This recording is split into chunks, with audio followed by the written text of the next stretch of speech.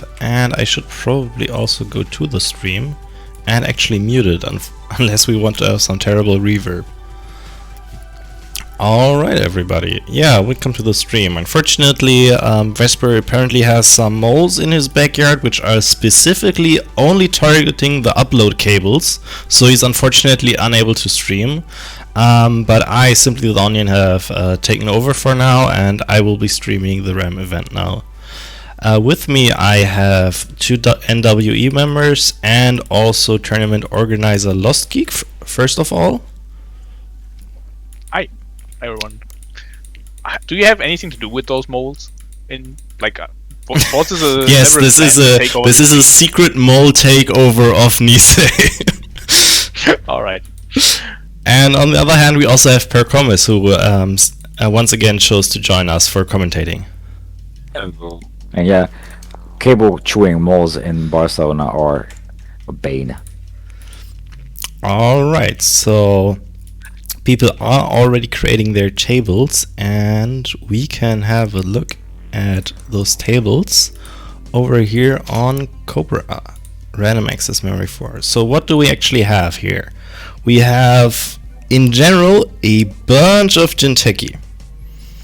Everything is red, but spread out quite well along the IDs that red has brought. And we have no HB actually, so nice balance to the last. Yeah, because there's actually no HBID, which is glorious. Oh true, there actually wasn't one even. Also keep in mind that the Blue Sun player and myself as an Harmony MedTech player dropped, so we actually have no Wayland and only one Harmony player. Oh, okay. Sad times. I do love myself some Harmony MedTech. That's always been one of my starting IDs. It's the ID it's like the exact opposite of GameNet basically, in that GameNet always chooses to I don't mind going to time, while Harmony MedTech is like I wanna be able to eat like a full meal between games or between rounds. Yeah, also there's a lot of 3-pointers. Yeah, that's true. Which So definitely I think favors the 40 card decks. Yeah, Harmony MedTech is the 6.1, right? Mm-hmm. So yeah, so if you just want Obo's future, I think Obokata Future Perfect, Labyrinthine Servers is also in the pool. I mean, you can also put in Global Food. You could also run Global Food, that is true. And then unbalance the scoring pattern once again, where you only need to score 2, Yeah. while they need to score 3. Which Also, is fun always fact- nice. As Harmony MedTech, you really don't care about Employee Strike. Oh yeah, true. That's a dead card in their deck. That is Talking true. about Employee Strike, what kind of runners do we have? We have mostly Silhouette actually, followed by Elise Merchants and Ken. Alright, Yeah, interesting. Fun enough, this time again, Silhouette and Blackguard are together in the meta, which I find hilarious. Yeah, that's true. Okay, so most people chose to go with Grim, probably to not have to spend 9 inf on crowdfunding. Outfunding, yes. Yeah, I mean, Krim has a bunch of good cards. I do wonder, because I see Kentemas and Apoc is in the pool, and you have Feint, and very good central breakers. So maybe some of them splash Apoc or even quest completed, because aside Encore, all of the run free centrals and do something events, Expose, Apoc, and quest completed are in the pool. Yeah, that is true. I do believe The we round- also have the round Early is Bird starting. Informant. Yeah, the round is starting in a few seconds, so which table are we spectating? I just suggest table 1 for red. Yeah, and the for sea. Grown Calf versus Dunge. So we actually have a German matchup here, if I remember correctly, right? No, Or Rob is Grown from Calf US. one of the... Oh yeah, Oh, yeah, Grown right. Calf, Rob is from the US. Alright, let's have a look at that table then. I'll quickly ask if it's okay that we're streaming this. Okay, so it's Biotech versus Silhouette. Yes, which I believe are... No, actually Tenon is slightly above Biotech in showing up, right? Yeah. So this is like the second most popular corp and the most popular runner. And never forget, Biotech made top 16 at Worlds. Maybe even higher, maybe top 8. That's quite a few years ago, right? Yeah.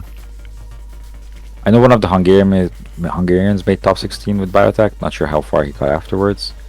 And I'm not sure what the Mushin deck was in Magnum Opus top cut. But I think that was also Biotech.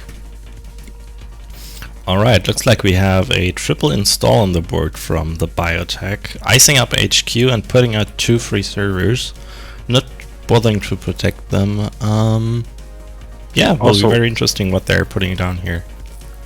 Yeah, so Mushin is in the format, so like none of those were Mushined, which is interesting. But Snare is not. Psychic Field is, which is going to be a very fun thing for Silhouette. Yes. So I'm not sure what. Yeah, and there we go. Field. There is the Psychic Field, which we just mentioned. So long as ooh, nice. Dodged. And Dunch is taking the line of, I will remember where the Psychic Field is. that is a risky line sometimes.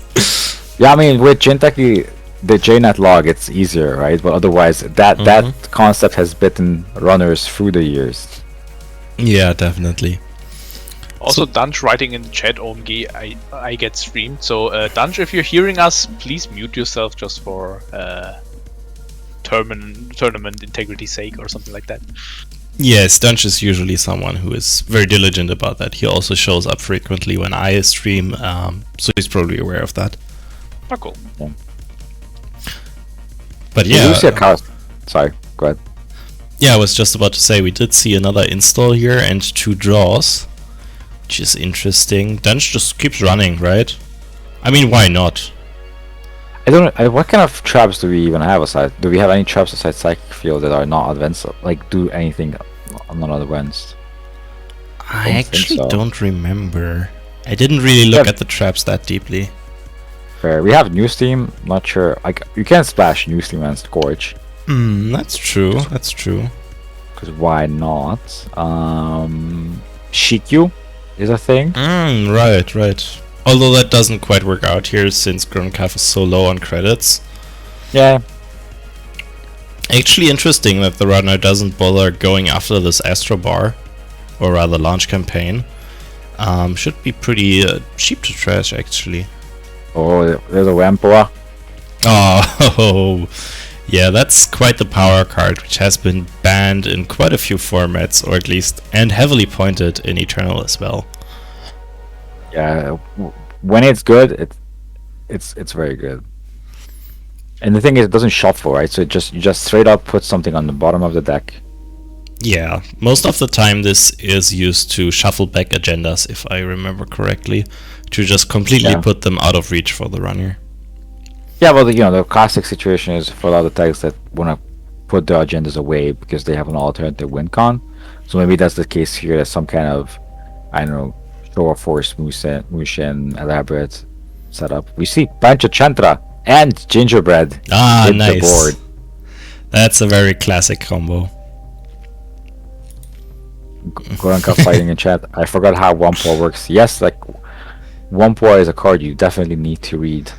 Yeah, it's quite the what it does exactly. Quite the power card. Yeah, it works once per turn, so you can use it on both your and the runner turn. Cool trick you can do is that rest at the end of the runner's turn and then do something. Or if you want to protect something in HQ, you can always use it on like a legwork. Exactly, you can. I mean, probably this is only used to shuffle back agendas here, but maybe they are actually trying to just grind out the runner here. Yeah, that's also potential. I have there's a prepaid Warspite installed and I didn't see that one in the meta. With Kentemma and prepaid Warspite together, that seems like to make a good econ engine. Plus high stage offs, for example. Yes, that's very much true. People had to choose if they actually wanted like the Silhouette ability in this case when playing Crim and only a 40 card deck, or if they would prioritize something like the 2 extra influence and the extra credits from Ken. In this case they obviously chose to go with Silhouette. Yeah, and Silhouette also has a smaller deck size, which can be relevant in situations. Yes, definitely. So we see Grunkov prioritizing icing centrals instead of making a remote, which goes nicely with the Wampoa plan if you don't really care about scoring.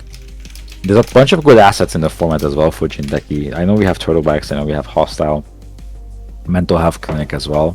So if he has those, he can set up a nice econ with the assets on the side. Yeah, I wonder why Dunch isn't looking to face check any of these eyes here. Probably a bit scared of some big boys like Anansi, which are definitely resible right now. Yeah, Anansi is in the form, right? I'm not sure how much it costs with Ginger Red. You boost once, and then so it costs a total of 5 to make with punch. Oh, that's actually manageable. Yeah, that's pretty aren't decent. those like close to Bugalter numbers actually? Probably. Probably, yeah. Friends in high places. Oh, Nice. what a card. Yeah, that's something. That's quite the power card. Also, very highly pointed in Eternal. Used here to install the launch campaign. Once again, so generating more money. And an unseen card from Archives. Interesting. Yeah, and he used it to trash something in the server, which is one way of getting agendas out of HQ if you want to. They do have the one power down, so I assume that it's probably a failed trap that they chose to overinstall instead. Yeah, or I don't know, they had Chairman here on the board and they were afraid of. Oh, that too. Yeah. That could definitely also be the case. But yeah, actually, so far things are looking pretty balanced, right? Yeah, I mean the runner is setting up. They have security testing on board, which is like, open servers always does wonders for econ. Corp is building quite horizontal. Not sure what the game plan is yet, but Grankov has econ going on. It's double ice centrals. So yeah, you're right. It's pretty balanced. There's a punch center of the Gingerbread on the board, which I assume will break 1 ice. In most cases, not sure how many tracers Jindeki runs. I would imagine not many. Yeah, unless there's some weird ice that we just can't think of right now. But money looks good for the... I'm surprised that the runner didn't go after the 1 power. That would definitely be something I'd be interested in to stop the Corp from just infinitely... or at least completely stopping themselves from flooding. Yeah, and there we see the Mushin. Ah, nice. Mushin. Yeah, they drew a card first, okay. So You're correct. So the good thing about crowdfunding is that it always comes back, right? So you do have the econ to trash all the assets, and because it requires runs to happen, you can just casually check the servers and trash them if you want to. So Yeah, I wonder why exactly. not Pompa wasn't trashed. Plus the launch campaign could have, both launch campaigns could have been trashed easily.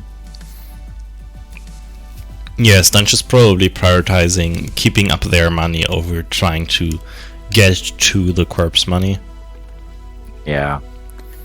So just checking what kind of advanceable traps do we have. Do we have something do we have the classics? Well, I just looked for ambush cards and we have Plan B and that's it. Plan B. I mean, that's a card. For Yeah. anyone unaware what Plan B does, it's if the runner accesses this card, the Corp can score an agenda from hand with the same amount of advancement tokens on that card. However, if the runner just never runs it, the card literally does nothing. And we do see runner, the Corp just installing 2 more and then playing another Friends in High Places to get 2 more installs. Launch campaign is coming back, which is seems like a good sustainable econ. So I'm wondering if there's any reason not to just run the advanced server. Probably not, honestly. Pentachandra is once per turn, right? Okay. So there isn't much value in... I'd probably be looking to run HQ at least once. Just in case that there might be an agenda in there, you could access it fairly easily Yeah. and just get rid of it. Yeah, but what's the worst that can happen? Oh, we see Monkus. So Monkus and Pentachandra probably takes care of anything very scary. And there's also Corporate Grant. Yes. But yeah, I would imagine server 8 to be an agenda, to be honest. I wouldn't be so sure. I would have expected them to score that last turn.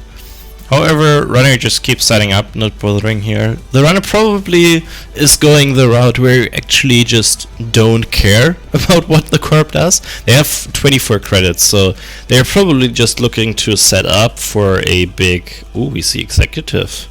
Interesting. Let's see what this... or if this actually fetches anything. Yeah. Well, not for now, but the runner is probably just digging for a medium or something like that, and is just looking to drill R&D at that point because they believe that the corp just won't be able to score out safely enough before they can set that up. Depending on what the corp is trying to do, right? Because they have 2 Womp Wars going, so That is whatever true. whatever the corp does want the runner not to see, the runner won't see. And again, like if the corp can set up 2 shore forces, for example, and the chairman hero, that's lethal. So the runner will have to check. In terms of getting tempo bugs back and then using expert campaign. They rest Mumbad, rest those 2, rest Exec Camp, use that to res the 1 power. Yeah, that's correct. Because they res the Mamba Temple at the end of the runner turn, used those 2 credits to res the 2 launch campaign, then went to their turn. At the start of their turn, the executive bootcamp triggers, allows them to res something for 1 cheaper. At that point, the recurring credits have already returned, and then they can use the Mamba Temple credits again to pay the other 2 credits to res 1 power. Which is just a very, very complicated way of saying, I res everything for 0. And then I play my diversified portfolio for 9 extra credits and to just like big moneying up. Yeah, I mean both runner and corp have more than enough econ, to be honest, by the looks of it. We do see that the runner is playing cash as another econ option, which definitely isn't great here since Aesops isn't in the format. I guess the runners are just kind of low on money and are just looking to like get some way of getting that money. And we do finally see a run on server 8 But with the security testing. And that is also one of the weaknesses of Mushin Notion. Yeah, the runner is just not interested in that. But also, I see the runner has Shahrazad. So that true. That with cash is kind of a thing, I guess. Plus, if you plan to install Panchachentras, then that might work out together. Yes, that's true. I do wonder if they have any console in the deck that... Yep, we do see more reses here. Oh, hostile infrastructure. Yeah, now the runner definitely doesn't want to trash anything anymore. Yeah, so board is kind of getting out of control. And there's the turtlebacks, for example. So yeah, the board might have been... Like, the runner might have been able to sustain it, suppress this board earlier on, but I think this is the point where you just let it go. Yeah, probably actually the runner probably made the correct choice, and we do finally see something iced up, even though it's a new server, to just get extra turtleback credit.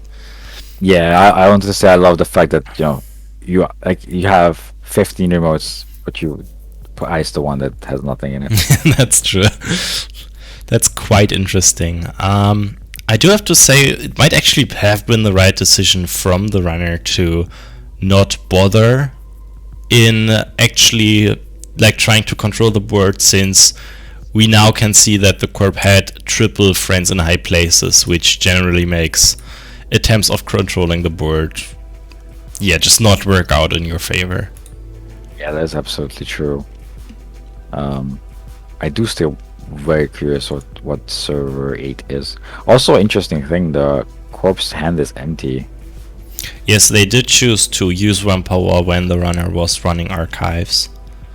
Yeah, they probably had something in there. Yes, hiding an agenda and now shuffling it back. Value high stake jobs for the monies. Yes, let's see what server it exposes here. Oh, which server is that? That is server 8. So it has been a trap all along. Psychic Field having the very, very special line of text that it also works if it's just exposed by a runner effect. And the runner loses side game and loses whole hand. Ooh, that's tough. At least they get to... And What they happened? also had a... Oh yeah, because they biotech, so yeah, so they just... Oh, nice. Oh, right, of course, they just flip into the brewery to deal 2 extra net damage. Yes, excellent.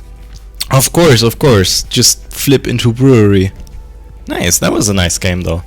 We did Yeah, get to yeah, I see think- that Corp has some very, very big horizontal bullshit going on.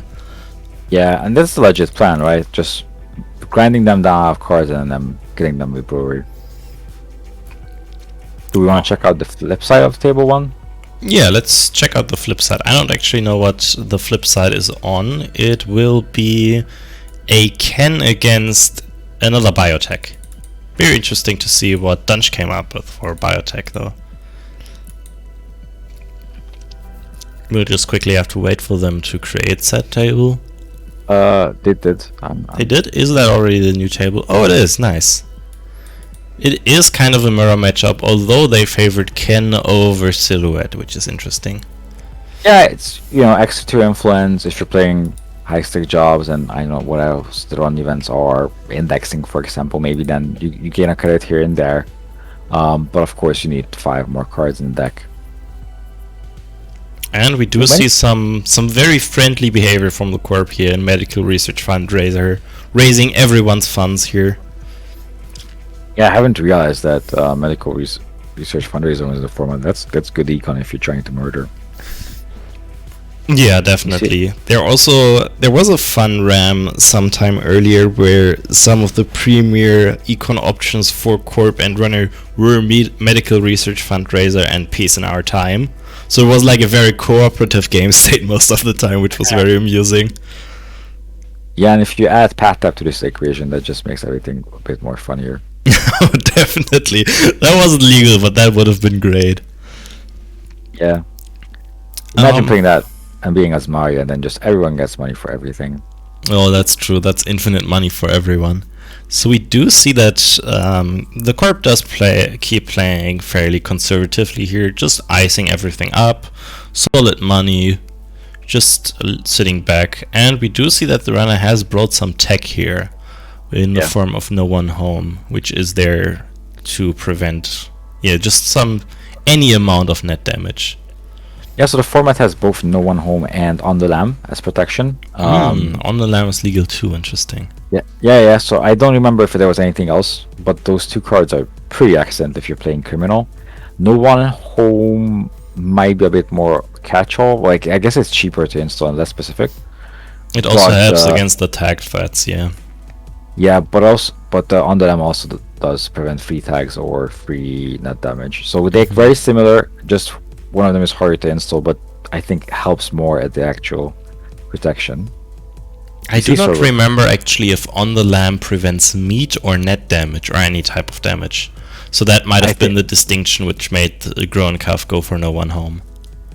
I think On the Lam, I'm gonna check, but I think On the Lam is also net and it's any kind of damage. Sorry, On the Lam is. So we do see that the runner keeps checking everything here. First face planting into a Kakugo, which doesn't do much, but then face planting into something way more dangerous in Komainu, a classic from back in the day. Gains 1 damage subroutine per card in runner's hand. So pretty much always wipes runner's hand, unless, as the runner did here, the runner used No One Home to only prevent 1 of those net damage. Because it only works because it's 5 different sources of net damage, it can only prevent 1 of those damages. Yeah, and we see a couple of interesting cards now revealed, because for example the Corp runs reversed accounts, which works with Mushin if you want to make the runner poor, and then we see the runner lose Exploit. Oh yeah, another quest type of card where you need to run all 3 centrals to activate it. Yes, so it's we've talked about this, like there's multiple options in the format right now that run 3 centrals and do something, APOC, Exploit, and Quest Completed, and the runner does have like the criminals have good options on central only breakers, so I think it kind of makes sense. It's unfortunate that Komainu pinged it. I mean, it happens, right? They lost like 4 out of 5 hand cards, so not too surprising that they hit that one. Yep. Yeah. We do see server 2 being advanced. I think just manually, so it's something that is advanceable. Yeah, could be pretty much anything here, since we did see the reversed accounts, but looking at the board state, it's most likely an agenda, since the runner hasn't presented any way to break barriers yet. I also see reverse infection played. And I'm Yeah, not sure if another that's... not great money option, but a money option, I guess. Yeah, I'm wondering if that's a not medium being in the format as well. Oh yeah, Or- true. And just saying that it's not good econ, but it also does something if I face a medium, I guess. It's actually It's definitely there. quite a nice soft tech card in that way. Modular cards always useful in that regard. Ooh, M4's Curfew. Ah, nice. This lowers running max hand size by 1, so it makes killing easier for corps in general. And also makes it harder for the runner to steal something like an Obokata, for example, if that's in the remote. Yes. The board doesn't look very combo kill right now, though. It's like there's no... Not quite. However, if they do advance that card once more and don't score it, they could kill any runner that ends their turn with 3 cards or less. But we just see an Obokata scored. And the runner did put down another no one home, which makes killing even more difficult. That is true. And we see the Obokata scored. Again, it's this Kakugo Komainu deck, so Obokatas are the very natural fit. We also see the runner play Early Bird, which is always a fun not to, exploit and quest complete in an APOC kind of cards that Early Bird gives you back the click. So if you want to do something after the event that you played, you stay on extra click. And we do see that pretty much all the breakers that the runner has put down yet only work on central, so this remote does remain safe. However, they don't remain safe for something like APOC, which is very much a very relevant pseudo threat to the remote. Yeah, and we do see that the runner ran on archives, who sack test, high stake jobs into Anansi is rough, especially without the Sentry Breaker. Yeah, so they will take 4 damage here, and the Corp... I mean, the Corp does go down to 1 credit, but they don't really care that much if they do get to order the top 5.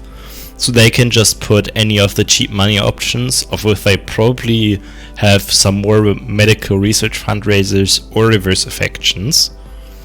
They can just put those to the top, runner can look at them, but not do much. And then, just money up with those again and keep playing from there while the runner is heavily set back in their hand. Yeah, but we'll see in a second what Gronkov planned for the rest of the turn, because this seemed like a setup for APOC or exploit or something. Actually, it wasn't set up for that, but they did want to check the eyes for setting up a medium mad dash combo to possibly instantly go up to 4 points. A very powerful combo in that they get to be the one. We have a lot of R&D ordering here between Anansi and indexing. Yeah, indexing and mad dash are a good pairing, and I forgot that mad dash is also in the format. Employee strike comes down. Alright, that's interesting enough. It just comes down for free because they had prepaid voice pad. Yeah, I mean, it gets rid of enforced curfew, right? So I think that can be relevant. Also stops any biotech kills. But I guess if your plan is to, motion out the show of force and then use that, then employee strike goes away. But I guess just getting rid of enforced curfew is a good long-term thing as well. Yeah, and we do see some money coming down here for the Corp, and swiftly once again trashed by the runner. Private contract's not the best money option. It's basically what's the runner version of this called again? The one with 12 credits on it. Armitage Code Busting is the card I'm thinking of. Yeah. Yep. Similar cards. So not sure if it's these are the cards that are coming up or Dunch opted for a less horizontal econ version, as we saw Grunkov play. It's hard to say. It does look like it's less horizontal. Shipment from Sansan. I haven't realized shipment from. Yeah, I haven't realized quite a few power cards. Another interesting thing to mention actually is that they chose to install said private contracts in a new remote instead of in server 2, which probably means that there's some either asset or maybe even an agenda in said remote. Yes, that could possibly be. We see crowdfundings come down, so they do what they usually do. You find money them and set then, up. We do see Yeah. Q coherence chip as a way to get some extra MU here. So probably looking to get some more breakers down and some other options. And we do see that the Corp is looking to score this, so yeah, it probably was an agenda. Let me see Enhanced Vision come down to play. Huh. That's a way to look at HQ. Ooh, medical breakthrough here. That explains shipment from Sansan, because that means that you can fast advance the last one for 0 credits if it ever happens. But yeah, now Dunch is on game point and medical is only 3 advance to score, so the server 2 is just a second medical. Yes, they're possibly threatening game here. And Runger is sitting on 35 credits and no way to get into the remote. Very, very tough. Ooh, and they do also hit an Excalibur, which prevents them from doing anything anymore this run. This turn. That's awkward. So if that is a medical breakthrough, they are 100% safe here. Let's see if they are... Ooh, they are advancing, and it was the second one. I mean, not like it felt like an unlikely thing, so I appreciate Grunkov, but they didn't really have a lot of ways to get to it as well, right? They didn't have any barrier breakers that work on remotes here, yeah. So they were in a tough spot. Yeah, I do wonder if Grunkov, aside exploit, had anything else to deal with remote. They were digging for Goose mostly, so they were looking to actually just hit them on R&D here. Yeah, well, I guess, yeah. I mean, and both R&D and HQ were sentries that fired, so yeah, Goose would have been a welcome card early on. Alright, let's see who else is still playing. We can just move one table down to table 2, where we have Motion Blur versus Yusengrin. I do believe Yusengrin is streaming his own games as well. So if people want to check that out, they can maybe also head over there. I mean, table 3 is Apex. Oh, true. Let's definitely have a look at table 3. It's big unit play Apex, so I'm curious. Right, let's quickly ask. What kind of board state are we looking at over here? We see... Ooh, sorry, no, you go ahead. So we see Tenon Institute being on 6 points with 2 medical breaks pulled out of circulation. So I assume it's a shipment from Tenon kind of deck, with just making central servers as miserable as possible. On this side we see Apex with Overmind and E3, which is a classic combination from back in the day. And having Heartbeat, which is very good against grindy damage based genetic decks. And when we look into the heap, we see APOC, of course, because that's one of the reasons to play Apex. See Cash, Cold Read, and Endless Hungers. So yeah, the board state tells me that Tenon is very close to winning. It does look that way, right? We don't see any real multi-access in the bin, so they might still have some of that in hand. There are some very interesting choices in here. For example, Independent Thinking as a 3-off to have a good drawing option. Yeah, I mean, you trash your face down cards, right? So that works out nicely. Yeah, it's exactly what you're looking for. We do see 2 crowdfunding in the bin, which is just a great econ option. Yeah, I think most runners will. Any runner that can will run crowdfunding, and probably should as well. So it seems tough. trying to look at Archive. Archive is mostly just money from the corporate side. So I was curious if there's any other spice in there, but I think it's just straight up shipment from Tannen, medical breakthrough, clone retirement. Philotic is also in the format. You can also score House of Knives. You can score House of Knives. You can even do profiteering if you just want money for a turn to fuel other fast advances. I don't think there's like anything like Biotic or Trick of Light or something. I'm not sure if Trick of Light is in the format. I don't think it is, unfortunately. It would synergize very well with Tannen. Yeah, I was just suspicious with like the advancement, but you do have, I think, Mascom in the format. Yeah, Mascom is actually quite nice with Tannen. Just like another easy money option here. And we do see that the Corp does play a lot of money cards here. Just because very, very straightforward Corp, probably. Yeah, I do like the idea of Overmind and Eve. Like when I looked at the format, I immediately spotted Overmind, because Overmind is a good card if you have the memory to support it. And the format has a lot of. I think it has more, but I'm not sure it has other memory tools as well. I think. So Overmind with E3 especially is a good combination of just getting through ice. Yeah, there's also Dyson Memchip, which is a Chamber card. It's 4 credits for 2 MU. Would be another way to bump up your MU to get more Overmind tokens. Also, we saw the neutral hardware just before, right? The one that says you guys one more memory, but you trash the trash program. Yeah, that might be a bit awkward with Overmind. I actually don't know how that interacts if you want to over-install an already installed Overmind. Yeah, that is true. And we just see a blind Mad Dash here. Interesting. Going for a risky line because they feel very far behind. I mean, fair enough. This is... The board set doesn't look very favorable for them, yes. Yeah. And you do need at least one successful run per turn if you're afraid of shipment from Tannen scoring something. I mean, Clone Retirement and Medical Breakthroughs just score themselves, as is. Yeah. They do have a winning chance here by just hitting an Obokata, but unfortunately they don't.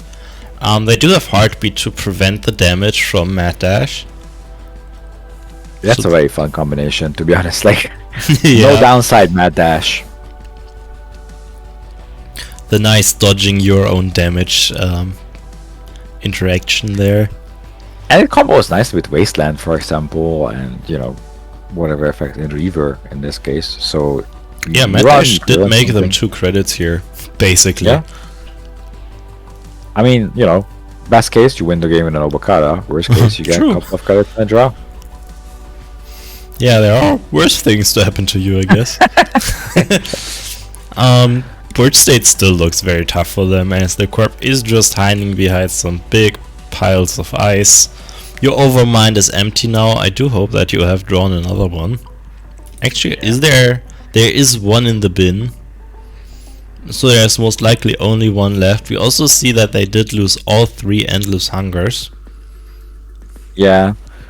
Endless Hunger usually being a very awkward breaker in lost scenarios. The runner is out of deck mostly, but we do see labor rights being included, so there's probably more copies. And then you can just cycle Overminds if you want to. Yeah. I don't see a lot of Econ is my concern. I see Cash, I see Code Read. I guess this seems to be the first game actually, so a big unit makes the very, very level-headed decision here of I probably don't have good enough winning chances here, so I'll just concede the game here to have a good chance to actually win with my Corp instead of going to time. That is absolutely fair and respectable, to be honest. Like, Apex was very poor. Corp was on 6 points. They just need to find the third Clone Retirement or the third Medical Breakthrough, or just have a turn when the runner doesn't run, and then have the combination of shipment from Tannen and anything that they can score. Yeah, I do love that that's actually a very, very level-headed decision. Do we want to watch the other side of this game then? We can do that, definitely. Alright, let's have a look at that game.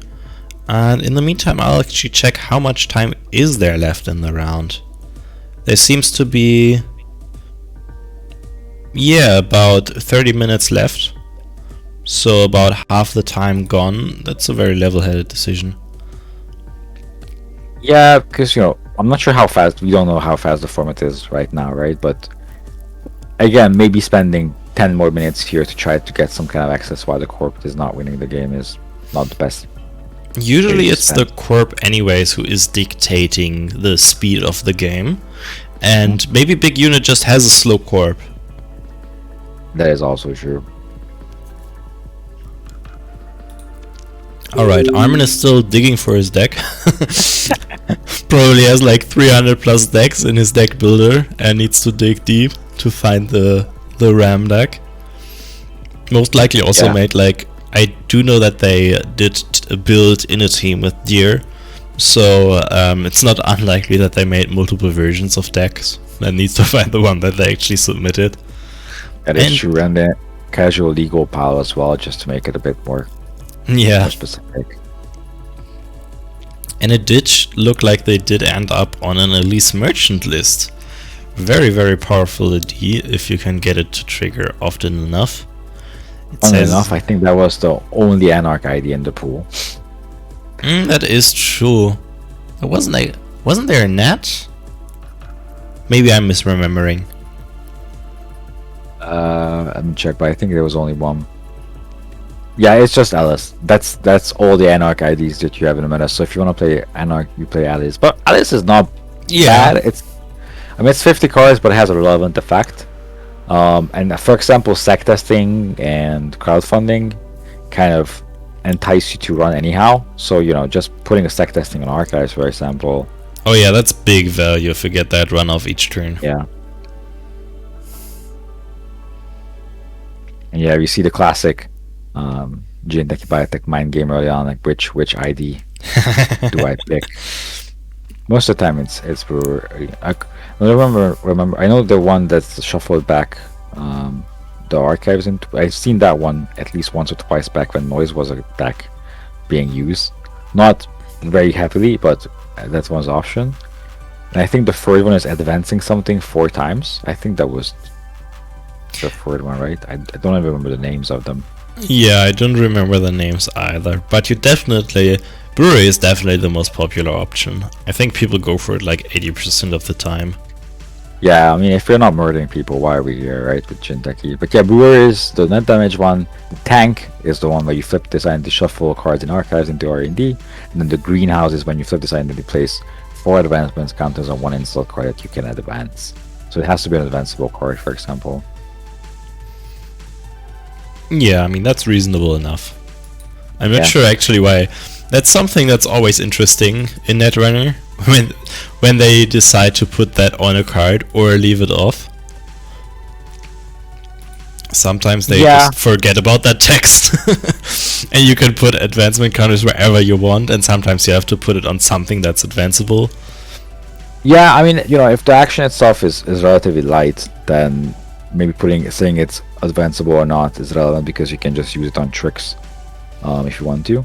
But then in this case, when you spend your whole turn to advance something 4 times, you're probably going to do it on something that can be advanced. Maybe there's some kind of, I don't know, trick with the card that you can flip face up, the HP card that gives you clicks if you remove counters. But anyhow, in the meantime, there's an indexing happening through a Yagura. Funnily enough, the Yagura hitting the other R&D pressure card in medium from the hand. Yes. Although Anarch probably has... I mean, going for a 50 card deck won't be easy. Or you have to inject. But Labor Rights is in the format But I assume because it's a 50 card deck that there's several copies of medium being present. I mean, Inject is particularly bad at finding your medium. As it trashes any program that you find. But yeah, it's definitely a good way to dig through your deck. And they do have as a Sentry Breaker MK Ultra. So that's probably something that you don't mind trashing. So the one thing I'm wondering about is when Yagura's first subroutine fires, we would see it in the log if Big Unit puts the card in the bottom, right? I think. Oh, sorry, it says uses Yagura to move the top cards. Okay, so there's something on the top was either not relevant for big unit or was relevant for Armin Firecracker, and that's why big unit moved it. We see no run back. My guess to fully agree, it's quite awkward to put an agenda on top, is because Yeah, especially doesn't if work the out. agenda is Avocado Protocol. Yeah, so that's awkward. We see Turtlebacks hit the board, so I assume big unit's gonna go wide. Yeah, definitely. That's Parasite, hello. what happened So there. Parasite is very good. Well, I guess if the format has Kakugo, just having Parasite in the meta is a good thing to do. The thing is, ooh, and we Nice. see. Okay, so we see the classic of putting the agenda one below.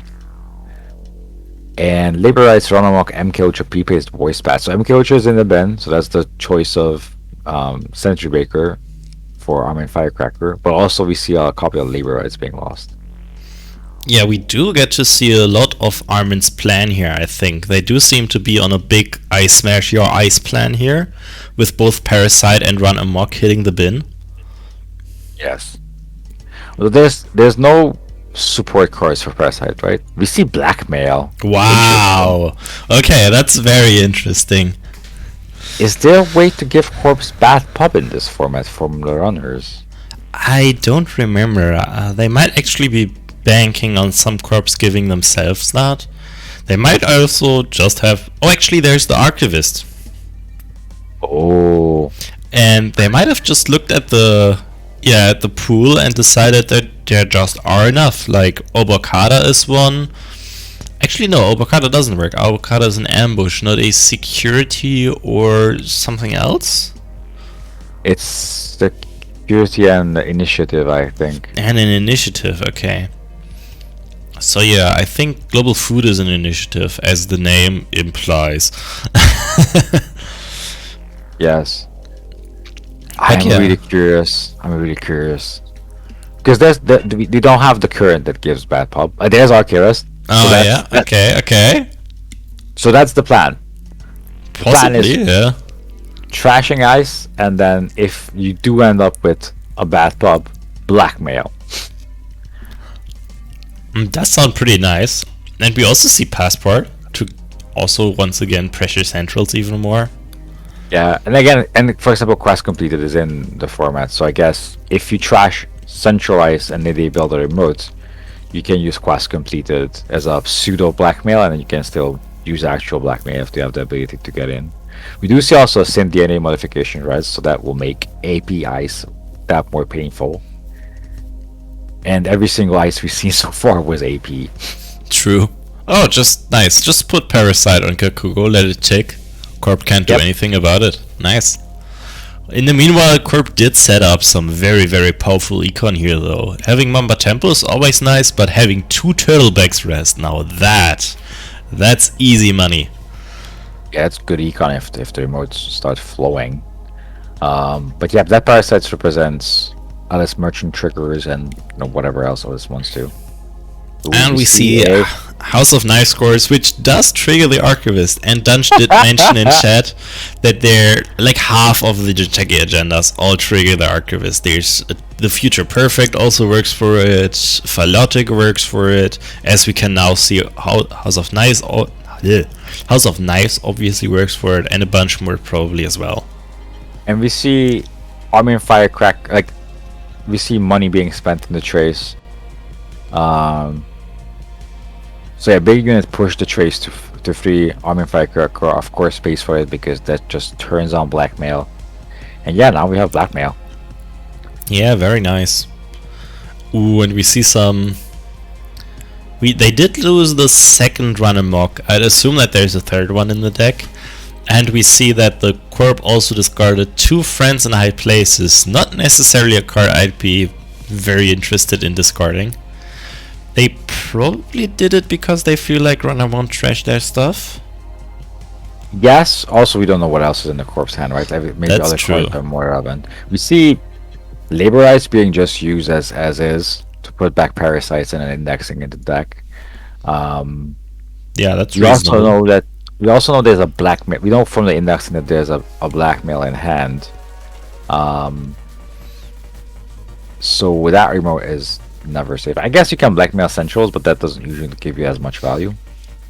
It does give you a lot of value if you can just APOC afterwards, but That is probably not true. happening here. Yeah, we do say indexing and passport and breach, so that's a lot of influence spent being there. So I don't think the runner has APOC.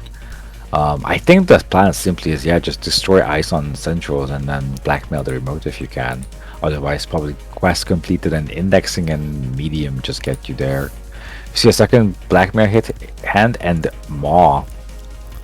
That's quite the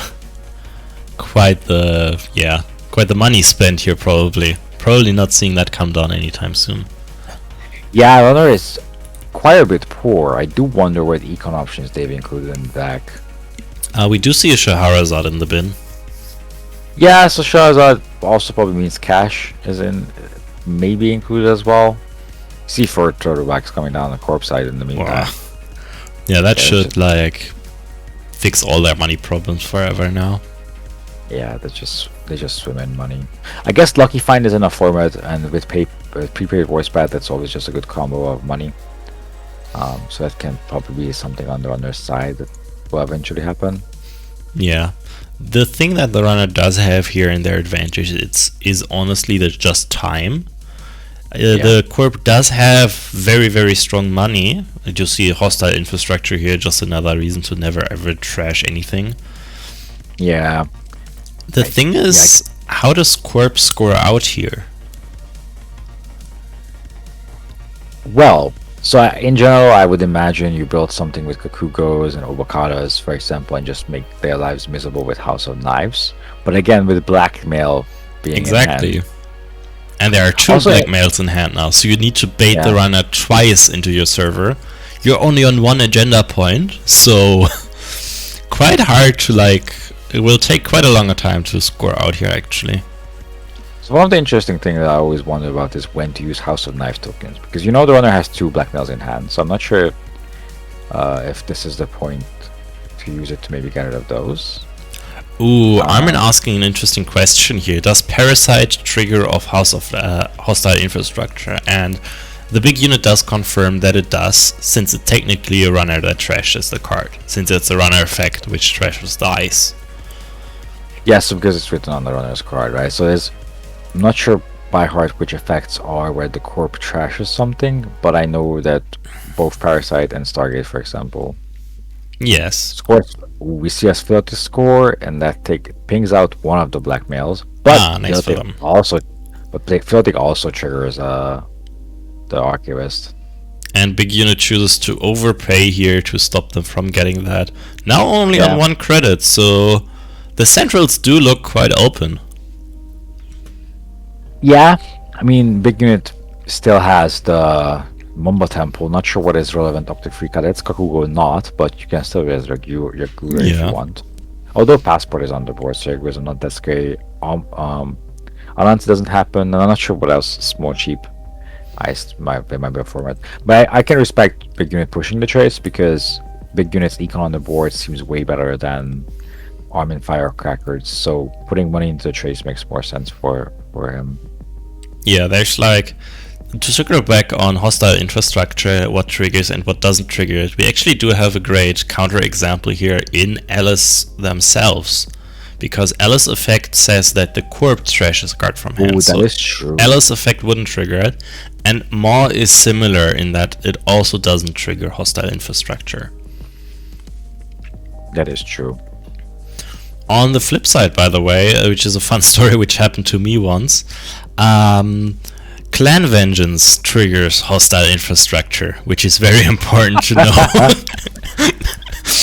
So yeah, I may or may not have shot myself in the face in some random Eternal game for 10 plus damage of hostile infrastructure with a Clan Vengeance. Oh, does Clan Vengeance do it individually? No, hostile just deals damage equal to the number of cards trashed. Oh my god. Yeah, and they had 2 hostiles rest, and I had 5 counters on the Clan Vengeance that didn't know the interaction.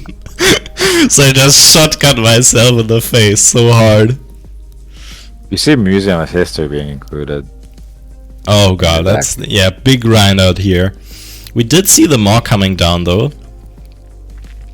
So yeah, Yeah. and we do see that it is starting to work. Stuff from hand is being trashed, and I wouldn't be surprised if Armin, once they have generated, like feel a bit more safe on their money, is looking to get rid of said museum to make the mall a because lot more museum- efficient.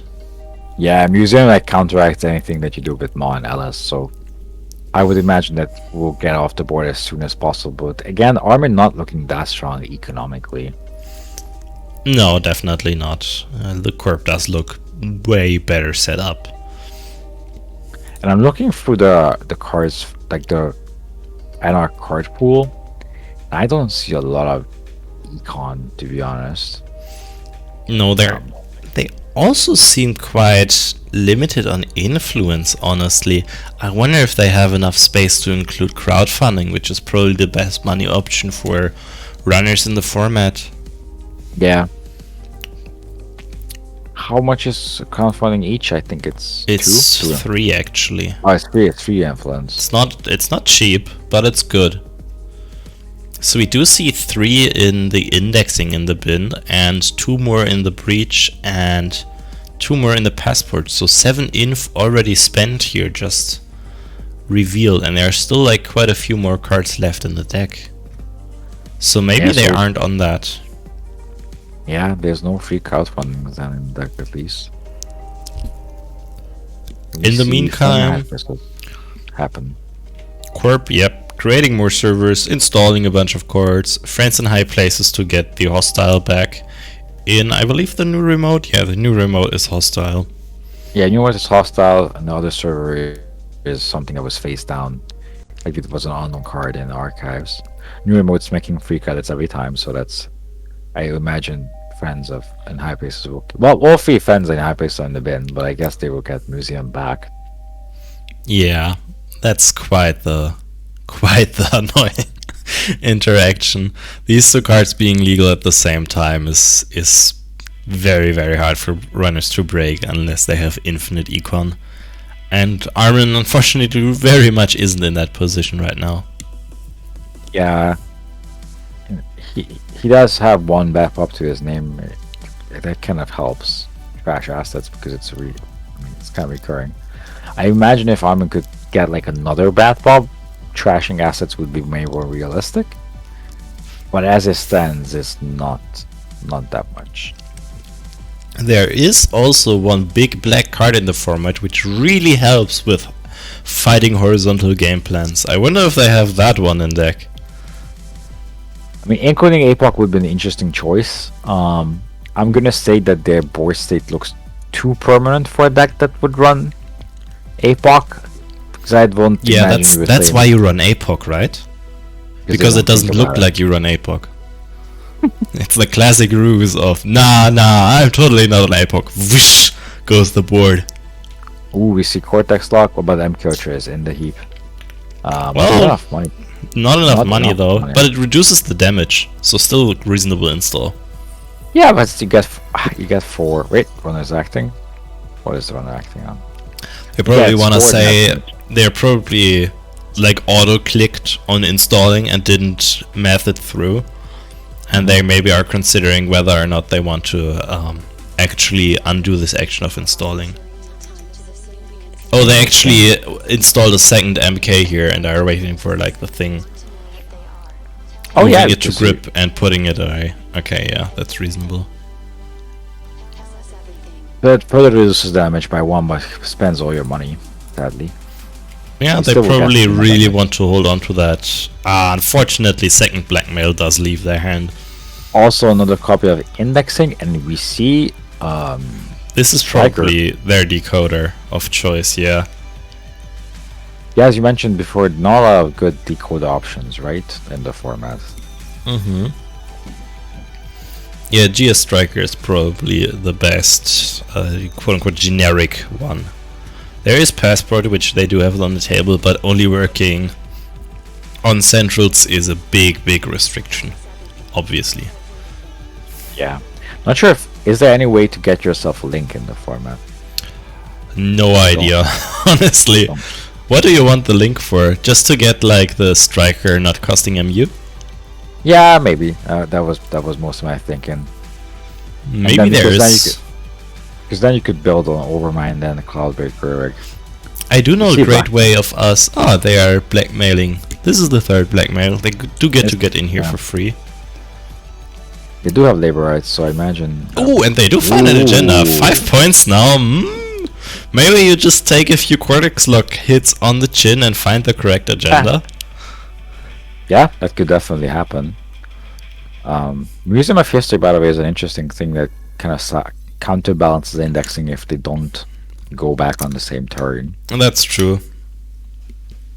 But yeah, Runner being on 5 points is, although on 0 credits,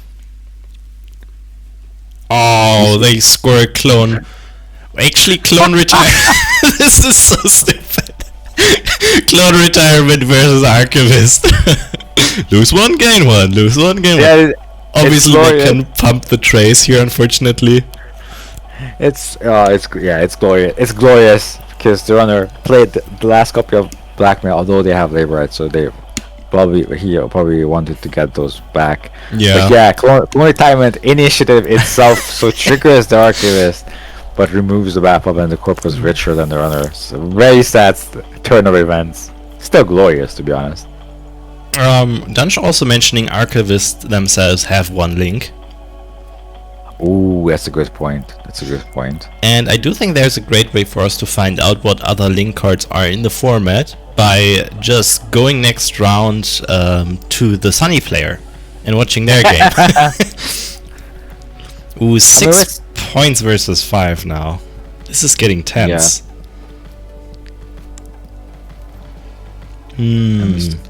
Was Medical Picture, that one was on the board, right? Yeah, they did score that one off the board. Runner had So- to spend so that their was turn moneying up and drawing cards. Yeah, so Server 5 was installed before, so that, there was a potential to win on that run. They run using hostile here, possibly just to get one card out of their hand. Yeah, and maybe they weren't exactly sure if that was still a hostile. But yeah, it's a mod trigger. Yeah, will be interesting. They are shuffling back friends here, and I wonder what the correct action for the Runner here. Obviously, you can lose any time to either a medical breakthrough or a clone retirement. So you are kind of forced to try to get an R&D lock going here. Yeah, I mean, the deck does have medium and indexing, which help. But again, if you have medium doesn't stop museum. Sorry, indexing doesn't stop museum. So Yeah. that can make it awkward. So the And- corp is spamming more stuff on the board here. Do you go Yeah. check that? I have a feeling you kind of have to.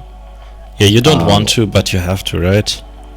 Yeah, although I'm pretty sure anything that the corp can score in a turn, they would score from hand, right? Because medical breakthrough is on 2 advancements and coin retirements also, and you don't have. I guess the hostile. Sorry, House of Knives is something that they could just score off the board. True. All hard at work.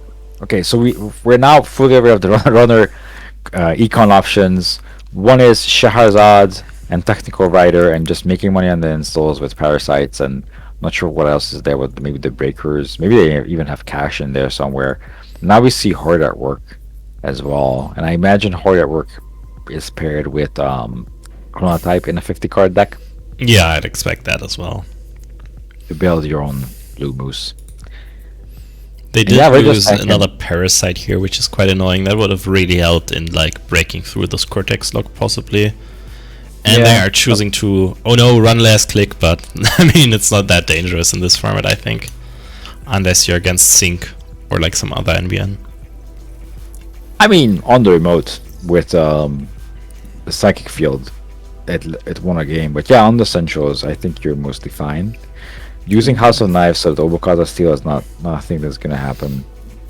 The Obokata Steel isn't like too much of a problem here for the Runner though. Since if they access a Obokata here, it's not like the Corp can score it next turn. That So is now true. you know where it is. They will probably have to draw a few cards to just fill up HQ, and then you start hammering HQ possibly. That is Just true. try and find it. Although the Corp shuffles the deck before drawing every turn with the museum. So Oh, it's before draw, right? yeah. So you So can't it's even optimal. really get a good lock going here. You know that there's another museum on the table as well. So yeah. You just have to like try to get free looks on R&D again and again, right? Yeah. Also, the awkward thing is that sync tiny modification. Like if you break the Cortex lock, you actually get another net damage. So that's kind Yeah. of awkward. And filling up the memory is not easy because you still have 3 more memory to fill up. What's the flip option that was revealed? Are they revealed? I thought it wasn't revealed. Oh, it's not. The flip option is not revealed. Yeah, so we don't actually know. I assume you're alluding to possibly there being a 4-2 on the table, so the 4 advancement version could win them the game here. But I think we can expect this to be the brewery because of Yeah, both I'm pretty House sure of it's the Knives, the hostile infrastructure, the Cortex lock all make it look like that's the option you would go for here. Yeah, and I'm looking through the Jinteki agendas in the format, and the only one is Medical Breakthrough. There's 4 advanced ones, and that one you can just score from hand. Yeah. But yeah, it's most likely the brewery. I mean, at this point, Army and Firecracker is down to 9 cards, right? In a 50-card deck, so the grind is real. And I think the unit is just trying to draw a Clone Retirement or a Medical Breakthrough. Yeah, they just click for 3 credits here, just waiting to draw that one they want for a mandatory draw.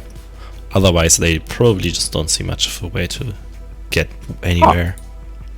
There's a Friday chip. Oh, interesting. It's kind of nice with Medium and Parasite, I guess. Yeah. And it says whenever you trash a Corp card. So, for example, if you kill an Ice with Parasite, you can put a counter on the Friday On chip. another parasite to also trash that then to get another Yeah. counter to possibly like chain through it that way. Yeah, that would be nice. Well, we put the counters on the vices at the beginning of the turn, but yeah, you can just True. bank Parasite counters basically on the Friday chip, or just move counters to medium and then just have a ever-growing threat going on. We see Parasite indexing being shuffled back, so Yeah. Parasite being the plan. I mean, big unit deck is filled with cheap, annoying ice like Yagura and Kakugo, so I think it's perfectly reasonable. Yeah, you probably want indexing over medium here. Yeah. So you get to look at 5 with just 2 runs basically. Yeah, that is true. You're just running a turtle makes you to get the Maw trigger. Yeah, whatever was in big units hand didn't win the game, but if you have an easy way to get rid of it, why not, right? Yeah, they might be hoping that it's actually an Obokata here. Yeah, that is true. I do wonder. Yeah, That one was- they aren't too happy with that run here, but I mean it's reasonable. What else were you doing? You're probably just clicking for a credit, honestly. Yeah. And it's just slot. Ooh, slot machine. Interesting include. We Amazing see- ice. Yeah, it's definitely one of the most disgusting ice. And we see Shipment from Tenon getting binned. I mean the run wasn't that useless if that's the card you discard. Yeah.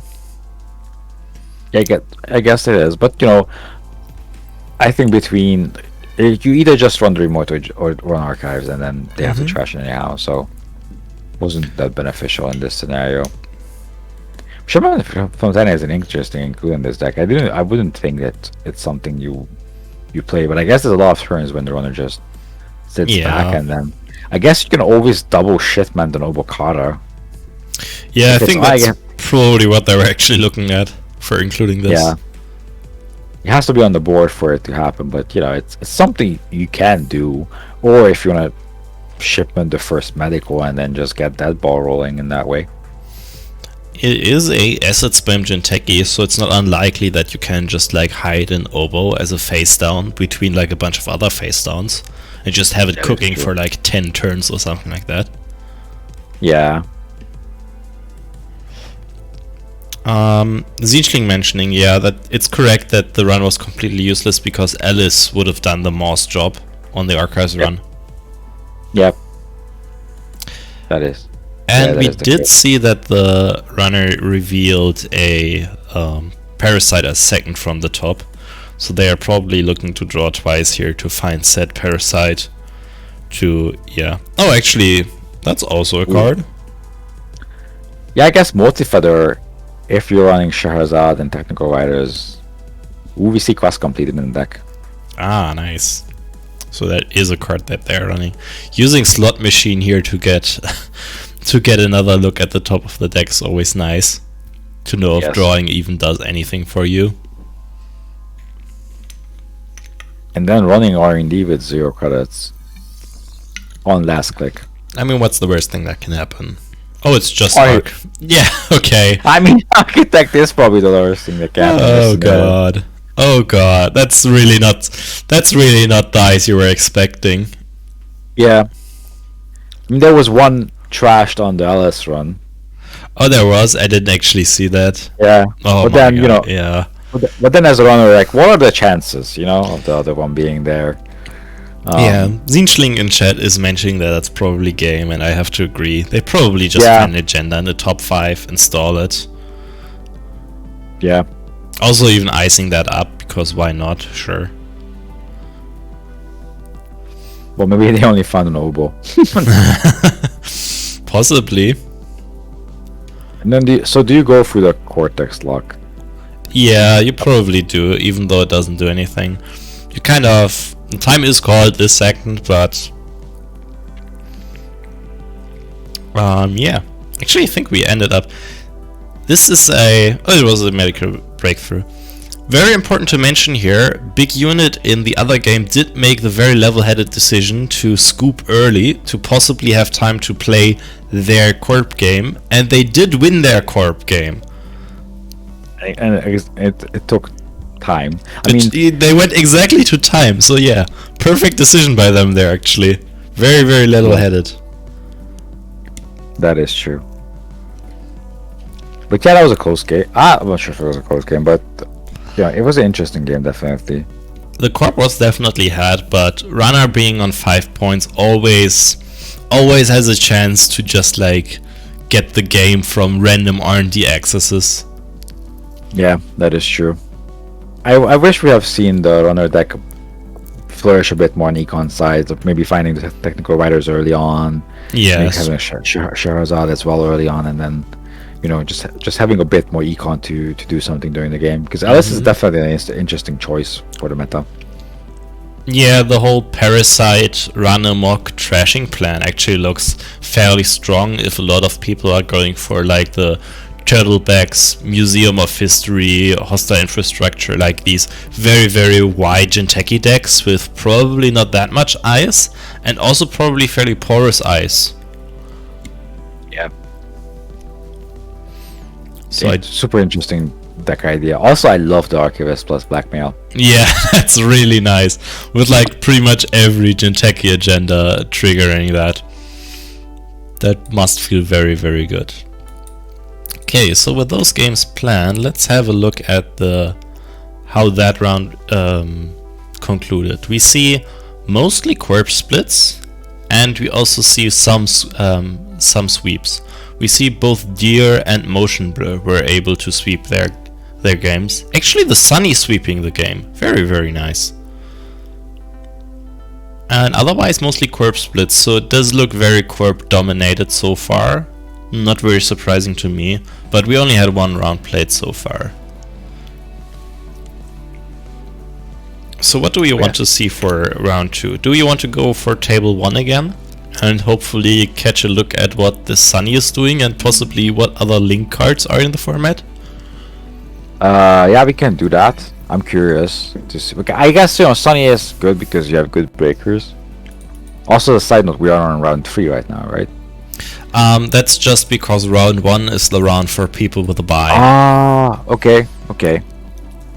Oh yeah, that's true. It's just the Cobra hack to give the people who submitted within 45 minutes an extra 3 points for doing so, while the other people had enough time to had like 1 point, 1.5 minutes extra to like build decks.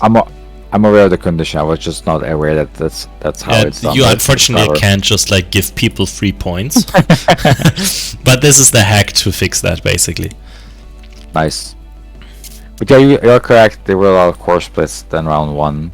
I guess runners trying to find their bearings still. Yes, looks like games are being created. We already see 3 games created. Still waiting on table 1.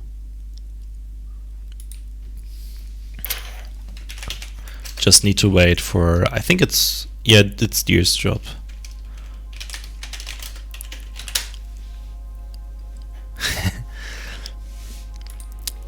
And what else do we have going on so far? Not much. Obviously the pairings are up. People do have 5 minutes to create their rooms, so people are probably taking a quick bathroom break. If you guys are wondering what we are currently listening to, this is from Tripmirror, who is creating usually very Netrunner themed soundtracks. This is from the Always Be Running 2021 album. Nice. Very nice music. Current song is Dreamnet. Card unfortunately not in the pool. Would have been nice for the runners though. Yeah, would work amazing with this like crowdfunding. Yeah. Also Sunny loves that card. Yeah, and Sectest is also in the meta, so would have been on point. To be honest. But yeah, Sunny seems like a correct choice. Like, I mean, has the full breaker suit, which are decent breakers for the money, right? You have multi-feather in the format as well, which makes those breakers even better. Yeah, they're definitely like way worse breakers you could end up with. Yeah. And you also have you also have like just the giant console, which really helps with the ice. Yeah, Security Nexus is in the format as well. Although Anant doesn't. I mean, it does things against Anansi, but you're not happy about those things. But yeah, like Sunny has all the cards. Sunny has all the Sunny cards in the format, to be honest. And I guess indexing is. I don't know how you like complement Sunny. You know, in a sense that. What are you? Do you lean more into indexing? Do you lean more into medium? Because you don't have that many runs. Yeah, that's true. It's not like Jack Sinclair can run more than once, or like can run after the indexing. Yeah. I guess with Jack Sinclair, you're probably leaning more into medium. Yeah, probably. Also, maybe like for example, Run Amok and Nexus feels like a combo, right? So maybe you can also just do something like that, like trash the small ones, Nexus the big ones, and then probably still do indexing, I guess. Although, like you said, Jack Sinclair kind of leans into medium. Another thing that's actually kind of interesting about Sunny is that usually she has free MU, so maybe you're actually looking to do Overmind with feedback implants? Since your breakers just don't cost any MU because of the Cloud Breaker clause? Yeah, you could do that. Just have Overmind as like a side. You have a lot of options to break ice with Sunny, I guess. I think the bigger question is like, what do you do for econ aside of crowdfunding? Yeah, you do crowdfunding, and I wonder if there was any other drip that might have been interesting. I didn't see anyone run data folding or something like that, so that probably wasn't legal. That's usually something Sunny goes for. Personal Workshop is in the format, which is kind of pseudo drip, I guess. Yeah, Sadstang is mentioning that none of the drip is legal, but as you were mentioning earlier, multi-threader is kinda sorta drip. And we did see that Archivist is in there, so they definitely have that one if they were able to massage Netrunner DB to show them all the initiatives and securities. Also, Stream of Contact is in the meta, so... what does that one do? I actually don't know what that card does. So Stream of Contact is a two cost resource. That's 1 criminal influence to have. You cannot use it more than once per turn, and it gives you 2 credits for a click. However, when it gets trashed, you suffer free meat damage. Oh yeah, you're right, Trimath. So I do remember that card now, mostly because it saw play in the the salvaged Vanadis Armory combo deck, where it was actually used to shoot yourself in the face with like independent thinking. It But- indeed did that. It's actually Windfall. oh, that's Okay. nice. So the interesting thing about Windfall is that usually it needs some kind of setup card to go with it, which in this format might be Labor Rights. I'm not sure if there's anything else. Hey, that's good enough, right? Or, hear me out, Slot Machine is very prevalent in the meta. Oh, Probably. true. Well, no, that actually doesn't work. Windfall shuffles. Oh, it shuffles first. Damn. But Sunny does have the giant console, which we do see trashed here instantly with Yagura. So that's a pretty big hit for Windfall, right? Yeah. I mean, it's 8 credits for 0. So I guess that's econ if you can somehow manage that to happen. You do have to go through your deck first, but don't worry, the Jinchekis will help, right? Yeah, we see Clone Diamond. We see Clone Alright. Diamond being scored. Star agenda of this meta. True. Striker comes down, that is the Code Gate Breaker.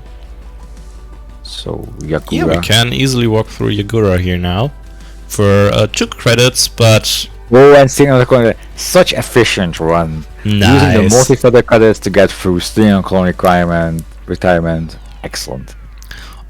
Yeah, and now actually running R&D twice costs them exactly 1 credit because the bad pup and multi-threader. So now R&D runs are looking quite cheap. I haven't realized today yet that Clone Retirement on Steel gives you a bad pop. That's amazing. We do see Mind another game. code gate rest here, Mind Game, the one with way too many text.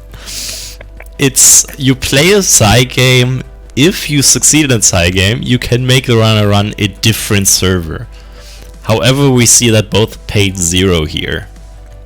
Well, a lot of things just happened. So Wow. we see Ovokara being fished from HQ, discarding Labor Rights, Jack Sinclair, and the Striker. Alright. Deck definitely has Labor Rights, which combo nicely with Windfall. What It's else being rest? So much going on here. That's a very, very strong code gate, yeah. Do you even bother breaking that with Striker? They did here, but you probably don't want to break it too often. Now Yeah. running R&D does cost them 6 credits per run. Yeah, I think just kind of capped up the runs to get one, keep Sheptanin off of counters. Well, I guess shipment promote, but the corp is mostly poor. But also, and then there's the Mascom. Oh, which nice. means so nice in the Tenon. Easy 6 credits. Yeah, Mascom is just being a good card in this Tenon that format. And then on the mind game. Mind game. Wow. So I think the classic approach to mind game as a runner, at least from my perspective, is you start reading it, you can kind of get bored during reading, and then you're like, whatever fires, I will learn what it does, or I break it no matter what because I can't be bothered to figure out if it's good or not. Ooh, They did we get to see- break it for free here with multi-player credits, so they chose to just do that. and we see Whitehead being played. So yeah, the plus side of the mini factions, right? That a lot of the relevant cards were in the pool. Ooh, and we do see the Trace succeeding here. So what does the Yeah. runner hold? Does the corp hold? Restructure, Anansi, Shipment, Kakugo. And they shuffle see back Money Anansi, nice. Yeah, that would... Yeah. Yeah, sorry. That's Sorry, a reasonable yeah. thing to come back. Yes, that's a very reasonable pick there. We could also vouch for the shipment so that you close out any fast events options and maybe chill, but that feels reasonable. Yeah, you don't mind that much if they fast advance something here because they're so low on credits. They might Yeah, be I was- going up in agenda points, but agenda points don't matter unless the number hits 7, right? That is true. We do see Centrals iced heavily, which I think is the main plan of the corp, and then a medical fundraiser, which helps the runner a bit as well. Yes, very cooperative game plan. Ooh, global security clearance. Interesting. Yeah, I think you probably play a 3. Actually, does that work with pancakes? It does, right? And I was about to say that Chronotype is in the nice! format. Nice. So So I yeah. do hope both are there, and then we see an upgrade going on R&D. Okay, so one conclusion we can draw, because we know there's a shipment in hand, right? So I don't think that anything has been drawn that's shipmentable. I think that's a safe conclusion to draw right now. Yeah. I don't know what kind of upgrades we have in the format. I haven't looked at upgrades. There's probably Hokusai. Oh no! That's such a painful upgrade. We see an Interesting. Embolus. Putting in R&D. It's their biggest ice server, so reasonable choice, I guess. I guess both, like most win cons in the format are indexing and medium, right? So I guess making R&D absolutely secure is reasonable. But then global sec, right? I guess it looks just looks at the top card. So I guess this invalidates it. Yeah, it doesn't help that much. It's very hard to run here as well. We see run on the remote. Yeah, I think they want them to spend money over there, so they have an easier time going for the Embolus. That's fair. We see Cortex like firing, losing Sherman, which is the barrier breaker, and another Nexus. So that's two Nexus next side down. Yeah, also Gabali finding their way into the bin. It's Which- good information. yeah. For the club to have that there's Gabali in the deck. I'm having the feeling of the runner might have just included all sorts of good cards in the deck. Because if there's Gabali, maybe there's also Grappling Hook. Possibly, yeah. Yeah, that's the usual combo, right? They might have also done a very, very thorough search of the ice and realized that a lot of ice is just one subroutine. Yep, that's also fair. We see a simple HQ run. Gets a bit of a value because you can use the breaker to get in, gets rid of the Embolus counter, and stops shipment from Tenon. But I imagine that Embolus will acquire quite a few counters during the game. Oh, slight mistake, misread of Yeah. Tenon here. It doesn't care if the runner made an unsuccessful run, but it cares if they didn't make a successful one. Yes. This isn't successful field testing, I believe. No, it's successful demonstration, which is an HB card, which you can only play if they made an unsuccessful run and then just pays you out with big money. Yeah. Probably the card they confused this with. Yeah, those are these are very specific wordings about successful and successful. So we see another multifitter come down, which makes the HQ right now, because there's no other ice, that's completely free to access. So that's good. Yeah, I'm gonna they're see this one. like very efficient runs right now. And the corp is on 2 cadets, so yeah, HQ is safe to run. And Double accessing Anansi. Either 2 more Anansis in there, or just unlucky accesses. I mean, I'd probably bet on the second one, because I've actually played a lot with Deer. I tested with them for Worlds, and they're an exceptionally lucky player.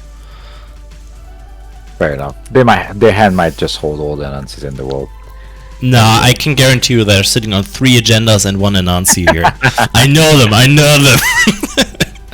Also, It's I do just how they appreciate play. the combination of Mazas in a Tenon. Yeah, that's very nice. Because Mazdas is one of those eyes that you really don't want to break, so you just face check it from time to time. Ooh, medical breakthrough break stolen. But that just the first one is the one that you don't really want to steal, because now it just turns on the others. Mm-hmm. We see a Parasite install. Yeah, nice. Just Yeah, very, very much gimping the Silver 2 here. Yeah, just getting rid of Kakugo, because I think the runner realizes that R&D is, I assume, implantable at this point. HQ is mildly annoying, but you just want to stop Diff Corp from putting anything in the server that you have to check, or if you have to check it, make it as efficient as possible. Yeah, they might actually be interested in just filling up their MU and then turning Silver 2 into a free run, basically. Or if they just get down their Sentry Breaker, it also kind of turns into a free run. So they can repeatedly turn off the Embolus, and if they can create that game state, they can probably win off the global security clearance. Yeah, and I was curious if this is going to be a shipment turn, and it was indeed a shipment turn. And we see it first. We see the third Nexus hit the bin. Unfortunate. So unfortunate. But yeah, Mad Dash, Nexus, and Simvajaj. Mad Dash also would have been, I guess, not that relevant anymore. Yeah. They do take a look with global sec here. Didn't find anything, just drawing 3. Or maybe they saw an oboe and are drawing 3 because of that. I mean, is there even? I guess, yeah. If you see, because I was wondering, what's the value? Yeah, I think that's exactly what happened right now. Looks like it, right? Because I was wondering, like, what's the value of using global sec if R&D is very hard to run? But you're right. If they see something relevant in HQ, then they can go fetch it. But the corp then icing HQ. Yeah, Another mind game. Since we don't, nice, triple mind game rest now, since we just don't see any hard end runs on R&D, you are in a very solid position to just do a Hail Mary run if you actually see something. Yeah. Firing the... Okay, so what does it do? It's a play a side game and then... And then just don't win the side game so we don't have to read on. That's always nice. Yeah, I think we've seen it fire twice now on both sides. Both times they both chose to pay 0, which is always the kind of like danger in Psy games, if you will, that the runner can actually use it to tax the corp. Oh, that's beautiful. Install Advance and then play Mascom for additional value. So that's probably the third Mausolus? Yeah, that's probably the third Mausolus. I was about to say that at least what the runner has going for them is that the corp is only on 3 points and was on 3 credits, but Mascom kind of changed that part. But the corp is still on only 3 points, so they need at least, I'm gonna say, medical breakthrough shipmented and then another one scored from hand. There's not much else, right? Because Feltic is scored. There's only one clone retirement left in the deck. Yeah. I guess House of Knives. I guess House of Knives shipment could also be a thing. Very interesting thing just happened in that the runner chose to discard another barrier breaker and a sentry breaker. Maybe they have the rest in the hand. I mean, they must have, right? Yeah. I mean, they don't have Nexus anymore. I'm not sure what they're drawing for. I guess they want to get the deck down so they can laborize back Nexus. Yeah, probably that, and probably also just digging for more money in general. They do have to... Okay, we do see the sentry breaker coming down now. So they probably are just holding the third one of the barrier breakers. Yeah, and I imagine crowdfunding is going to be incredibly awkward in this. Oh yeah, definitely. Matchup. Because every single server is ice with this device. And now the game once again does look very, very corp favorite, right? Embolus with 3 counters, ice everywhere, corp on 15 credits. It will be very hard for the runner to actually snipe a winning agenda. Yeah. I mean, the corp needs some very specific cards to win, and then if the runner has a couple of turns to money up and then do a Hail Mary, do a White Hat, or do something of relevance, right? Then that could flip the turn. R&D is basically, again, at this point, impenetrable. Like, there's just 3 Embolus counters, and because they're all on R&D, there's no reason not to use it. Sweepspeak, good include. It's a excellent econ card. Yeah, it's also just 2 inf, right? Yeah, so it's not that expensive to include. It's not like they're struggling on money anymore, but... Yeah, but I mean, maybe the ice will need to be raised at one point, and that can dip right low. Also, Sweepstick, I think, makes sense in decks that, because Runner's going to draw up, because Obokata is in, right? Sweepstick. So I guess Corp just waiting on the perfect storm of cards to draw and to... Jesus Christ, one more HQ. Wow. Yeah, this is just shipment from 10 in waiting room for Corp. Yep. And again, it has to be the 2 medical breakthroughs most probably. So Mm-hmm. it's very specific cards, and they're in the 11 cards are in the runner. In the meantime, moneying up. I mean, I guess this has to be Hail Mary on HQ, right? Good thing for the runner, if you just touch any point anywhere, you win. Yeah, they just need to touch once. I wonder if they probably have like at least 1 legwork, possibly even 2. Yeah. I do wonder if you go after Ooh, the there's Gabali, nice. Let's see if they go after this remote. Would you go after? Yeah, right. I think Why you not, have to, right? Yeah. I mean, it's a good question because the thing is, if they score, they don't win yet. Mm-hmm. But again, if it's an agenda, you just win on spot. You jack out after an Anansi. Yeah, I mean, why not? You're mostly probably doing that to like just see what's up. And if this is like Kikugo plus the Morcilis, you go in. And if you see that it's a Nancy, then you go, oh, that's probably just too expensive and leave it. Yeah. See Anansi getting a counter, most likely. Yeah, Common reasons. just spreading your So- counters around. There's no real value in like actually pumping up a Morcilis at this point. I mean, for the Hail Mary on, maybe they would go through it, right? Sure. So I guess that makes it. Raise Windfall. Ah, that one hurts. Don't want to really lose that one. Yeah, that's sad. And finds the indexing. Not sure what else we would want to hit, right? Because all of the 3 of the Nexus is in Possibly the your bin. 3rd killer. Maybe. So I guess it's just something of value, right? Yeah. Yeah, Zuma. Okay. Interesting. What's this one? That one it's one of the positional ones, right? Yeah. Runner cannot Yeah. break any subroutines of the next piece and can't jack out. Yes, but they broke it. Yeah. Well, Oh yeah, and that one yeah. would have hurt. Yes. Alright, so they are going in here, jacking. Oh no, they are jacking out here. Or they break on Ansi and then they jack out after. Yeah, as you usually do. Okay, they Reasonable. did bring the Quirp down to only 5 credits, but it still looks hard to get into R&D. Quirp is running low on cards in R&D, only 5 left. Server 2 overinstalled. I wonder what was in Server 2 before. Must have been a bait card, and now it's a possibly like reversed accounts at your as your bait card. It's the usual thing, as you can advance it. I could also imagine that it was. Well, I don't know if it was an Obokara, for example. Bit risky to trash it, but yeah, maybe actually trashing that is okay. I guess it depends on what will happen with the thing in Server 2 that will tell us. Okay, Server 2 is not. Okay, so this scored from hand because probably that was the draw for the turn. No, it. I was thinking maybe it's the oboe, but there are already 2 shipments in the bin, so it can't be Yeah. that either. So All hard to say.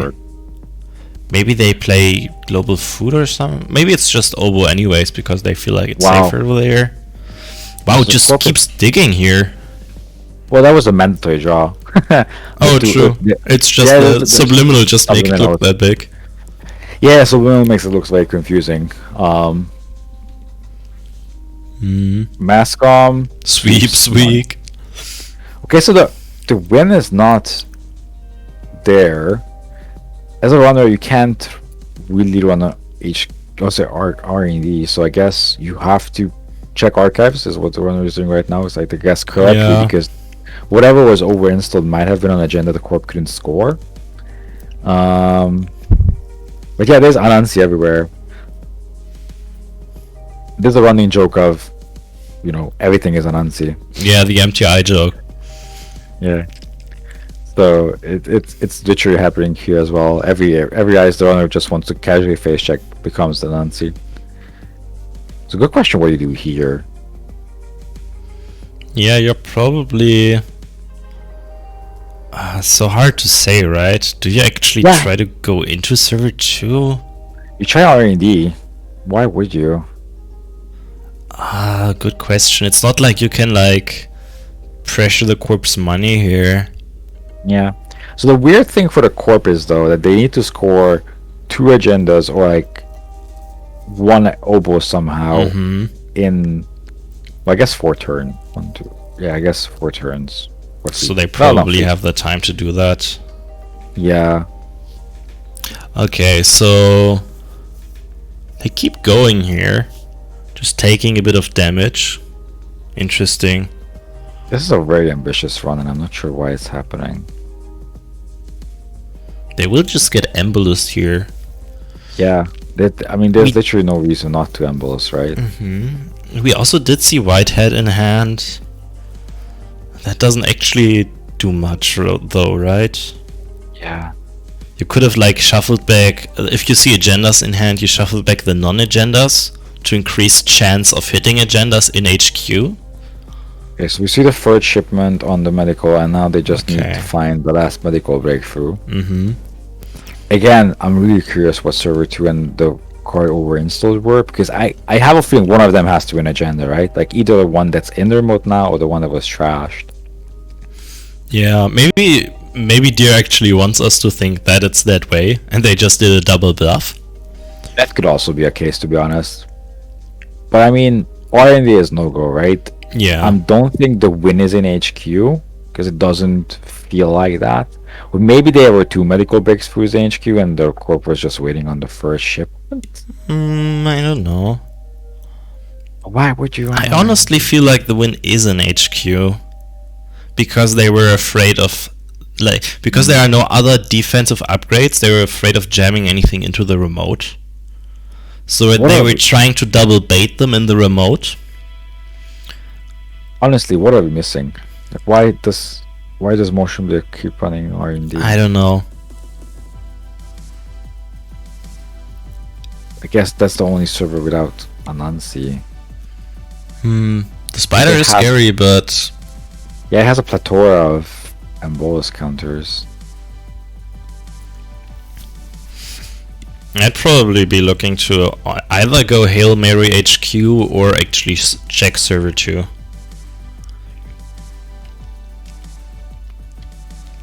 I guess it's for the so how does shipment from 10? Well, no, there's no more shipment from tenants. So those are you're gone. not doing it. Yeah, you're not doing it to get. I don't know. Oh my down god, to is it? one card?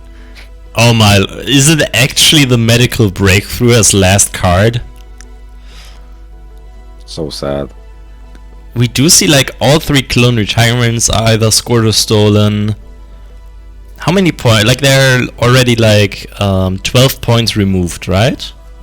Yeah. So let's assume that the medical breakthrough is actually last card. So 14 points there. So we are missing 6 points, which should be 2 oboes. So 2 oboes somewhere. I mean, yeah, they're either in HQ or in server 2. They Again, I just can't be in archives, right? Yeah, I mean, dropping it into archives is incredible. Like, but something was trashed from the remote, and I don't know if they run any traps or something. Yeah. As I was saying, I'd expect reversed accounts because it's advanceable. And Yeah, but then it costs influence, right? I mean, have we seen any influence from them? We've seen Sweep Speak and And Mausolus. Mausolus. So Mausolus is... Oh, actually Mausolus is 3. Also, Mascom is. Well, Mascom is neutral. Yeah. Yeah, no, actually, if... I mean, we can assume that the Unrest Ice on server 2 is another Mausolus. So, that's actually all their inf. Just like triple Sweep Speak, triple Mausolus. I don't know what the R&D ones were about.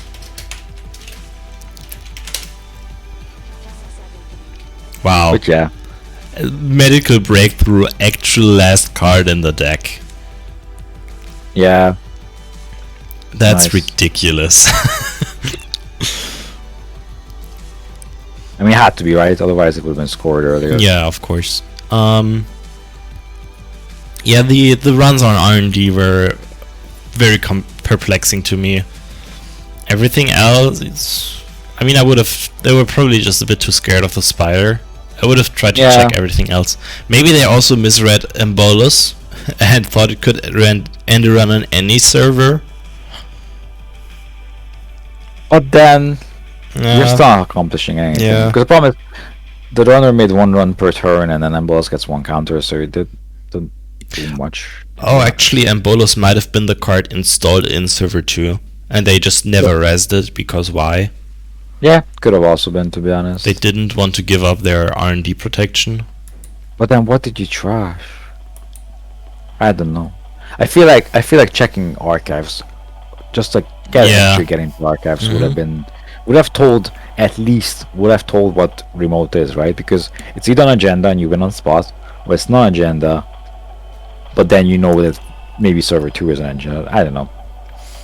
Alright, and on the flip side, we see Harmony MedTech versus another Alice.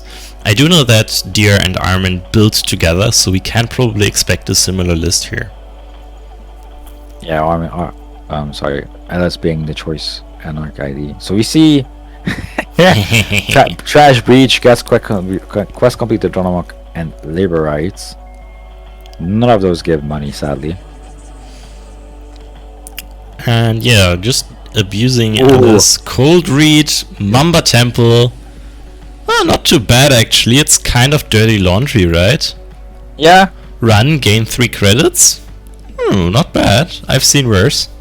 Yeah, it's a 1 influence include and it's Okay, so we have information on the cards. So we see Axer being the multi-axis of choice. We see Blackmail, of course, Labor Rights. So quest completed. So I imagine there's Archivist somewhere as well. This Motion is- Blur Icing Archive saying I had enough of this nonsense. Yeah. Oh, definitely had enough of this. And you're probably rubbing their hands together because R&D is still open. Plan worked I mean- out perfectly. Yeah, I mean, you take the accesses you can, right? The Corp playing Restructure is very good at econ choice. The Corp's just moneying up, and there's the Archivist. Oh wow, we're getting actually some very, very deep lore from Lost Geek here, in that both Armin and Firedeck submitted the exact same deck lists and managed to both typo the Corp and both typo them differently. Very Oh nice. my lord, that's beautiful. That is great. Tenon, the hardest name in the game. True. Yeah, we see class complete as being ditched because won't happen. Not too surprising, yeah. I wonder what server 2 is. Just chilling there on the rest. Friends in high places, getting back the single. With Launch friends, I'd assume it's hostile. Like hostile infrastructure is usually something you Oh, yeah. don't res.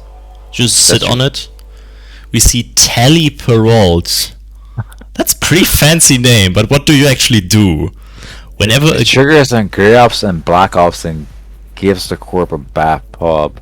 Oh, I think it's more for the second ability. Because I don't know like what Grey Ops and Black Ops cards even... Oh my god, Subliminal Messaging is Grey Ops. Oh my lord. Okay, that's amazing.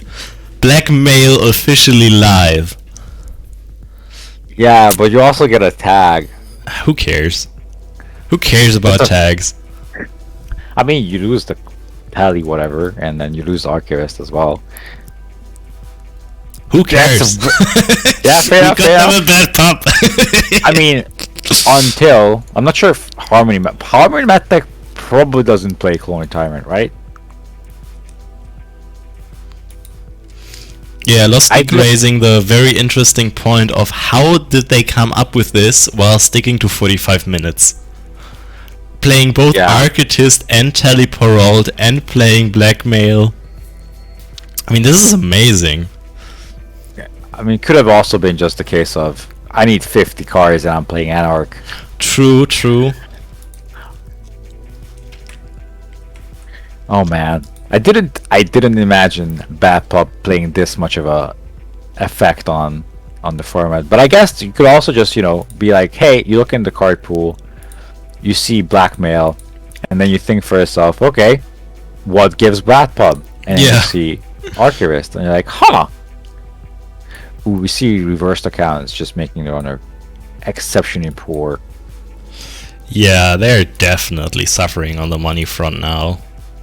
Runner- Surprising though Corbett- that wasn't an agenda. They definitely wanted them to face check this ice, so we can probably assume that it's actually something fairly dangerous, like maybe a Nancy or Komainu. Yeah. Seeing Maw coming down, runner being poor but rich enough to install Maw, and then just going the line of trashing one card per turn from HQ. Mm-hmm. Corp is incredibly rich. Yeah, very, very rich. Okay, so I'm not sure if the card in the server will be trashed, but probably it's an upgrade. Okay. What It is an upgrades upgrade. are there? Pretty much only Embolus, at least what we've seen so far. Yeah, we only seen Embolus. I'm looking at there's 19 upgrades in the format. Mumba City Grid and Code Replicator are both in the format, so I think they're usually quite useful. We get it anyways. Oh, is this the Oboe? Is this game? Don't tell me this is Oboe. Oh! And Okay, Code okay. Replicator, yeah, as you mentioned. Yeah, it's nice. Like if you have big beefy ice like on Unsea, Code Replicator is always I'm gonna say fun, including as much fun as it is to face an Unsea again. But yeah, That's I'm being true. on 5 points, and blackmail is live, so Yeah. just need to blackmail one more point. Okay, These just shadows are running come that down. for more. Okay, yeah. Yeah. Oh. Okay, Uh, game is afoot. Is there another blackmail somewhere? Unless it's reverse account. Could be also reverse accounts bait, right? yeah, definitely. Oh, Armor mentioning in text that they put Terraparol in their deck but never actually read it. So they didn't know what that one does. And oh, it's game. another food! GG! Terraparol into blackmail. Wow. Jesus, yeah. I mean, and from the subliminal. God, That's masterful great. jank. That's beautiful. I mean, do you even play if in the similar situation you're facing Tally Perrault, and blackmail is in the deck? Do you even play the subliminal? I mean, I don't know. You're actually assuming something very, very unlikely here, that they actually read Terry. Fair enough. I mean, it's just like, it's like a random, unique connection, right? You probably don't really, like the first text block is fairly big, and you just read the second one, which says draw a card. Yeah. So you're probably like, oh, okay, this is like, their draw was probably terrible, so they put like a draw into there. Also, I love how specific the text on the card is, that you get it after the card is trashed.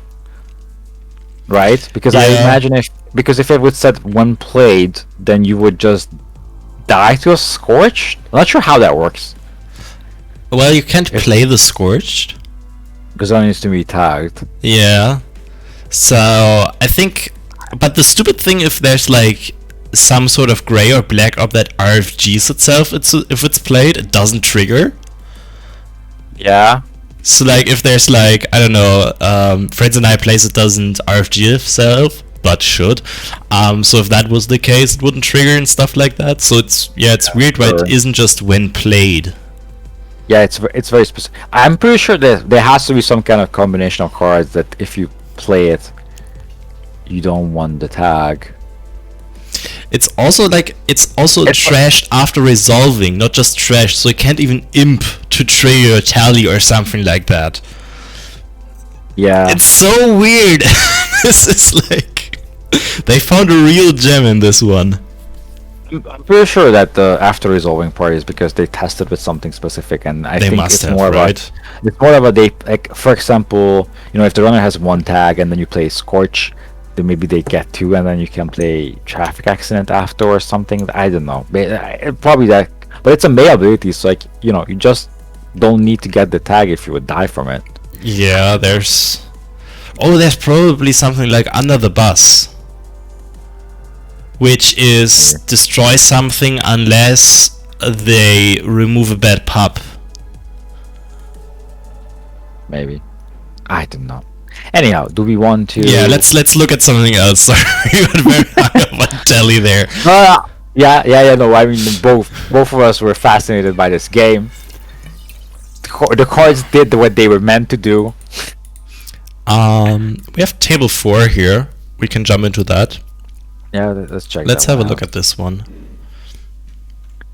But yeah, Sad stuck in the chat saying that, you know, for future tutor cards, and that maybe it's true. Like if there's a tutor Grey Ops that gives a tag, maybe There must be something, right? Yeah, like consulting visit might be something. Yeah, but then again, you can always opt not to get the tag, right? Yeah, it's. I don't know. All right, we're allowed to stream this game, so let's see what's going on in here. So we see Tannen.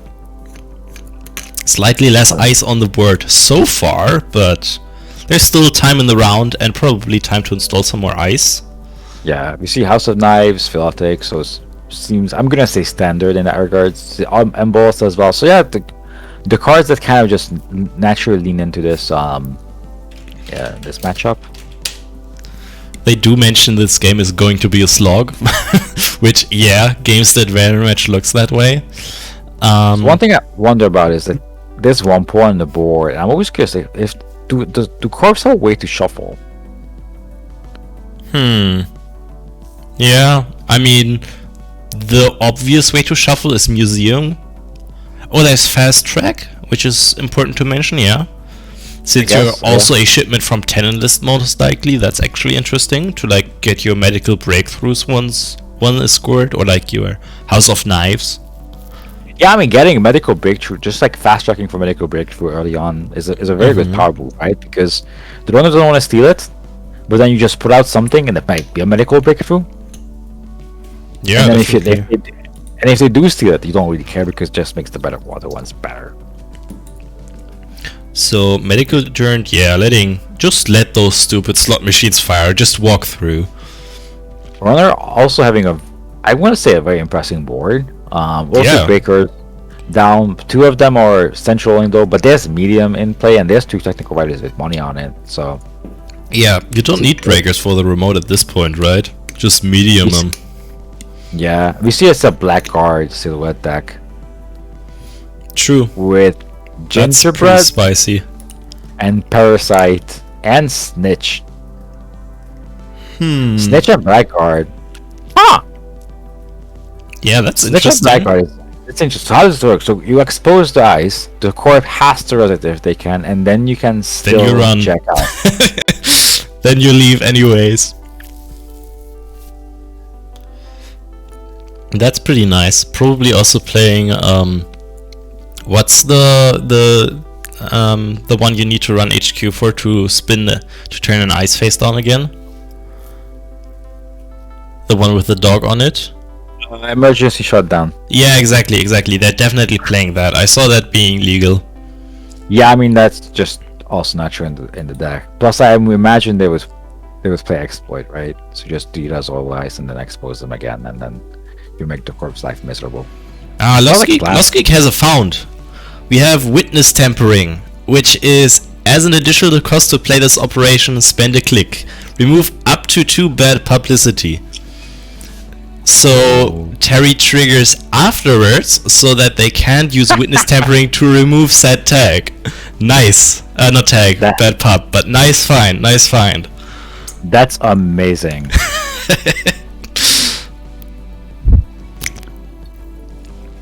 Alright. Yeah, getting just some archives run, getting to look at 2 face downs.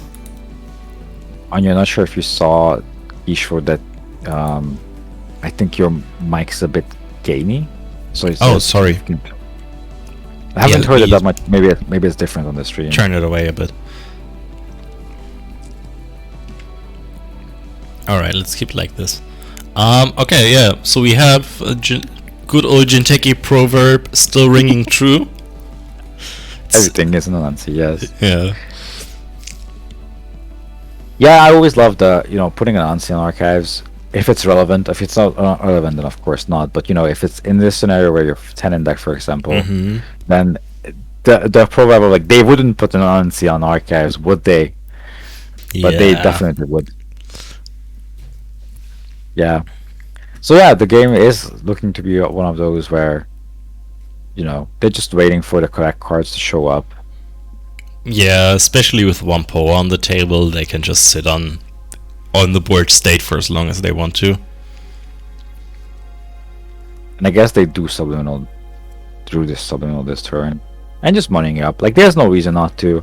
R&D is pretty safe, I think, with Anansi double slot machine. Yeah, it's just double slot machine already makes it 6 credits to run no matter what.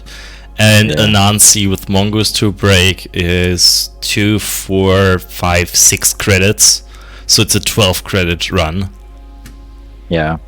Plus Unknown Eyes. And you do have to respect another sentry on... I guess if the other sentry is before, right? So you can always... Yeah, you can always check out after that, but you're still annoyed about it. Sad thing about the Snitch setup, because that would work there wonderfully. True, that would have been beautiful. So I do wonder, because the runners... A lot of cards of the runner are in the bin. Maybe they're just discarded a bunch of black cards, realizing that this is not the game for the black cards, and then the game kind of just slowed down. Yeah, it does seem to be that way. I assume a lot of this money actually got trashed by some sort of damage. They might have face planted in Anansi earlier.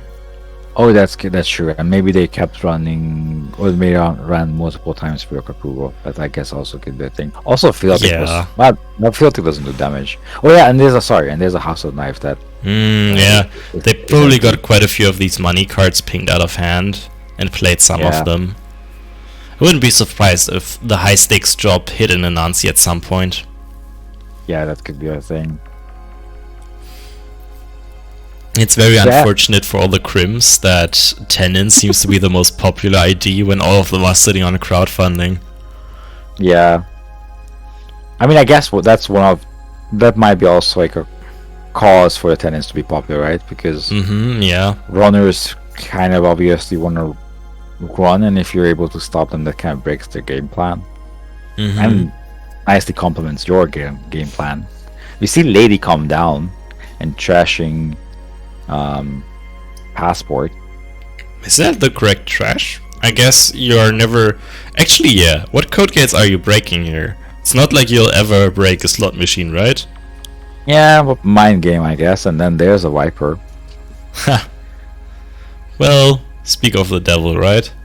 Yeah. No, I was like, that's what I said because I saw the Viper, but I didn't think about it. But yeah, Viper would... In the hypothetical Tracer Soul deck, you could also run Viper, for example. Yeah. Yeah, just letting the Tracers fire, losing the click. I mean, there's no option not to let the Tracers fire anyhow.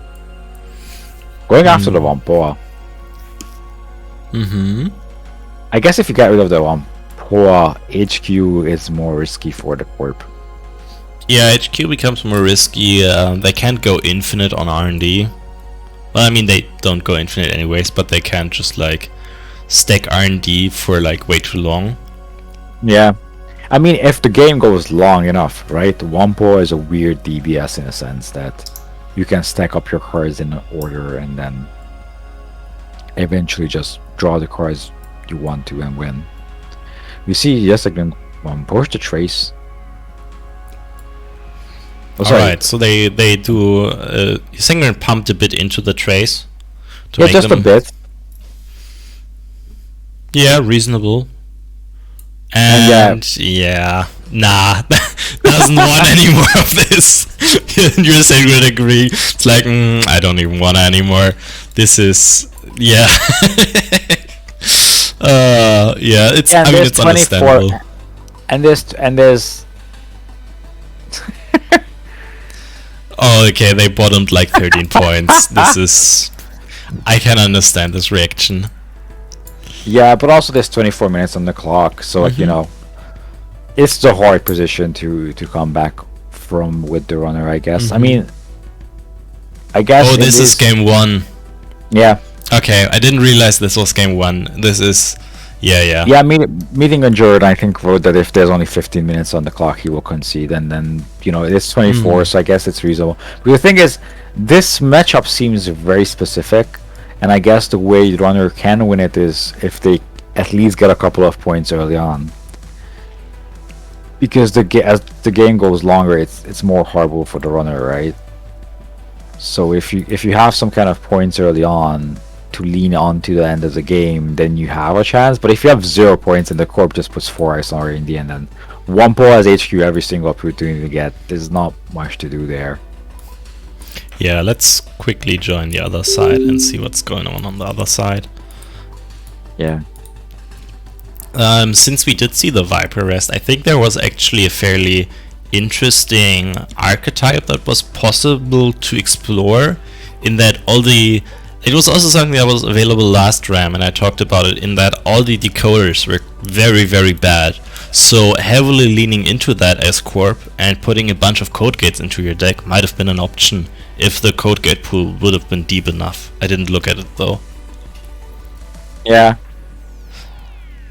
Yeah, it could have been possible. I mean, the day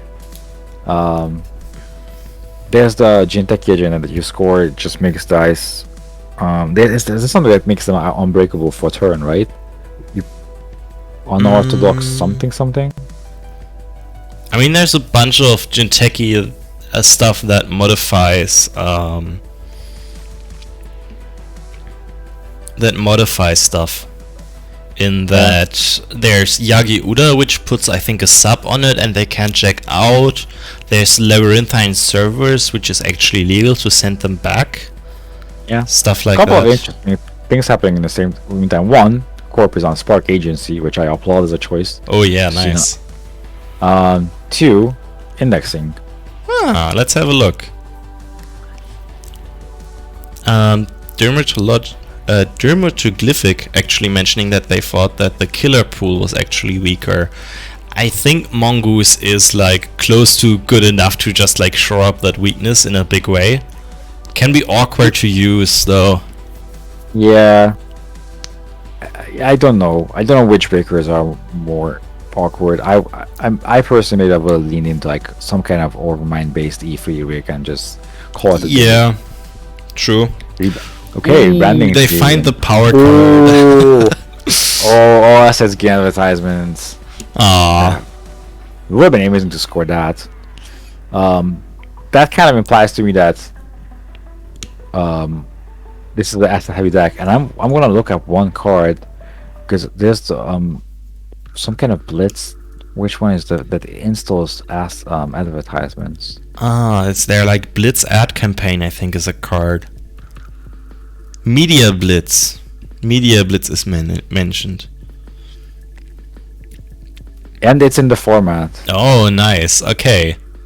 Oh no, sorry. I'm sorry. I was thinking of the card Ad Blitz. So Ad Blitz says the initial cost it's a double, and then you can install and res X advertisements from archives and or HQ if able. So you pay X, and then you get them back from archives. And with Spark, we have the additional benefit with Spark, but the main thing is that you play assets that do things, you trash them, and then you get them back all. And if you do it with a rebranding team, you can get back every single asset you own.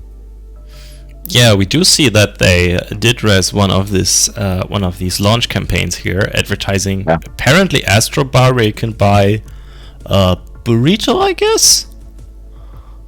Well, no, I think that bar that the character is holding is the Astro Bar, so maybe it's chocolate. Oh, yeah, true. Space food. I was more thinking like an actual place, but no. I mean, it would be a good name for the place that's on the picture of Astrobiotics. True. That would be the place to check out. But yeah, Spark really... I mean, I don't really understand how Spark works. Is the advertising just so strong that when you see it, it just instantly gets to your credit card and you just instantly buy some of it? Or here's the thing, advertisements, they take time away from you, and time is money, as the Clifford Ah. shows you. So maybe it's saying that you waste time and then lose money. Yeah, Manware Upper is actually mentioning it's the haircut. It's the Spark Agency haircut, which does look fabulous on the giant building. That is fair. Yeah, every time a person looks up and says, "Hey, does that building have hair?" they lose a credit. They wasted their time and they lose a credit. Spark So in the Agency meantime- has, yeah. Not much happening on the board. The Corp making a scoring remote, I guess, and the runner. I'm just drawing up, but I do have to say that Interdiction is a hilarious tech card against Spark Agency. Since they can't res during your turn to drain your credits. Yeah, that is excellent. Also, only 1 credit per turn drained. Not sure what else. Not sure if there's anything specific it stops, but I assume it's just kind of like counter current in this. I assume they are playing this as a counter current. That seems to be the thing that they're doing. We see the Corp going a bit wide. I assume this is a wide deck from the rebranding. Yeah, usually Spark is always wide. Server Yeah. 1 probably another launch campaign, or actually maybe an agenda they want to score. And then yeah, it's just actually Server 2 has been sitting there for quite a while and never got rezzed, so might be interesting to see what this is. Maybe there's flashing for hostile infrastructure. I don't know. I want to check like what kind of cards they can include. I mean, it could be an improved chase as well. I'm just wondering what kind. Like Victoria Jenkins is in the format, which is an interesting include if they want to. Lil Ockwell, Shannon Clear, so all their assets that do something. Reactive Filidae is also there, but gives a bad pub if they play Personalized Portal as well as in the deck. Sorry, in the meta. So there's a lot of good assets in well, relatively good assets in NBN that could be out there. Oh, White Hat. Let's have a look. They actually just shuffled back both here, always, I think. Unless one is an agenda. So man we're up making a good comment in the chat saying that I don't know why we mess around with ad blitz when friends in high places in the meta. But here's the deal: but if you score the rebanding team, right, then friends in high places brings back 2 assets. This week can bring back 10 if you want to. Yeah, so I guess payoff is bigger. There's also the additional benefit of why not both? Yeah, you could do both. To be honest. I would be surprised if there's no friends in high places in the deck. Ooh, marked accounts. And we Interesting. see, Why is that an advertisement actually? I don't know. What we see new Steam diversified portfolio in hand, and both get shuffled back up scores because there was only 2 cards. The diversified portfolio makes perfect sense in the deck. New Steam as well. I do wonder if new Steam signals anything of interest to us. But why is this marked accounts a advertisement? It shouldn't be, right? No, it shouldn't be. I think that's. I mean, this just confirms some of my suspicions I usually have about this format. I think most formats that Losky creates actually, since they always feature like weird cards and weird card pools, are just to fuzzy test JNet. Yes, that is absolutely correct. I do wonder if they notice. Should we tell them that there's been 1 credit lost for no good reason? I'll actually first of all I'll probably message just Losky about this. Okay.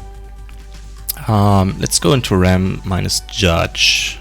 It doesn't seem to have been brought up. Yeah, I don't think a lot of rebranding teams have been scored or stolen, I guess.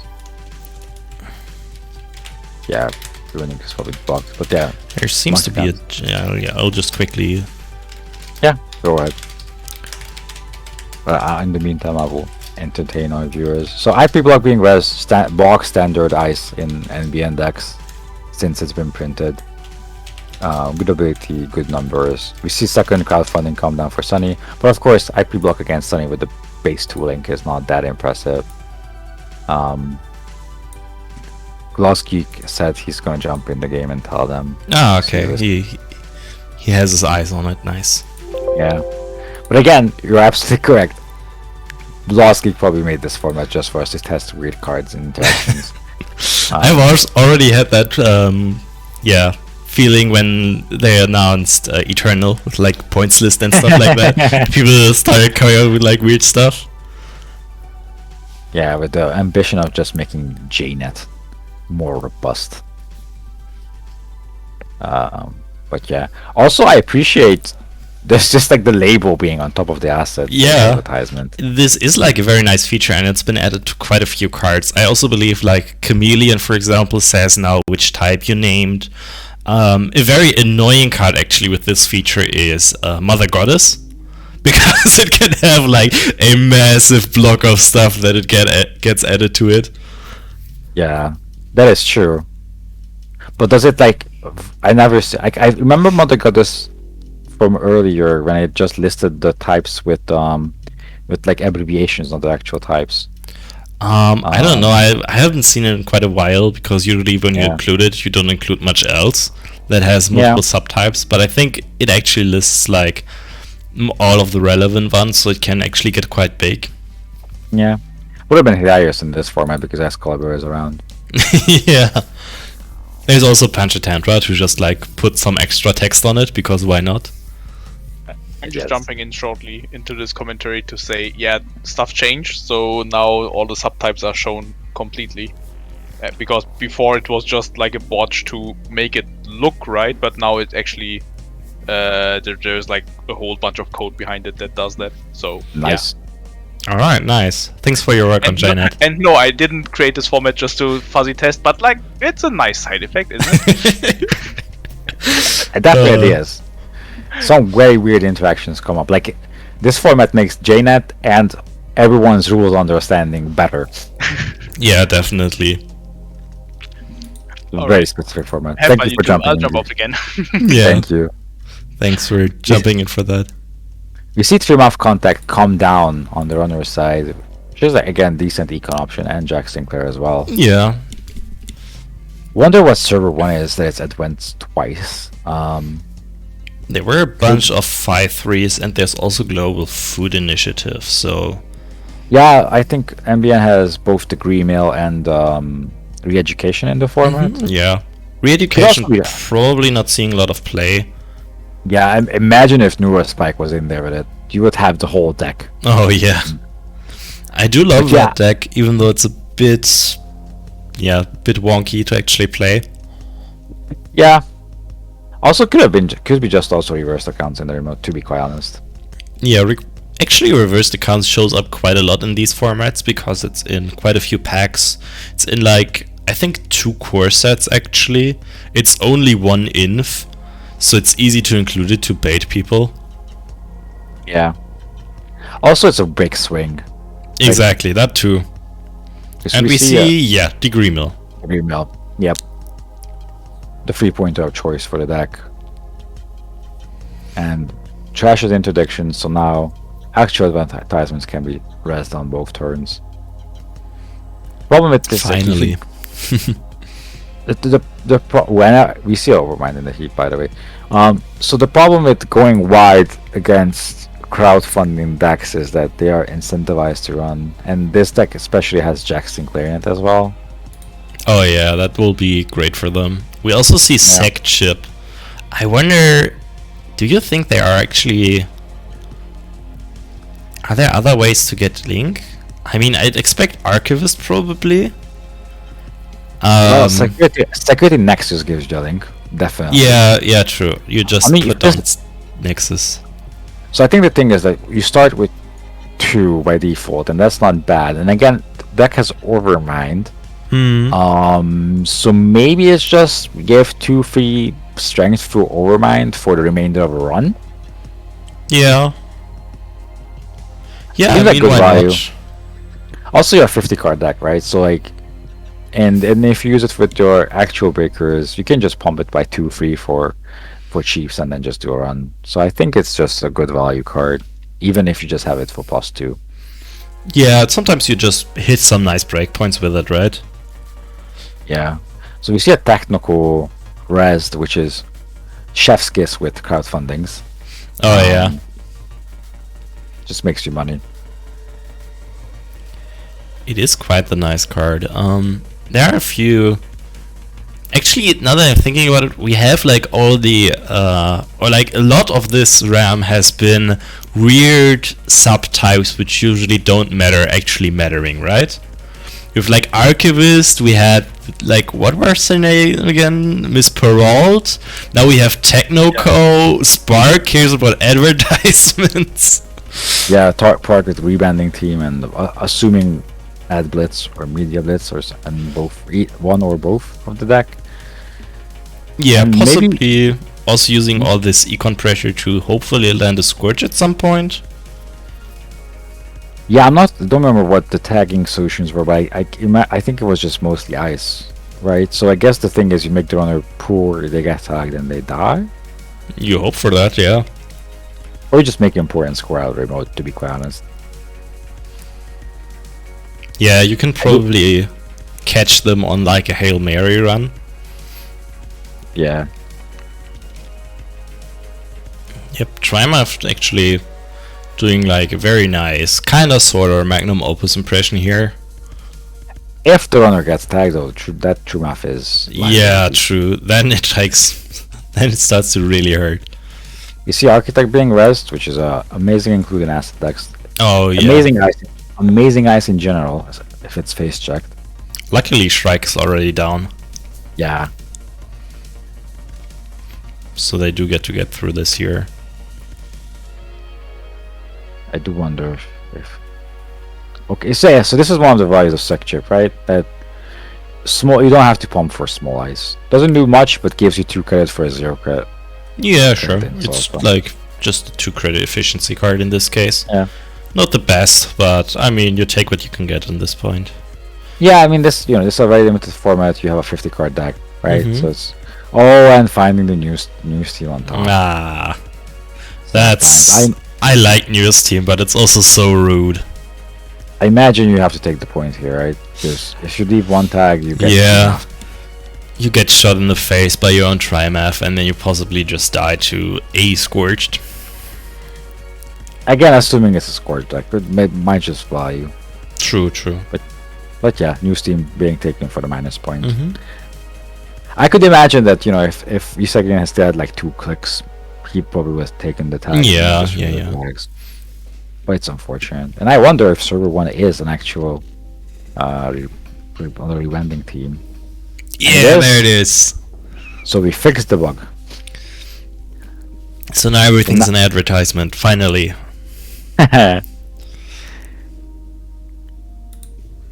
Which is, yeah, I think like everything being an advertisement is just us living in a NASCAR world, where everything Yeah. just has some sort of branding tagged onto it.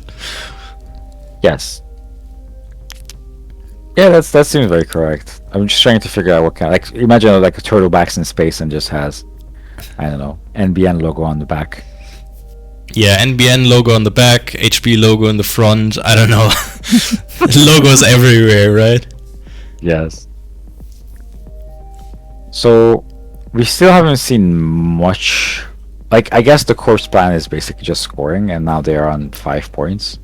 So if they ever go insta advance in the remote, the runner has to severely respect it. We just see archives getting hit a bunch here. Yep, we are looking to get back those crowdfundings. Obviously a lot less efficient with like the Technoco on the table. I wonder why they aren't running and trashing this. Yeah, I also. Well, the thing is that, I mean, the corp gets 1 for each of them. Yeah, which is why not not? bad. You can also just check server 4. I'm not sure if you know what server 4 is. I don't think you do. Oh god, there are bad puns in chat. Got a lot of bad puns. Oh. Business point pointing back, nice. Rebranding team and Degree have the exact same art. That one flies by me. I think it's just. Wait, is it the same door? No. No, it isn't. No. It's just very similar. Please explain the joke. I think that makes it funny. It's the same color blue, yeah. Kinda. I think Degree is more green, but oh well. No, I the think- bug does. Yeah. Yeah, the boat doesn't matter anymore. I think the Oh, actually, classic, it's time. Okay. Oh wow, okay. Psychic Field. Oh, nice. Rising Psychic Field just to deny a credit. Nice. Excellent. Yeah, that it's a trap probably wasn't a mystery at this point. This is start of runner turn, so we get one runner turn and then one corp turn and then it's over. Not like this possibly being an agenda matters much in the terms of corp scoring out here, since they are on 5 points. But runner definitely just starts to like Hail Mary everything here. Probably also Hail Marying server 1. Oh, and we find a point! Not bad. Do you run HQ again here? It seems unlikely that that's another agenda, right? Yeah, but it feels like still very good value. Yeah. Then I don't again, know. Corp didn't res. It's not like they will need the money for anything else, so I mean, they might unlikely. need the money to protect whatever is in the remote. Oh, sure. I guess you check remote now then. Yeah, Possibly I install think. a breaker first. So what ice would you be afraid of here? I guess Archangel is well, it's just Tracer. Like all the relevant MBIs on Tracers. I don't think they splash for none, but you do have a Sentry Breaker. So I think you could also just face check the remote. Like I guess the question is, you want to maximize your accesses, right? Mm-hmm. To get points. You're right that HQ other ice being other card being a agenda is quite unlikely, but HQ is an easy access. Oh, the click tree map first, okay. Yeah. Just get some money first. It's also reasonable. Okay, we get an R&D run here. I guess they use tree map first in case they find a degree mill and they have to shuffle something back. Yeah, let's see what's up here. Unfortunately, they don't have any multi-access to pair with this. Would be amazing if they could indexing this, obviously. Yeah. They're just relying on single accesses here. Doesn't find anything. No. I think now you check. Now Yeah. you check the remote, right? Yeah. And now probably your last click is run HQ anyways. Because that's how you maximize accesses here. Yeah. One run for the remote, one run for server 1. Actually, White White Hatch. Also, that's also kind of like running HQ, right? I guess, yeah. I would have run it probably though. No, because okay, so this is why it's clever, Oh. because you shuffle the card back and now you can run R&D again. Ah, yeah. So you're pretty sure that server 1 isn't an agenda here. Well, you're hoping it's not something that's easy to score. I don't even know if NBN has agendas in the format that. No 3-2s, right? We didn't see BL. No. I mean, if AstroScript was legal, we would have definitely remembered that. Yeah, there's no BL in the format. You can score QPM, I guess, Oh, Not true, oriented. true. or an improved Tracers, but Hmm. I don't think Yeah. it's anything of relevance. So yeah, the runner is correct in the sense that probably not that card's gonna win it for them. And I think now you have to run R&D. Yep. Yep, they're doing that. I mean that's the only reason Could have. to. Why didn't the Corp actually pump all their money into this? They could have stopped this access, right? With a trace. There are 9 credits. Yeah, they could have. And I mean, why not? I don't know. Maybe it came more. I don't know. So you said so. This is the runner's turn, right? So this turn finishes and the Corp has one more turn. Yeah. So yeah, they could have just dumped the money into it. Yeah, that's what I was thinking. Also, Corp doesn't need to score out here, right? They just need to have more points, which is the case, so yeah, GG. And be even fair- if they didn't have enough points, Andrew Sangren found a degree mill here, they just click 15 minutes. Yeah, that's a good point. Even if they find, yeah, because I was thinking like maybe they wanted the money to protect the server, and then they didn't want to spend in it. Oh, I just Maybe see they Dermatoglyphic also mentioned just click 15 minutes in chat. Yeah. So that's legit way, but yeah, maybe it just didn't matter, right? Because they either win on 2 accesses, or if they just steal 3 points, shuffle by 15 minutes, wins the game for the Corp. So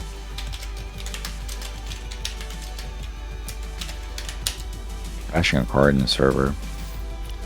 Alright, so Next. this was again a corpse split, right? Yeah, they conceded on the other side because the Tenon had a pretty good luck on the game with the 1 power. Yeah. Yeah, Yasingron also mentioning that it's corpse split. Alright, so let's have a look at the Cobra, how it's looking now. With Yeah, round corpse 3. look pretty good in the meta. Okay, so Super Jank and Minstrel also still playing out their game. I assume they are also in time, so probably not much to look at there. Once again, 2 sweeps. I think Deer swept the 2nd round in a row, that's pretty strong. And Big Unit, okay, has a corpse split and then a sweep, so those will be our top players right now.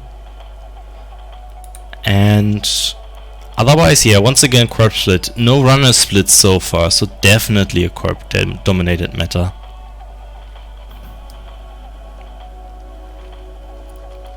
That's very, very okay, yeah. It's mostly probably just like all the strong acid spam and no good, real good econ on runner's side already makes it tough. Additionally, there's the Tenon, which also has a good pressure in just like slowing down the runners which actually try to run a bunch. Yeah, it's kind of unfortunate for the, like you mentioned, that's kind of unfortunate for the crowdfunding decks that the meta seems very heavy on protecting centrals and not letting them run. Okay, so yeah, we're just getting the last results report and then we'll get the new pairs. I'll just quickly take a 5-minute break in that time. Do you also want to take just like a quick 5-minute break to refill water and stuff? Yep, I would appreciate that. Alright guys, we'll be back once the tables are paired again. I'll just quickly swap over to... Where's the break screen? Here's the break screen. Nice. We are back then. We'll be back in a minute.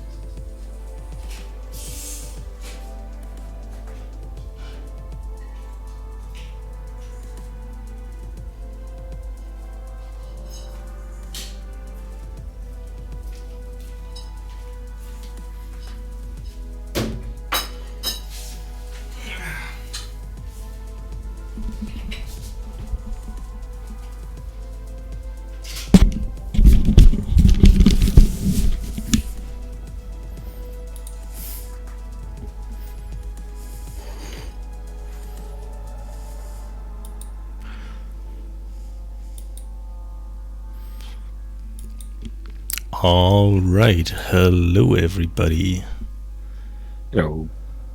So there's still a bit of a break going on in the game on the tournament as well. So there's like 3 minutes left from a 5-minute break. All right. Next round Nice. continues. Yeah, I saw that you're leaving us for something Yeah. better, some yeah, bigger well, adventures. Well, just making pizza. But yeah, that's an awesome adventure, man. Yeah, I will leave the top cut to Gish, to hang out here as well. But I enjoy it. This method seems, I'm gonna say, a bit more specific than the last ones. Like I don't know how you see this meta, for example, because the last metas were there were some very dominant decks that were just above everything else, but theirs was kind of like everything else. And now this meta to me feels like the decks are kind of hovering around the same concept. What can be a bit built differently. Like it's the same cards, right? But one is 10 in, other one, I don't know, maybe biotech. Yeah, it's. Same thing. I think it's also very polarized. I do think that the Tenon lists are definitely slightly better than the biotech versions, just because it's safer. In that just building a giant ice wall when the runner just doesn't have good money and main econ tool is crowdfunding, it just crushes those in general, so that's just a big advantage. But I do think that we do have some divergent game plan. Unfortunately, runner just didn't end up with tools to really effectively fight either of those game plans, so it's generally just very corp dominated. Yeah, I wish runner ended up with like a bit more stuff to do, basically, or like just a bit more power in general.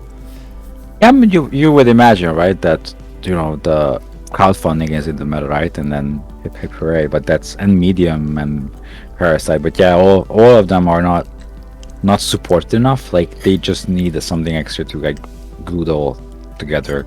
But I'm looking at the results. There were 2 runner wins in round 1. Same in And then- round 2. So yeah, everything else is corp. It does feel more on the corp side this time around. And I do. Sorry. I do think the 2 times that runners won. No, the one there were like. No, okay. I thought like in round 2, the both runner games that were won were against biotech. But I don't think that's saying too much. Yeah, it looks like round 1 there was a Diola.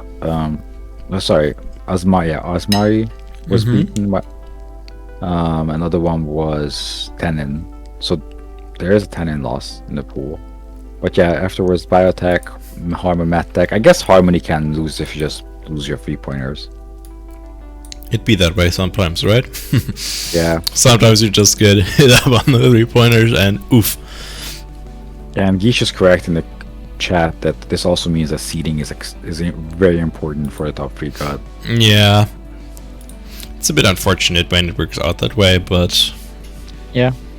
I mean, again, there's a lot of points. I don't think there's that many traps in the format, so excesses can be rewarding. It's just you have to get through the ice. So I think it's not, I want to say not that bad, but like, it's not impossible for the runner. It's just the cards have to kind of line up, because I think what we saw mostly is that runners struggling a bit with early econ, and then maybe if that lines up better, that maybe they're a prepaid deck with Lucky Finds or something, yeah.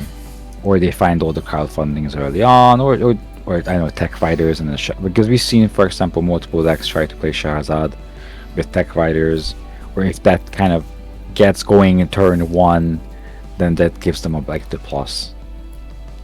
Yeah, I think that's why something high rolly like Page Piper plus crowdfunding might have actually been a good choice. We can just have those high rolls, we just find those 2 and just blast through the money wise, right?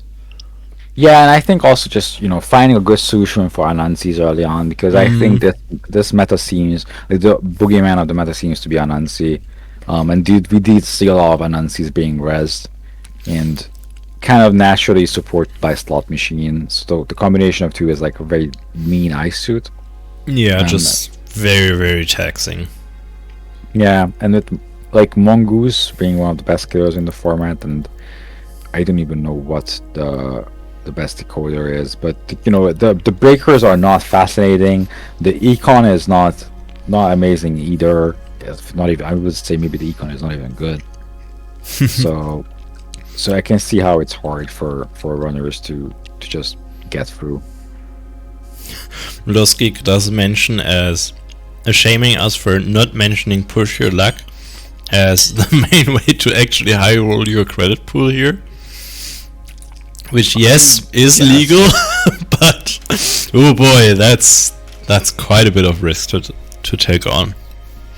Yeah, I mean, the main purpose, my understanding is the main purpose of Push Your Luck is to create meme scenarios and stories for games later, or I think one of the team events, not sure which one, there was a UK team where all of their decks were Push Your Luck decks, and they were racing each other to see who could make more money during the tournament of Push Your Luck. And they like would tally up the numbers. I'm pretty sure Swifty and Rottage were involved. I don't remember. That doesn't sound too surprising. Yeah, so the purpose of Push Your Luck is, if you think it might be to make credits, but no, it's just to create stories and meme. That's the point of Push Your Luck. It does work for that, right? And I think like RAM, there's definitely a worse place than RAM to try to make like just great stories. Yeah. I mean, you know, it's a card, right? Prepaid voice pad is in the meta. It is generally a very wacky format. Yeah. So yeah, definitely should have been an include in every deck, like a forced include probably. Yeah. Everybody gets one free inf to include at least one Push Your Luck. Would be a format, yeah. The side game before side games. True. Was the first side game, I guess. I love how even the first review starts with look. Look, competitive games with any element. Blah, blah, blah. I mean, yeah, but I like this, like you know, the first is like look, like it's like you're gonna. This is gonna be a heavy discussion. Best econ option for any runner and only one's influence should be splashed in any deck. Yep, this guy knows what's up. Yeah. Just guess right. Just guess right. It's the classic argument of just draw better cards. Well, I'm gonna be a bit anecdotal here, but in the meantime, I think the round has started, so we can check. Oh, okay. So but we do I have some rounds here.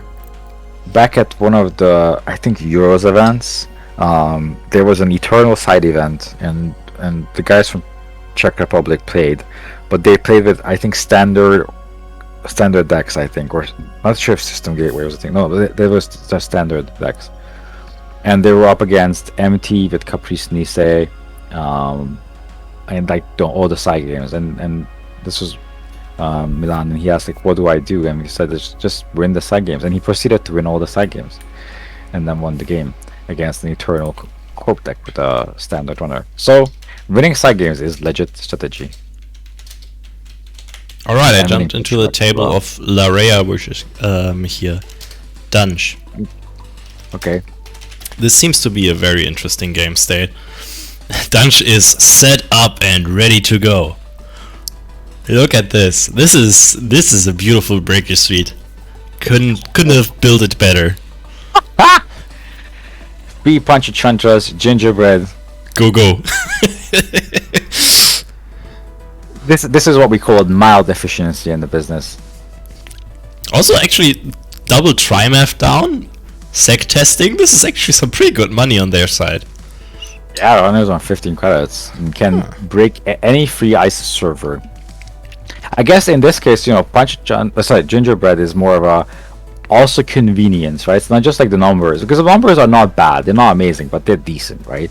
Yeah. But it's like now you can run any you can break 3 ice per turn, easy. We see Copycat. Ooh, Copycat, interesting. Yeah. Nice. Also sentence I very, very rarely say. They are splashing Shaper console. No one Yeah. ever plays a Shaper console except for this one. And it's actually a pretty good meta read against all the horizontal bioethic decks. Unfortunately, Yeah. they're facing a 10 in here, but still works out fine. Ooh, and we do flip down an Anansi with a shutdown. That's also very nice. That's very nice. Yeah, we do see a score from the remote, I imagine. Yeah, this looks like a score. Yep. But they So, are well- pretty low on credits now, and R&D is pretty cheap to run, so Dunch gets like pretty big compensation for the Corp getting to score here. And one big side on the Punch-a-Chunch Gingerbread package is that Excalibur plus, like, you can break Excalibur. Oh yeah, And I true. think- And that's not nothing, because most deck, I assume a lot of decks would just splash Overmind to have an AI breaker if they're conscious about Excalibur. But if you're not conscious about Excalibur and don't have a solution for it, then Excalibur plus border control is just a way to score out anything, really. Yeah, the very format- strong combo here. The format does have a lot of solutions for Excalibur, so there's Gabali, which is, an easy one to include. Overmind, I think it could be a popular AI breaker, but there's Alpha and Omega as well, although I don't think anyone would splash those. But there are solutions. But again, if you're not conscious, if you're like, don't think about Excalibur, then it paired with some kind of end on effect, even Embolus, for example, which is also in the format. That's legit strategy by itself. Yeah. This Excalibur border control combo was frequently seen in Palana decks, right? Yeah. Yeah, because they also, I think back when that was popular, they also still had Nisei Mark II in the deck, so that's also an enjoyment effect. And I think that we even did this in the MT decks, because you know when you can pop down the Excalibur, right? So just put it down, and then they face check it, and then you just end run and then score. So Excalibur is a very potent ice if there's no way to break it. Yeah, and we do see only access a psychic field here, but there's worse accesses, right? Ooh, Yeah. And over-installing an Anansi, definitely not something you're happy to do, but probably felt necessary here to stop them from just getting a full-on R&D lock. I do wonder so what this ice is, though. Must be like a slot machine or something other cheap ice, right? Yeah, so the interesting thing is that most of the games we seen today, there were several Anansis rezzed, and that was the main issue that the runners faced, right? That there's Anansi everywhere, it's very expensive to break. So I'm curious to see how the game plays out if that is not the case. But yeah, Unlucky Find. Yeah, Lucky Find is a good econ card in the format, to be honest, even without prepaid voice pad. It's basically the format for gamble, as stupid as that might sound, but it's the best generic money option, right? Oh yeah, and it's slot machine, as I said. Slot machine was a fairly good install there, because it's cheap to install, has to be taken care of. I imagine you break it, could deny the corp money. Yeah, you probably need to do that. Yeah, they are doing that. I mean, it costs you 2 here. Well, it costs you 4, right? So otherwise it could cost you 3. So 1 extra credit to deny the corp. 3 credits, I think, is a good deal. Yeah, that's a very good deal. I mean, if the corp had 15 credits or something, then you probably don't do it. But in this scenario, when the corp is very, very poor, then definitely. Still no agenda found. They did draw. Oh, it probably was the subliminal that they found, and a third ice. Yeah, now R&D. The window seems to have closed for them to keep an R&D lock up here. I mean, they still have it for, I want to say 1-2 turns maybe as well. Yeah, it's like possibly. this thing remote, which is an excellent move here, because if the rest of the remote are in this back in play, right? Oh, why the second run though? Oh, we're getting fundings back. Right, of course. Yeah, great opportunity to get fundings back. Because Yeah, otherwise you yeah. probably get into R&D again and get funding back anyways. Yeah.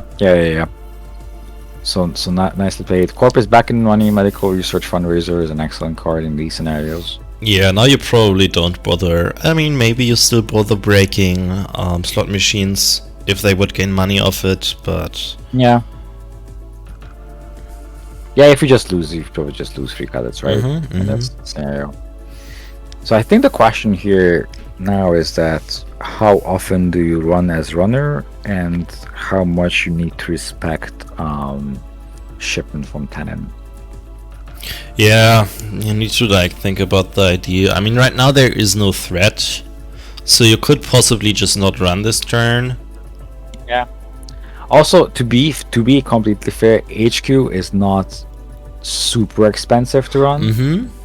You have to get through the slot machine, break a Kugo, but then you can ignore Excalibur if you're doing it on the last click, right? So you can always have that run there. I imagine they don't have. I imagine Dunge doesn't have Blackguard if he has Astrolabe, which is bad. Yeah. Probably not. So it's probably just like 40. Silhouette is probably most just to have a 40 card deck. Copycat. Okay, so what does Copycat do here for us? If you break the ice on HQ, you can Copycat onto R&D, or you can break Kakugo on Archives and then get into HQ. Yeah, you can also run HQ and get into R&D. And do it the other way around if you want to like spend extra money, I guess. Oh, Yeah. all 3 crowdfundings done. I do wonder what Dunge's multi-access is. They are already spending 6 inf on just the Panchatandras, 2 more on the Astrolabe. So Oh, 8 wow. inf. Ooh. Wow. I didn't expect shipment tunneling out of future No. but that's what nice. just happened. So I don't know what the agenda suit is. I would imagine Clone Tyrant is in the deck. Maybe? I wouldn't be surprised if there's... I mean, if you're just on like all 3 pointers, then maybe, yeah. And if you're on all 3 pointers, why not just play Harmony Mat deck, right? Yeah, probably. I mean, probably because you were worried about Econ and wanted to include mass comms in your deck. Yeah, that's also probably fair. Ugh, this RNG looks nasty. I mean, Yeah. there's like no hard end the runs except for border control here, but slot machine is just ugh. So funnily enough, they have to punch a Chandra the slot before they know how What's many feathers named, right? Yeah. So I imagine this will just fire as well because yeah, it just lose 3 cadets. And then you punch a chant to the border control as well. Everything's a tracer.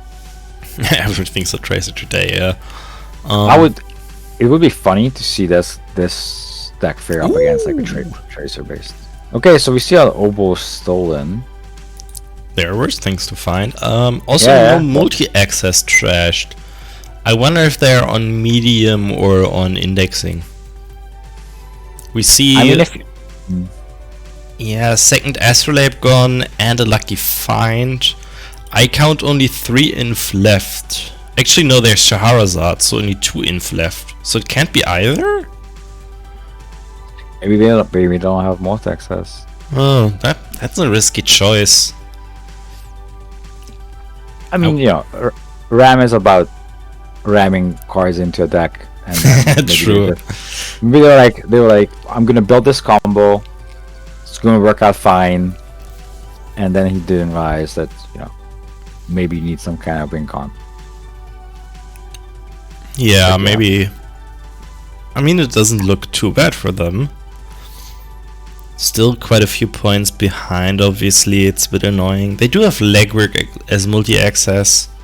Yeah. Well, the thing is with the Punch Chantra set, right? You have usually 1 good run per turn. Yeah. And to be fair, like the deck is mostly empty and we haven't seen any other breaker yet. Yeah, they seem to be all in on this. Which is like kind of risky, but I mean, it seems to work out for them. Yeah, I mean, you can always do Copycat. Lost Geek annoyed in chat because they can't steal an oboe now. Yeah, I should have drawn once before running, probably. Yeah. But I mean, there's two oboes out of the game, so... I mean, yeah, that's always something to be wary of. We find... Where we expose a border control in Triple 1. In position 0, so that's the... Oh, it's the future perfect. Okay, we can take that. So we have to get that game. I mean, obviously you need to... Ooh! Oh, another... Okay, so there's... Wow, okay. So there's two future perfects in HQ. That is good information. Oh my. Do you just go insta advanced remote and then be like... Come for it. You know that there's a water control. Yeah, looks like it. No, it could be something else because they didn't advance it. Well, I guess, okay, so for the remote to work, right, you need 3 ice that have hard ender on them that they need to break, and then use border control, because then they cannot get back. Unless they can do some kind of copycat magic. Yeah. I mean, they draw once here. Draw twice. I wouldn't have... I guess if it's the future perfect, they can't score it, right? So you can just chill. Ooh, they have a second legwork! Yeah, maybe this was what they were drawing towards. Oh, yeah. Or maybe they were just like wanted to be efficient with their turn. Yeah, I mean, I guess if that's the future perfect, it doesn't work when installed, right? And they can't score it out in one turn. Presumably, at least. Unless you play 2 shipments from Sun.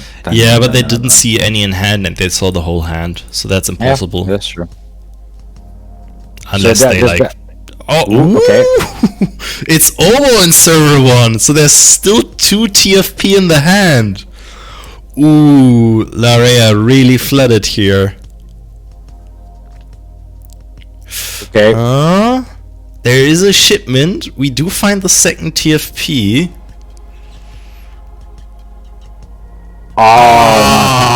Not doing it on the side games. Oh, and you can't really steal the oboe in the remote anymore, because then you can't run HQ ever again. You still try the remote, right? I mean, no, that's an oboe. So if you if you steal the oboe, you can't run HQ for the future perfects. Oh, that is true. But then you can run them in the remote, right? Yeah, this is such a tough spot, right? I mean, I think you have to, right? Yeah, obviously, but it sucks. and then if it's a Kakugo, you can copycat. You can segue into copycat into it. True. You do have that option. Yeah, you need to run now. You can also do this to get into HQ. I mean, this isn't too bad, right? Unfortunately... Wait, actually, do you not get pinged? Do you dodge the ping with copycat? No, don't think so. No, it's whenever you pass an ice and both conditions happen at the same time. But then the effect... No, it still works, right? Yeah. Well, we'll see in a second, because I think that because the first one was just check our archives to keep the runner on. Okay. So yeah, it doesn't look like that's how it works. Unfortunate. I thought it might work because like the runner gets to make their effects work first. I don't know. Yeah, actually, this might be something for Lost Geek to look into if they shouldn't have taken a damage here. Because it's a very weird interaction. I know that there's like... Okay, they just scored this here. But I know that there's like way to dodge like Anansi with some effects like this. Oh wait, Anansi was something that you couldn't dodge, but other effects like if you inside job a toll booth, for example, you obviously don't pay the money. Because both inside job and toll booth are on encounter effects, so both go pending, but the runner effect happens first.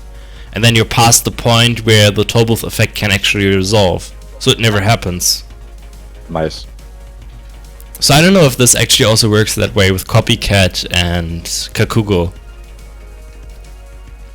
I don't know either. Do we wanna watch the other? There's a shaper deck in the other side. We should watch the other side. Oh yeah, we didn't see any shapers. Yeah, we definitely want to see the other side then. It's Chaos Theory. Yeah, classic shaper, as classic as it can be.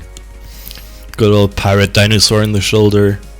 Yeah, but yeah, for that. So for the last game, you were right. It's the decision of like, do I never run HQ again, and steal Noble here, and then try to hedge, but then whenever a Kakugo is in R&D, you're just blocked out of your server, I guess. So it's unfortunate. We see Gabali, of course. It's easy splash and technical rider. I mean, it's not even a splash. We're in shaper. Yeah.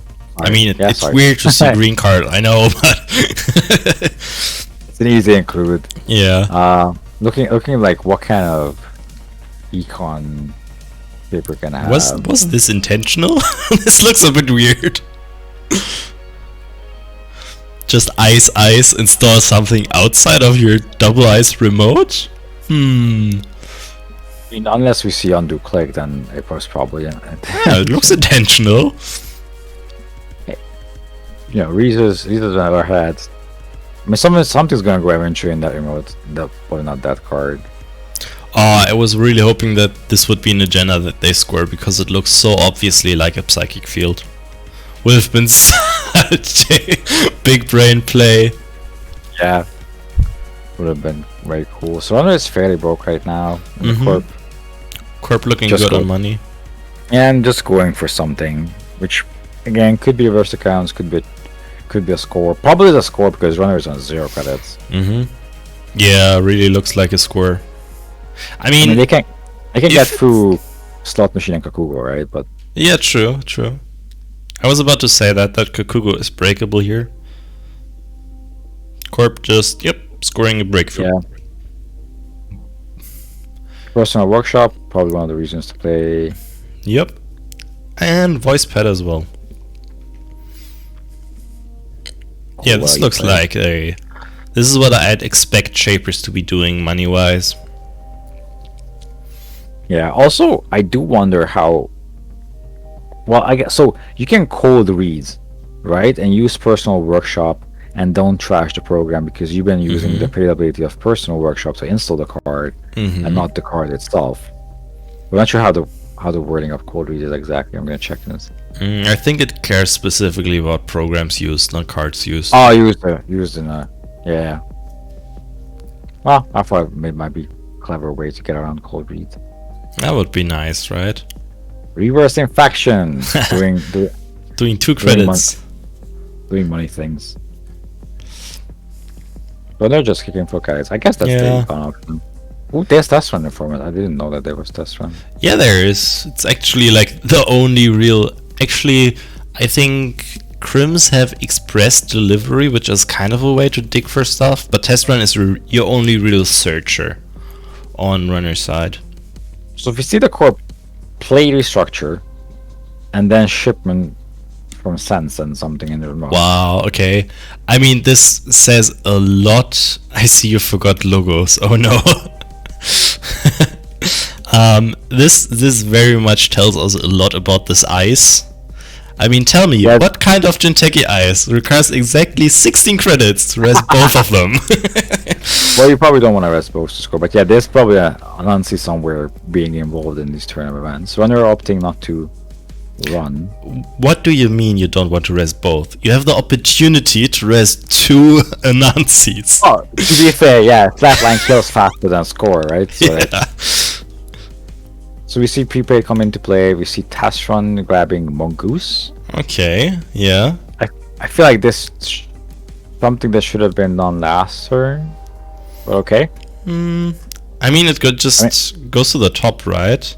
Yeah. So I mean, it it's- would have been cool to get Mongoose and then run the remote and steal whatever. was True, in the yeah. remote. You don't get use out of it right now.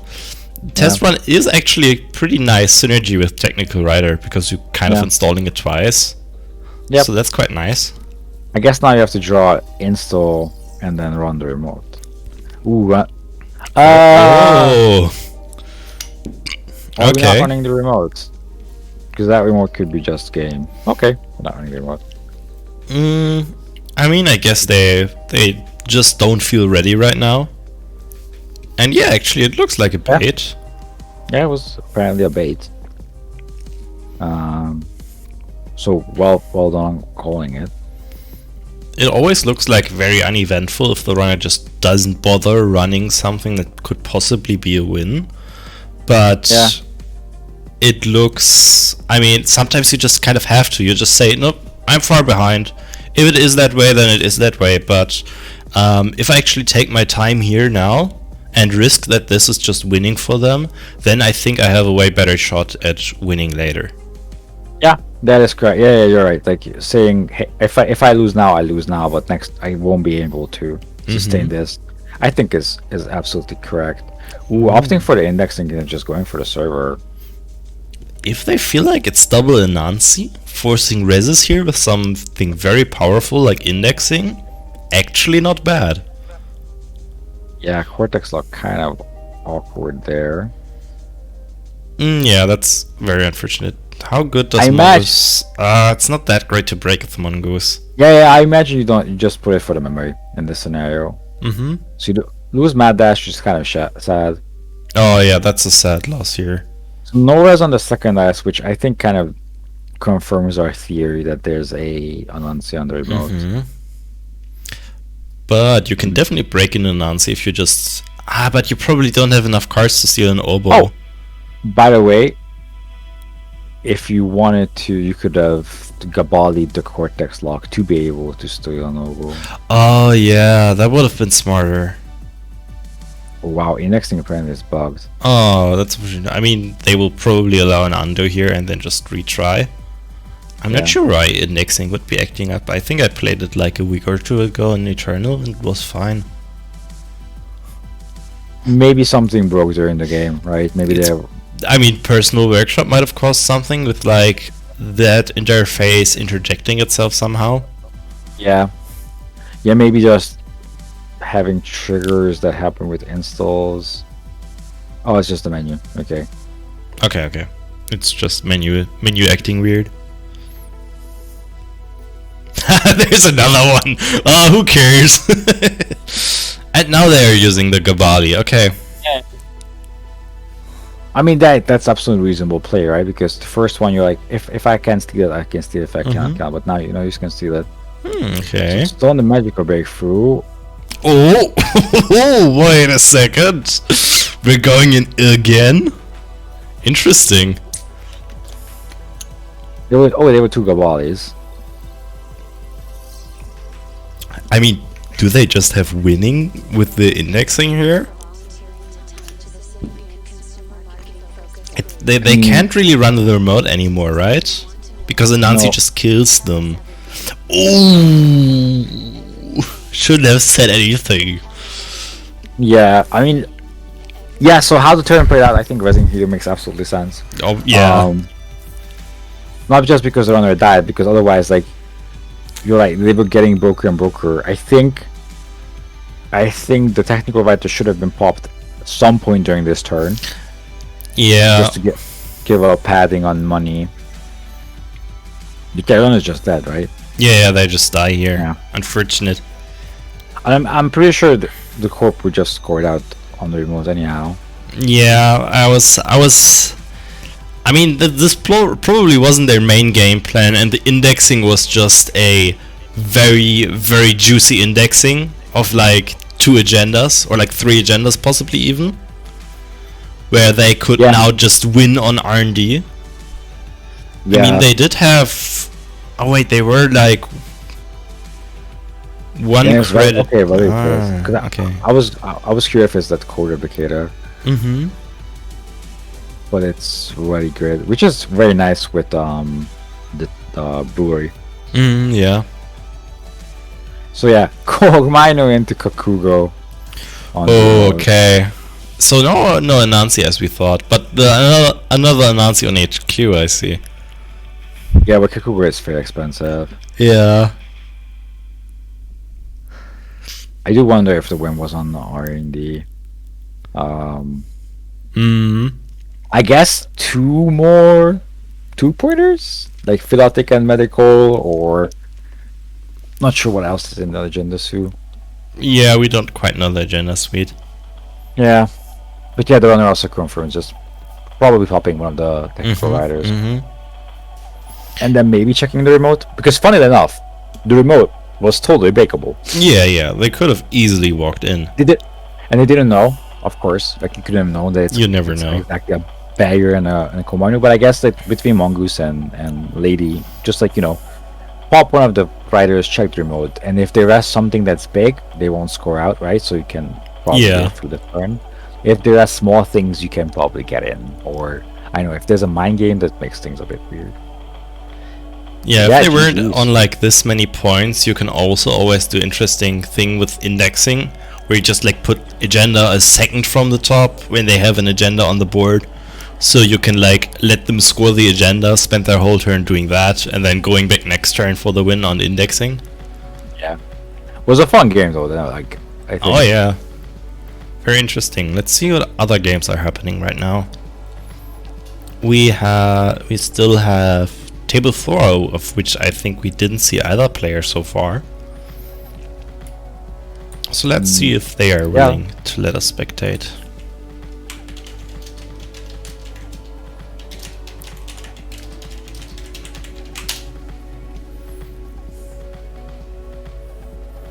There is some very interesting stuff going on here. We have another ID we actually haven't seen at all today. And I'm sorry, we finally see Baba Yaga. Because Baba Yaga is in the format. yeah. And Baba Yaga is a great way to get around the limitations of the central breakers, which are very efficient breakers, Dan. Oh yeah, that actually looks beautiful, all three of those assembled on Baba Yaga. Yeah. The problem with it, of course, is it's very, very vulnerable to trashing Baba Yaga, but otherwise. Ah, that will never happen. And then we see Nisei Division, as you mentioned. I assume there's Future Perfects involved? There must be, right? We also see Psychic Field 2 in the bin already. Yeah, so Psychic Field has must have happened. There's also Mind Game in the format. Oh no, we might have to read Mind Game again. That's too much Hopefully. text. Hopefully we do not. We do not have to. I think there was, well, not in the format, but there was some kind of infinite money combo with Nisei. Where you just have like some way to infinitely Psy Game or something like that? Where you just I like think Mind Game into Mind Game? Yeah, I think if you Marcus Betty, it fires something that puts back Marcus Betty. Yeah, of course, like the current, like which is currently available in Startup and Standard with like Ansel and Ganked. Similar situation, Yeah. right? Ooh, medium coming down. Judge? Okay. They got their their That- memory in order. Sad passport. But also deck has feints in it, Oh yeah. which with emergency shutdown, I assume, for the combination. We do see one of those in the bin, yeah. Yeah. There's misdirection as well. Interesting include. Not sure. Is Dana again? maybe the one person who's playing NBN on the other side? Usually you take you against yourself Oh, more than against anything other, right? No, she's on Tenon, but yeah, I understand what you're saying. Situation still seems a bit dicey, but I mean, she had the full breaker suit. Now code gates are a problem, but they're not a good Jinteki code gates in the format, right? As like at least from the ones we've There's seen. Mind Game. And Yagura. Those Yeah, are the ones true, we've seen. true. Yeah, we've also seen Inazuma being rushed, so that's also in the format. Mhm. And there's something called Shiro, which I haven't seen in my life. Oh, it's like the building, right? I've seen the Yeah, is it- artwork, but I don't remember the Artwork- text. Artwork looks gorgeous. If you look at the top 3 cards of R&D and arrange them in order, is one subroutine. The second subroutine is you may pay 1. If you do not, the runner breaches R&D. They cannot access cards in the route of R&D during that breach. Weird. Yeah, weird. Classic weird Jinteki eyes. Yeah. So even if they run HQ and you don't pay the credit for the subroutine, they just randomly breach R&D. Mm-hmm. Yeah, It that's sounds not... amazing if you have medium. That's Oh yeah, true. That would be pretty sick. But yeah, usually like all the code gates usually don't end the run. Like the most played one is probably Slot Machine, which is annoying, but it's not like you're gonna break that one very often anyways. Yeah. Although, okay, so So the numbers on all the cards combine to the fact that you can pay 2 to pump by 4, because that's the best on them, and then you can. Well, I guess it's a similar situation of like you either lose fee or pay fee. So that one is neutral, but then if the corporate gain fee credits, you can break that for 4. Yeah. Where that's relevant. Probably not going to be relevant in this game by the looks of it. Yeah, it doesn't look very relevant here. Lost Geek bringing us breaking news. There was a runner split. Sad Stung obviously following up with the mod with a very reasonable question of, was it an ID? Fair enough. Fair enough. Well, things just happen. Like again, runners can win games. And it was apparently Sonny beat Tannen and Alice Merchant beat Harmony Matek. So, so that can happen.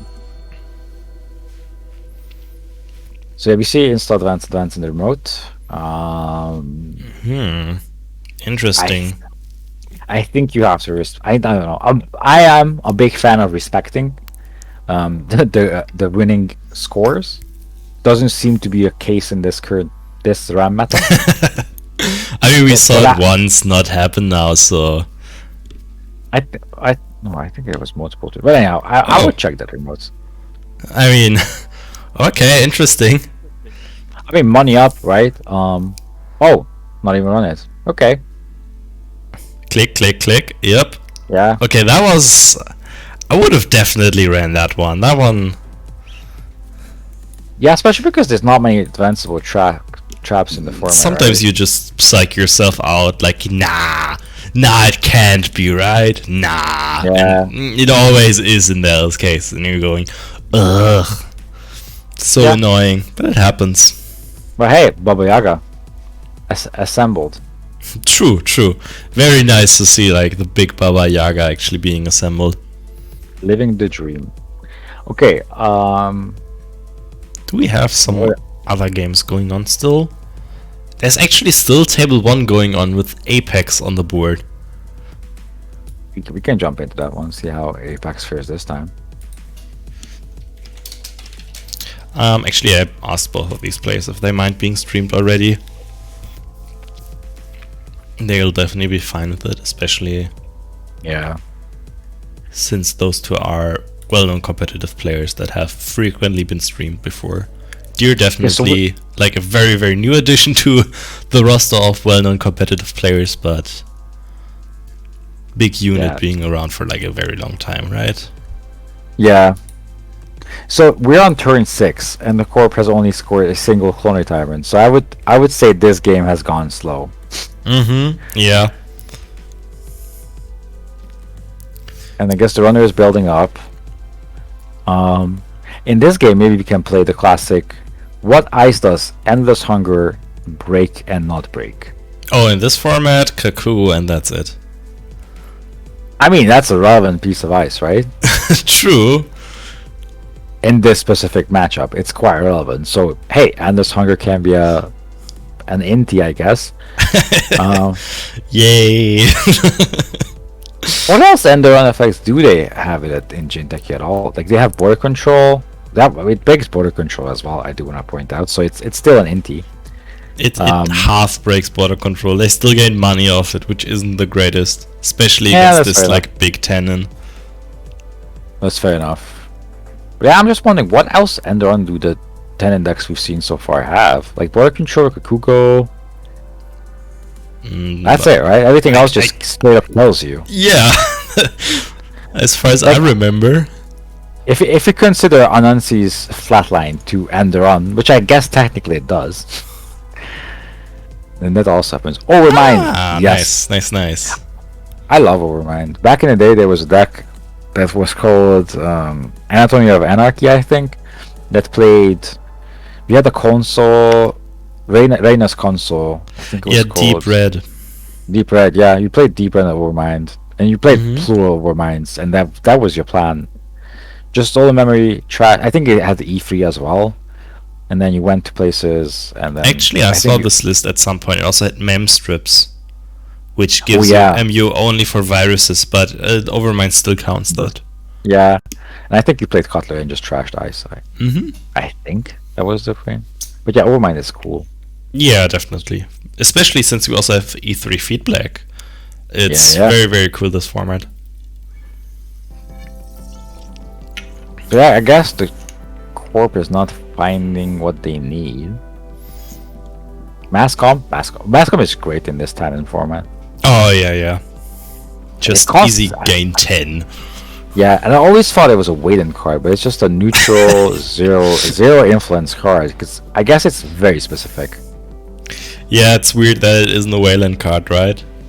Yeah. And also, it doesn't cost influence, but I guess it needs some setup. Like, it needs cards to align, right? To be as strong as it is. Mm-hmm, yeah. You see a new card just in server 2 chilling. Could be a Psychic Field. Yeah, it feels like a psychic field, right?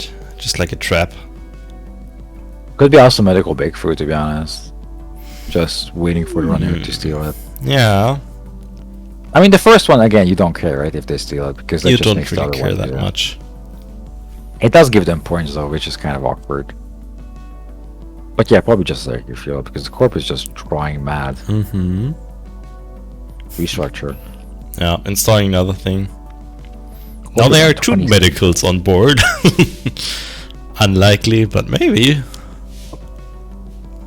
I mean, allows the third to be scored. But yeah, I don't think you want to lose 2 medicals in this. No, in this no. deck. Losing 1 is fine, and probably that's the reason you don't install it, because if you give them 1, it's way more likely that they steal another, right? Well, not the more likely, but you know, it just makes the scenario where they have 2 instead of 1 a bit more likely. One thing to be aware of is Apex has APOC. I assume most likely in the deck. That's why you have Overmind, because Overmind is kind of temporary, but it's good for APOC. You can't just So- let them sit like this forever. Yeah. Oh, But yeah, yes. if the big unit manages to money up and, you know, fire off with APOC, then this seems like a golden.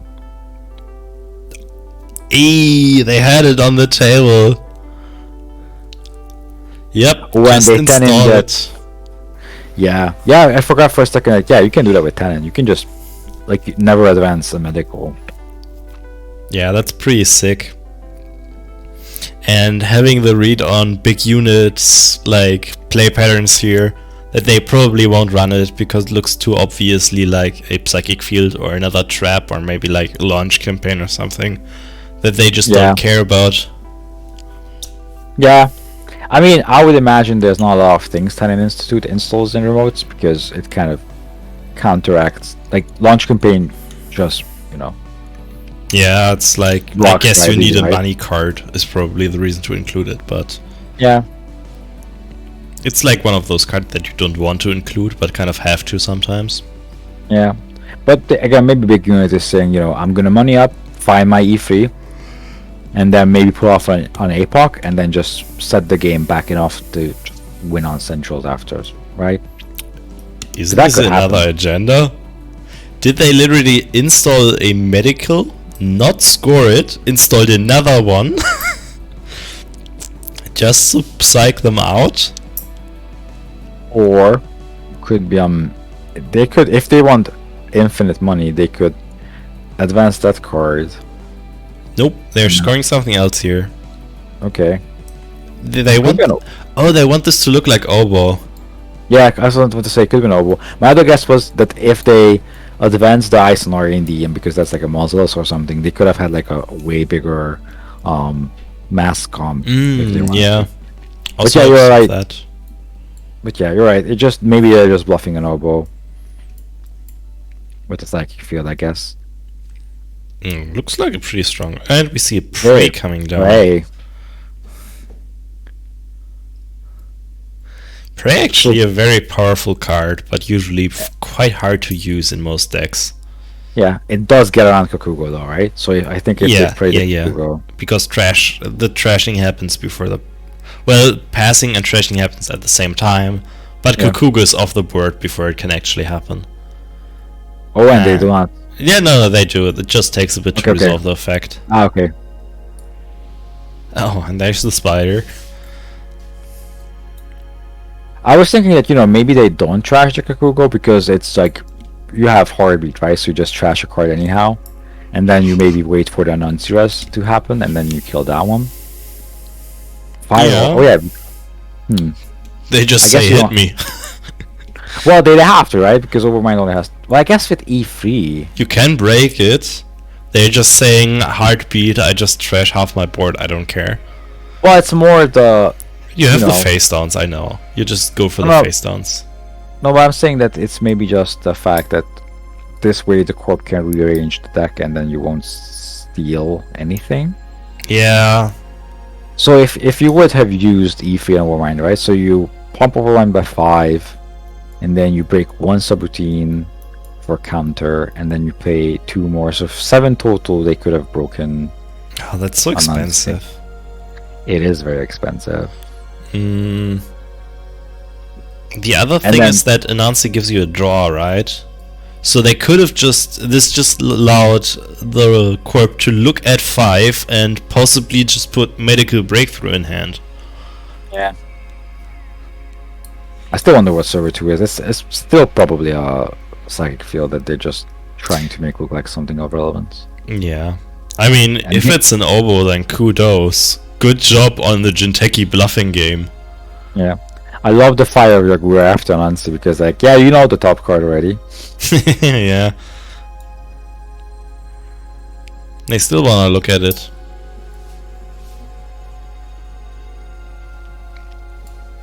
And yeah, Runner doesn't steal anything, of course. Wait, we have 3 clicks left. Maybe this is an Apoc turn. Oh, Maybe this true. is an Apoc turn. Oh. Maybe. Okay, so wait, so how does? So if they mind game on R&D, that kills the Apoc, right? So you have to break the. Yeah, I When think so. And the cool thing is you can just face tank the Marcellus and then trash for net damage. Yeah, Heartbeat really helps against this Jinteki to just land an APOC. You just tank it all. So you have the ability to break one more ice. So yeah, I guess this is why they just tanked the Anansi. No, this is actually... Yeah, this makes sense. Yeah. I wonder what the second ice is. I don't think you res here, right? Because you're wasted enough money at this turn as well as is. Yeah, they don't bother. And by Oh! What? Wait, you can use the hosted virus counter gain 1 credit ability on cash? Without counters? No, there still was a counter on it. Oh, they left it there for the cold read. That's genius. Yeah, that's pretty smart to get that in the bin instead of turning it face down. But also, it allows you to use Overmind on the archives if you want to, for any reason. Yeah, that's pretty sweet. But probably you don't, right? Because the tag doesn't matter, the credit doesn't matter. Yeah. It's Pretty pretty... than that damage. That's some pretty big brain play though. I mean, To do it Big like Unit that. is an amazing player, so he had his mind on this Apoc run, I guess, for turns now. Oh, there's Shikyu. Shikyu, nice. How much money do you put into this Shikyu? Ugh, you could put in 7 or something like that to guarantee it, because actually you need to put in 8, I think, so that they can't APOC you if they pay it.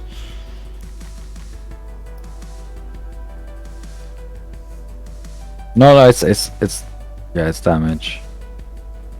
No, I think the problem you can't Shikyu enough here, right? Because you have to Shikyu for more.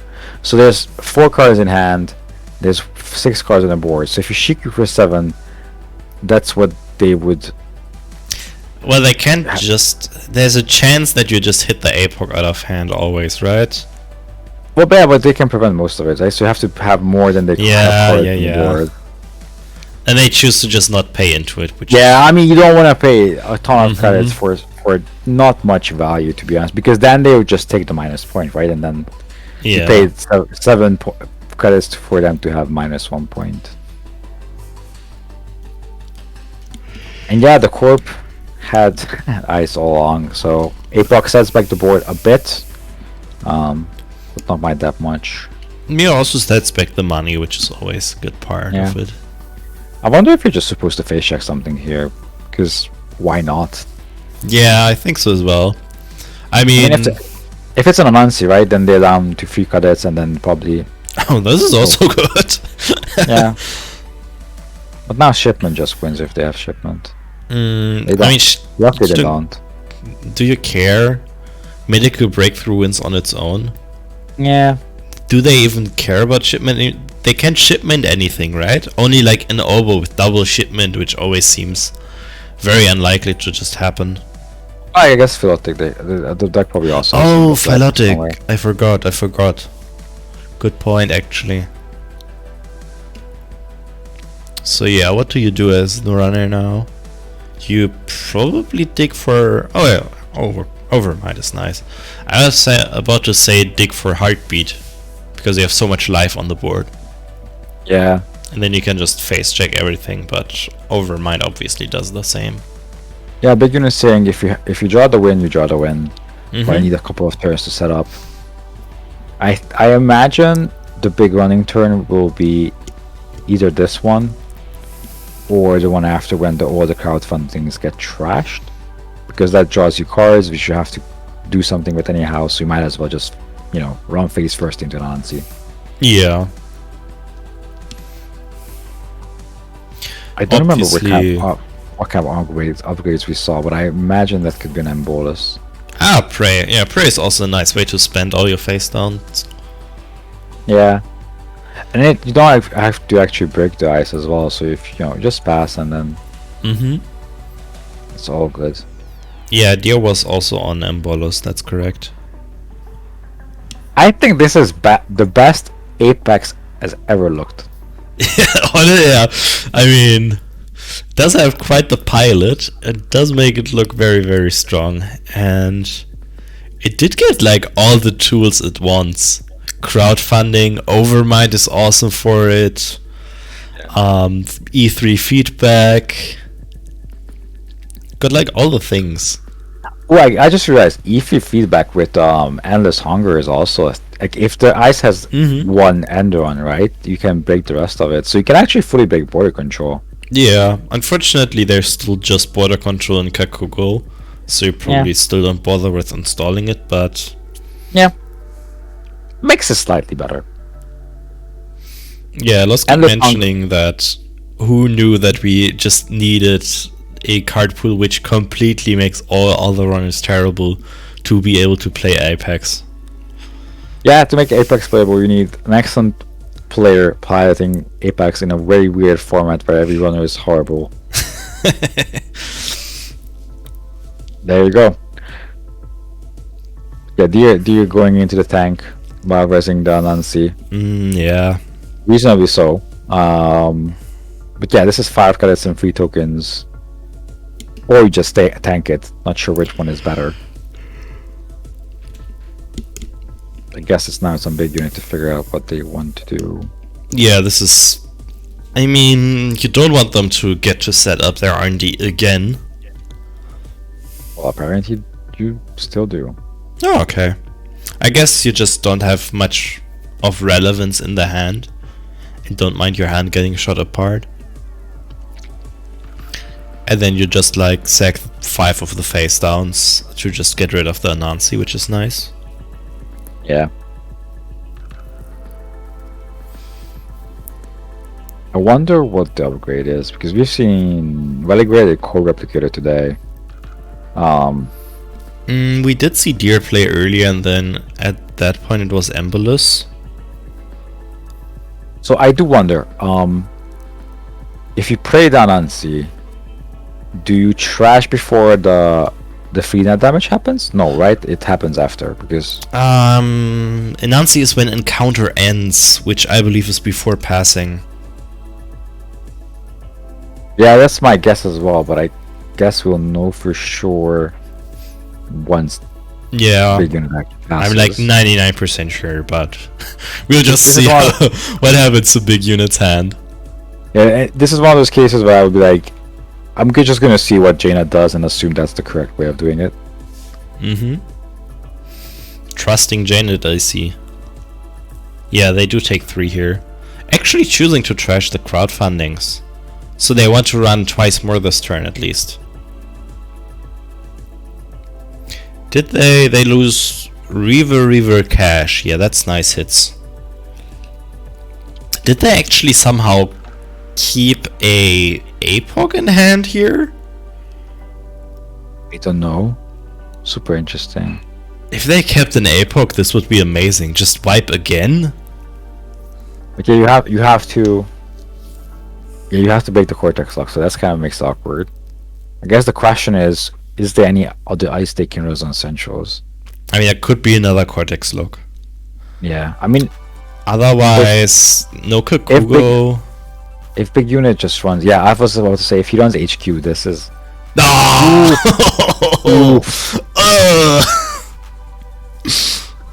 That is so sad. By the way, another ice technically broken by Endless Hunger. Fair enough. Fair enough. And I That's find a sad- Inazuma. Oh well. Yeah, that doesn't Right. tell you anything. But I think you're right. He was definitely going for an APOC turn. Mm-hmm. I mean, Oh my god! Imagine if that's mind game. oh, oh god, mind game. Both on only 1 credit too, so it's a Yeah. true 50-50. There's 2 Shikyus in archives. Ugh. I mean, you can't pay anything for it, to be honest. No, obviously not, but it's still very annoying. Also, Shikyu, one of those weird cards that triggers from archives, but not from R&D. Yeah, all the traps which are in the format right now don't trigger off R&D. The other one is pretty much Psychic Field, right? Yeah, I guess that's why they always embolus R&D. True. Oh well. Man, that APOC turn was sad. Oh yeah. It would have been so amazing. They Yeah. actually got an APOC off there after getting hit by the Nancy. I do wonder though, like if you do intend to APOC, I mean, I guess you lead with Prey to get rid of Kakugo. I don't think they were planning on APOCing. They just prayed and it happened to happen that way. And they just opportunistically used like the situation that came up. Yeah, that's also something could potentially happen. So there's one more Overmind in the bin. So there's probably one more in the deck. Most likely, yeah. There's guess- also one more Endless Hunger in theory.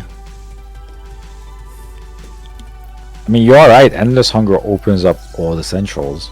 Well, R&D and HQ. I mean, good enough. Yeah, What else do you want? not much to be honest. Just gaining some credits here, okay. So Subliminal Messaging comes back. Isaac is advanced.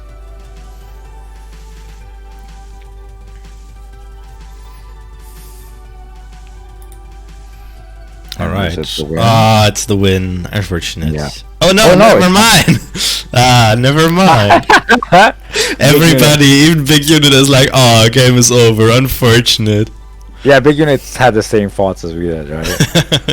It's But yeah, just- now there are 2 cards in the deck that just win the game on spot instead of 1. Mhm. I mean, I think you're right. If Big Unit can just rip a Endless Hunger, slam it down, run HQ or India bunch, I think that would put him back in the game quite well. Yeah. Let's click through a few more close prompts on Shikyu here. It just doesn't do enough right now, so they will never really pay into it. I mean, you have one floating credit if you really want to, Yeah. but I don't think that's enough, right? No. Unless, I mean, you can be cheeky and put one into it. If you assume they have an APOC in hand, Mm-hmm. spend 2. Okay, so you do want one floating credit. I assume the input is somehow bugged and they are typing it because of that. Yeah. But the weird thing is, if you spend 2 credits, right? You need 1 credit. So you need 2 credits to score either medical or clone retirement. Mm-hmm. So now you're down to 1. So you can't do either. Oh, there's an oboe in the bin, I just noticed. So that was discarded at some point. That's why they are spending 2. That makes sense. Of course. Yeah. Because if they spend 2, they're forcing them to lose this now.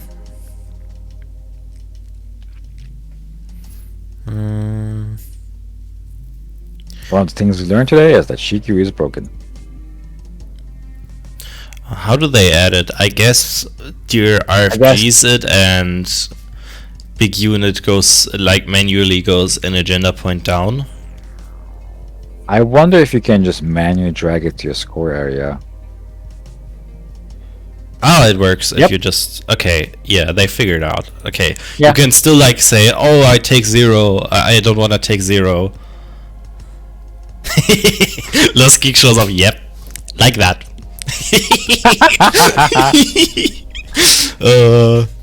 How do I do the thing? I figured it out. It's like you're IT tech guy and someone asks you a question and you walk over and they go, "Never mind, I figured it out." Just like, great. Nice, I get to walk back now. I love to help. So something relevant is that there's 5 minutes on the clock. Oh, we're quite low on time, okay. So that makes the board state look very awkward. Okay, cracking in here. Yeah, that's fair enough. Kill the Overmind. Mm-hmm. And I know, is it equal to the strength? Okay, so you have to trash 4 cards. Yeah. I guess Wait, why are they... Oh, I know what they're targeting those. Huh. Wait, but how are they getting... Wait, No, I what? don't think Big Unit is doing an APOC. I think they're just gonna run 3 times. Okay, And I those guess.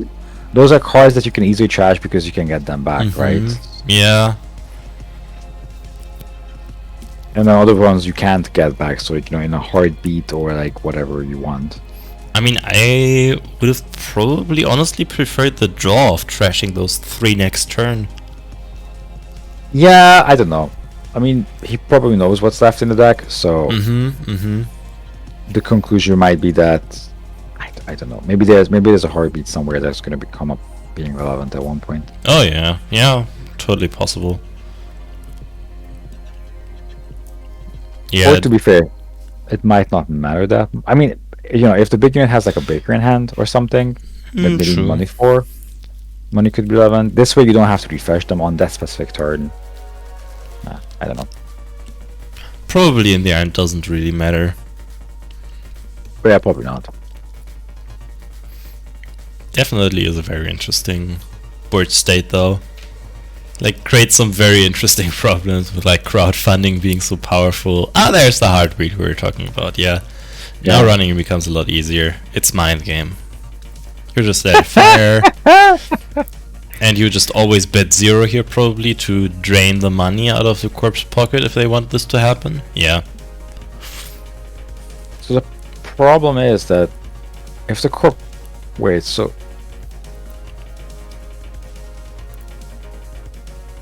So what happens if they bounce you into the Cortex Lock server? Can you jack out? You can't jack out before encountering the Cortex Lock, right? You can just bottom a card. right? If the runner choose another server, the runner is now running on that server. Possibly. Because I think I'm you know, not that's sure, just- honestly. Because I think that's just I think that's the way it works, and that's the way, right? Yeah. Okay. GG. Because in that case, that's just beneficial for the runner, right? Because big unit can put back the overminds. Yeah, true. Yeah, Lusky confirming in chat that they can jack out at that point. Okay. Because I was, the thing I was wondering is, there's always the first ice on that server, right? But I don't know how that works. But yeah, GG's. Very, Again, very well played, yeah. Apex Both looked sides. as best as it ever did, to be quite honest. Yeah, big unit mentioning that side imbalance hasn't been the best. Yeah. So this was the last game of the round. And timer is almost done as well, I imagine.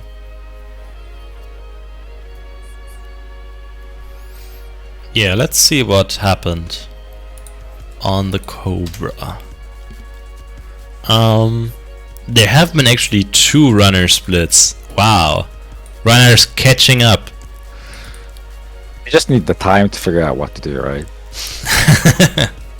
I mean, this meta is definitely harder for the runners, so I guess and there's no practice with the decks really before, so you need to like figure out the play patterns and understand what the corps are actually doing and what kind of cards you have to be aware of. So I guess that just need time to get a bit better. Still, I think still the format is probably corp. Yeah, even after a lot of play, you would definitely come to that conclusion. And yeah, just like jumping into a new format, the corps are always favored because people don't know what the corps are doing. It's not like, oh, it's another. I mean, you kinda know, right? But not really. Yeah. No, but like I assume there are metas where the corps are just horribly behind, right? And then or maybe the runner's plan is just so strong that it doesn't really matter what the corp does. But yeah, you're right. Like if both players don't know what's going on, that favors the corp. I mean, there's a specific combination of RAM which happens surprisingly often, which usually results in runner favor, which is Lysa minus tag punishment. Yes. Yeah. And then it's just like, yep, I draw 2 every turn. And I think there was even one where there was Lysa, crowdfunding, and turtle.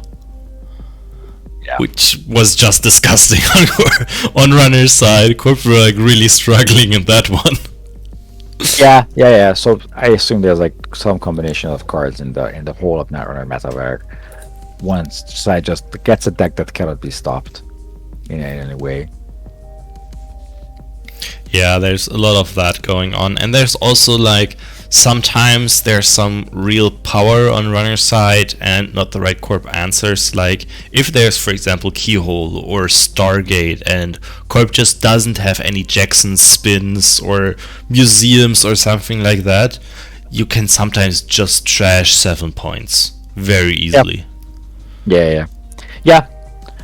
So yeah, but yeah, RAM is a format that like showcases like you know what cards are in the meta, right? So it's public information, and you build a deck, but the decks are haphazardly built, so a lot of time you don't have the most optimized tools at your disposal, and then you have to figure out, okay, out of this big pool of cards, what am I facing actually, and what is the other side trying to accomplish? Yeah, So, definitely. Super interesting. Okay, we have the standings for after the Swiss. We see Deer in first place with 18 points, Big Unit with 15 in the second, and Armin Firecracker getting on the third place out of the 12 pointers because there's 4 people on 12. So That's congratulations to them making the cut. That's some big SOS, 3.25. Yes. But yeah. Yeah, I mean, this is the most impressive. There's a 2 here and there's an Apex here. Obviously very much carried by this biotech. Only 3 points, or 1 game won as Apex and all games won as biotech. But still, I mean, Hey, winning. one game. Listen, one game won as Apex is a lot of games won as Apex, right? Yeah, and then last game wasn't anything to sneeze at either, right? Yeah. Yeah, Big Unit pirated that game accidentally. So yeah, Okay, so we would have, we do have a top 3. I believe we do cut by at top 3, or do we not do a cut? no, we do a cut Okay, of top okay. 3. The game's gonna be 4th place against 2nd place, and then whoever wins that one, we will play against the 1st place. Higher seed chooses sides, and then I will kind of like I'm gonna wait for Losky to jump in because he's gonna take over for the final for the cuts. Yes, Yeah. right now we have side decisions to be made by the one with higher SOS. So Big And Unit then- gets to choose whether they want to corp or run here. And they looks like they chose surprisingly corp. to corp. Very Yeah, surprised. Not that big of a shock. Means that no Apex game. Well, I guess if Big Unit wins the game, they will probably run against Deer. I'm gonna preface with that. So there's if Big Unit wins, there's probably one more Apex game in the funnel. Oh, we actually have a nice list compiled by Lost Geek here of things seen on stream today. Not in chronological order though. First of all, Silhouette exposing a psychic field last click, losing the Psychem, and then dying to biotech flip. Yeah, that was glorious. Secondly, a Baba Yaga with all 3 central breakers on it. Yeah, I mean Just- that looks so clean, right? Like field. Holy Trinity assembled. Yeah. Raising Psychic Field, take your credit with Spark. Yeah, that happened. That That's was the- beautiful. The fantastic interaction of Archivist and Clone Retirement, like that turn of scoring Clone Retirement to remove a bad pub and then getting another trace for another bad pub, but then the runner didn't have enough money to win the trace. That was beautiful. Yeah, there's also Teleparole actually doing things. No one knows who we're talking about, by the way, but that is a existing Netrunner card. I'll quickly pull it up. Teleparole. For anyone wondering, this is Teleparole. No one knows what this card does because I've never ever seen play, but it turns out it can do things. It did actually give the Corp a bad pub. And that bad pub that's was correct. used to play 2 or 3 blackmails to win the game. Other stuff we've seen also is Tenon gaining 14 plus credits from Masscom. In a single Masscom, by the way, not in like multiple Masscoms. There was Yeah. yeah, that's like, wow. I I mean, mean, I want to say Masscom having 14 credits was usual, but not out of 10. definitely not out of 10. We did see another Trinity assembled. This one actually I guess, four-man Trinity. In Gingerbread and all 3 Pancha Tantras on the table. Another point is a meta where crowdfunding looks like a questionable include. No, it's not. I mean, not really, but the Technoco did make it look a bit weird. And I mean, it's not the technical, more the whole meta be saying you won't run my yeah, centrals, that's true. and I'm not making remotes. Like, it makes it weird, makes it very awkward. Yeah, and lastly, which we saw this game actually, the last one we watched, is specifically leaving a counter on cache to use it during a cold read run, so you don't actually have to trash your program that you used, can instead trash the cache. This was done by Apex, and it was glorious. Yeah, and we have the man right now that did compile this list. Hi Lost Geek, how are you doing? I am doing fine. This was fun to watch. And by the way, the 2 players are already ready and in their lobby, so we just great. need to jump over Let's there. And jump over we're there. ready to go. Okay, I'm gonna jump off, have fun with the top cut. Yes. Thank you for streaming and commentating for this while. Of course, it was fun. It was very, very fun. Alright, see you guys. See ya. Okay, let's see what's up. We have Alice Merchant versus Biotech. I believe this was a very horizontal biotech with turtlebacks and stuff like that, right? Yes, I think so. I guess I can quickly peek at the deck list that I have in some file if I can scroll to the correct line. What, you did not provide like a professional tournament organizer should them with open deck lists?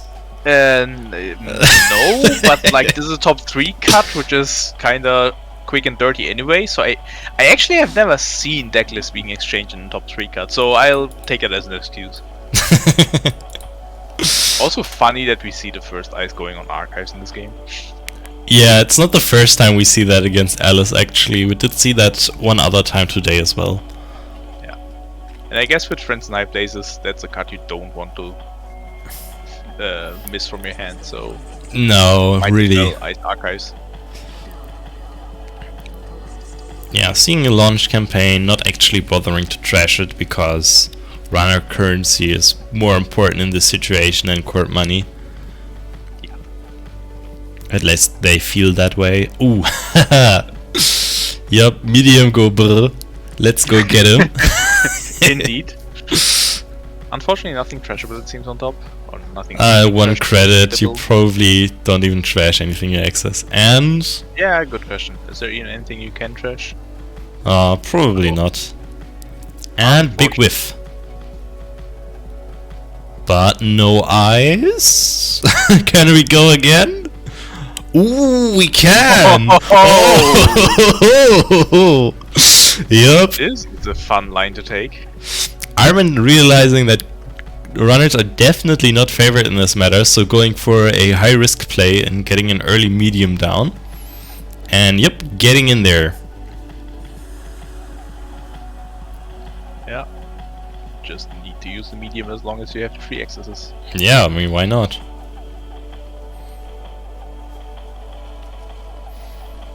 There goes the launch campaign.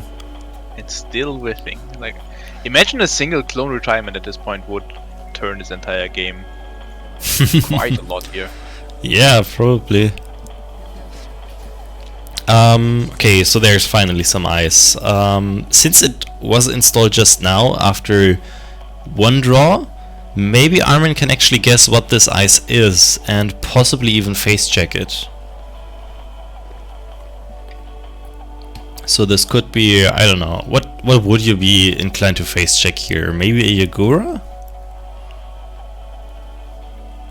Yeah, I think Yagura would be the best thing to face check here.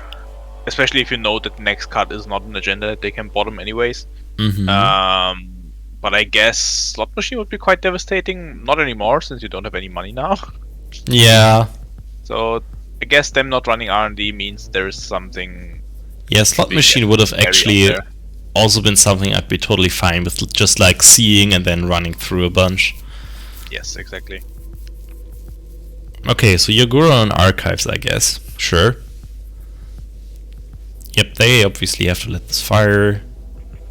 Probably not botting this. And I guess them not running R&D tells us that it's most likely something more dangerous. Maybe it's like a Cortex Lock, a Komainu, maybe even an Anansi that they saw off R&D. So they are very unlikely to be running R&D here. The Breacher, the Breach install could also tell us that it's actually something like a Kakuga or a Border Control. Maybe, although I guess the Breach was just the breaker that they have in hand too. Yeah, that they don't Just want get to down lose 0 to credits. net damage. But interestingly, there's a Slot Machine in Archives. How did that get there? Was this the Alice discard, maybe? Possibly. Because I know that face down cards in Archives are getting shuffled, so you Yeah. don't know which one was the one that the corp actually discarded, but this could very well have been the discard to Alice here, which is also pretty interesting and maybe tells you a lot about the state of HQ right now. Interesting, yeah. Because I'd imagine that the big unit would love to have that ice on some of the centrals here. Yeah, if on the possibly other even hand, Archive. if Shipment was discarded, then, I mean, that's an obvious discard because Runner seems to be just running a lot, right? Yeah, exactly. So I guess it must have been the slot machine that was discarded for Alice, which is pretty impactful. Oh, and this purge is also kind of telling, right? Implies that R&D ice is pretty porous.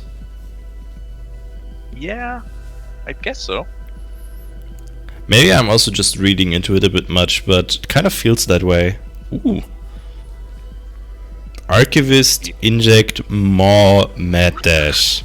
Unfortunately, not hitting a single program here, because I think getting the money here would actually have been pretty good. You did get to play it for free off the prepay, but yeah, not that great. Ooh, but we do have a Charizard.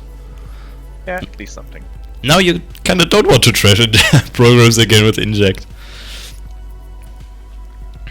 I guess you don't care whether you trash it or True. You draw don't into care it either way. it's a credit either way. Interesting here. This card's more for being a huge Yeah. console. Yeah, more not too Probably not installed surprising. in the next turns. 6 credit do nothing card. Yep, I'll keep this one around. Unlikely. I mean, there's a nice psychic field waiting on server 2, probably. Oh yeah, definitely. Like, gameplay wise it looks that way. I mean, it's a good mod trigger, isn't it? Yeah, it could also as always be the medical breakthrough like we saw Deer do last round. Where Yeah, they that's installed that and just like let it cook and put 10 encounters on it. Ah, money. There's some very good money for Corp here, and Runner has no way of really contesting that. I don't think we've seen a single Turtle Black get trashed so far, because Runner currency is just not quite there. Ooh. Okay, now I guess this... the only situation in which you don't take this over is probably when you have a Mad Dash in hand and take it next click, because I feel... They do have a Mad Dash. We know that of Inject. Oh, that is true. Yeah, that is actually true. So they never trashed this, and now they Mad Dash it. Oh, this is actually really nice for them. And this install also tells us quite a bit about HQ, doesn't it? Yeah, I think it does. Obviously losing indexing here hurts, but if HQ is where the agendas are, then maybe you don't need it. Yeah. This looks weirdly alright for the runner. Yeah, so Although I presume that the HQ ice is actually something that is pretty hurtful to go through. yeah, something substantial. Alright, so we're creating 2 more remotes, so server 5 is probably nothing relevant for the access. But Armin is like now quite ahead on points, obviously behind on everything else. Okay, it's an infrastructure, yeah, no. Nothing to really do there.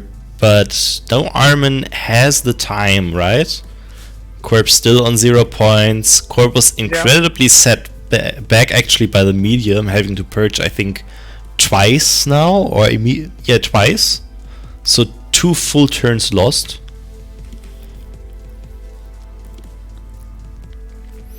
So yeah, they kind of get to like sit back more or less and set up their money and hopefully find their Sentry Breaker at some point, possibly with an indexing, and then hopefully fish the win of R&D. Yeah, it doesn't look that unlikely as it did a few turns ago. Yeah.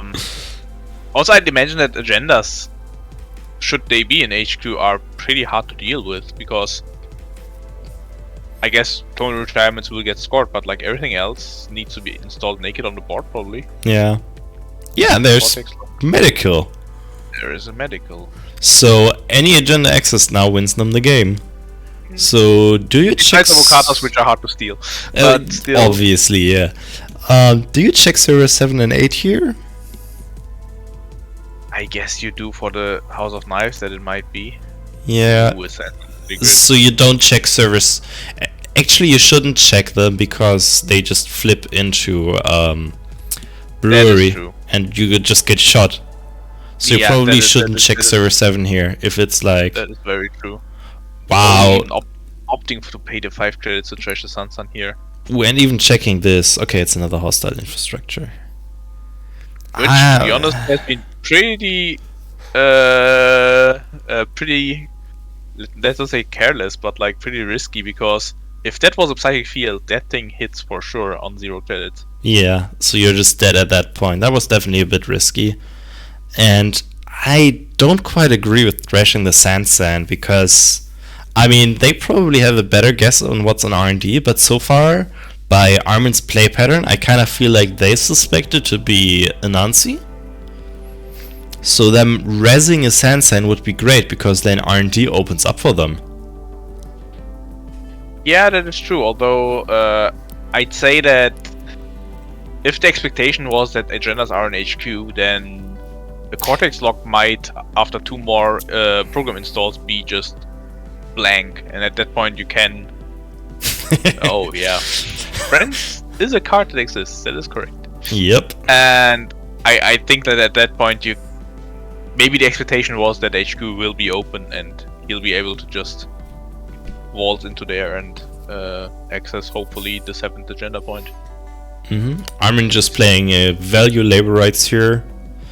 Yeah, totally reasonable to just recur a bunch of this ice destruction. So far they've marked Run Amok, and Parasite back into the deck. Although you need to keep in mind that hostile infrastructure actually triggers on all 3 of those, so... Yeah, that could be hurtful.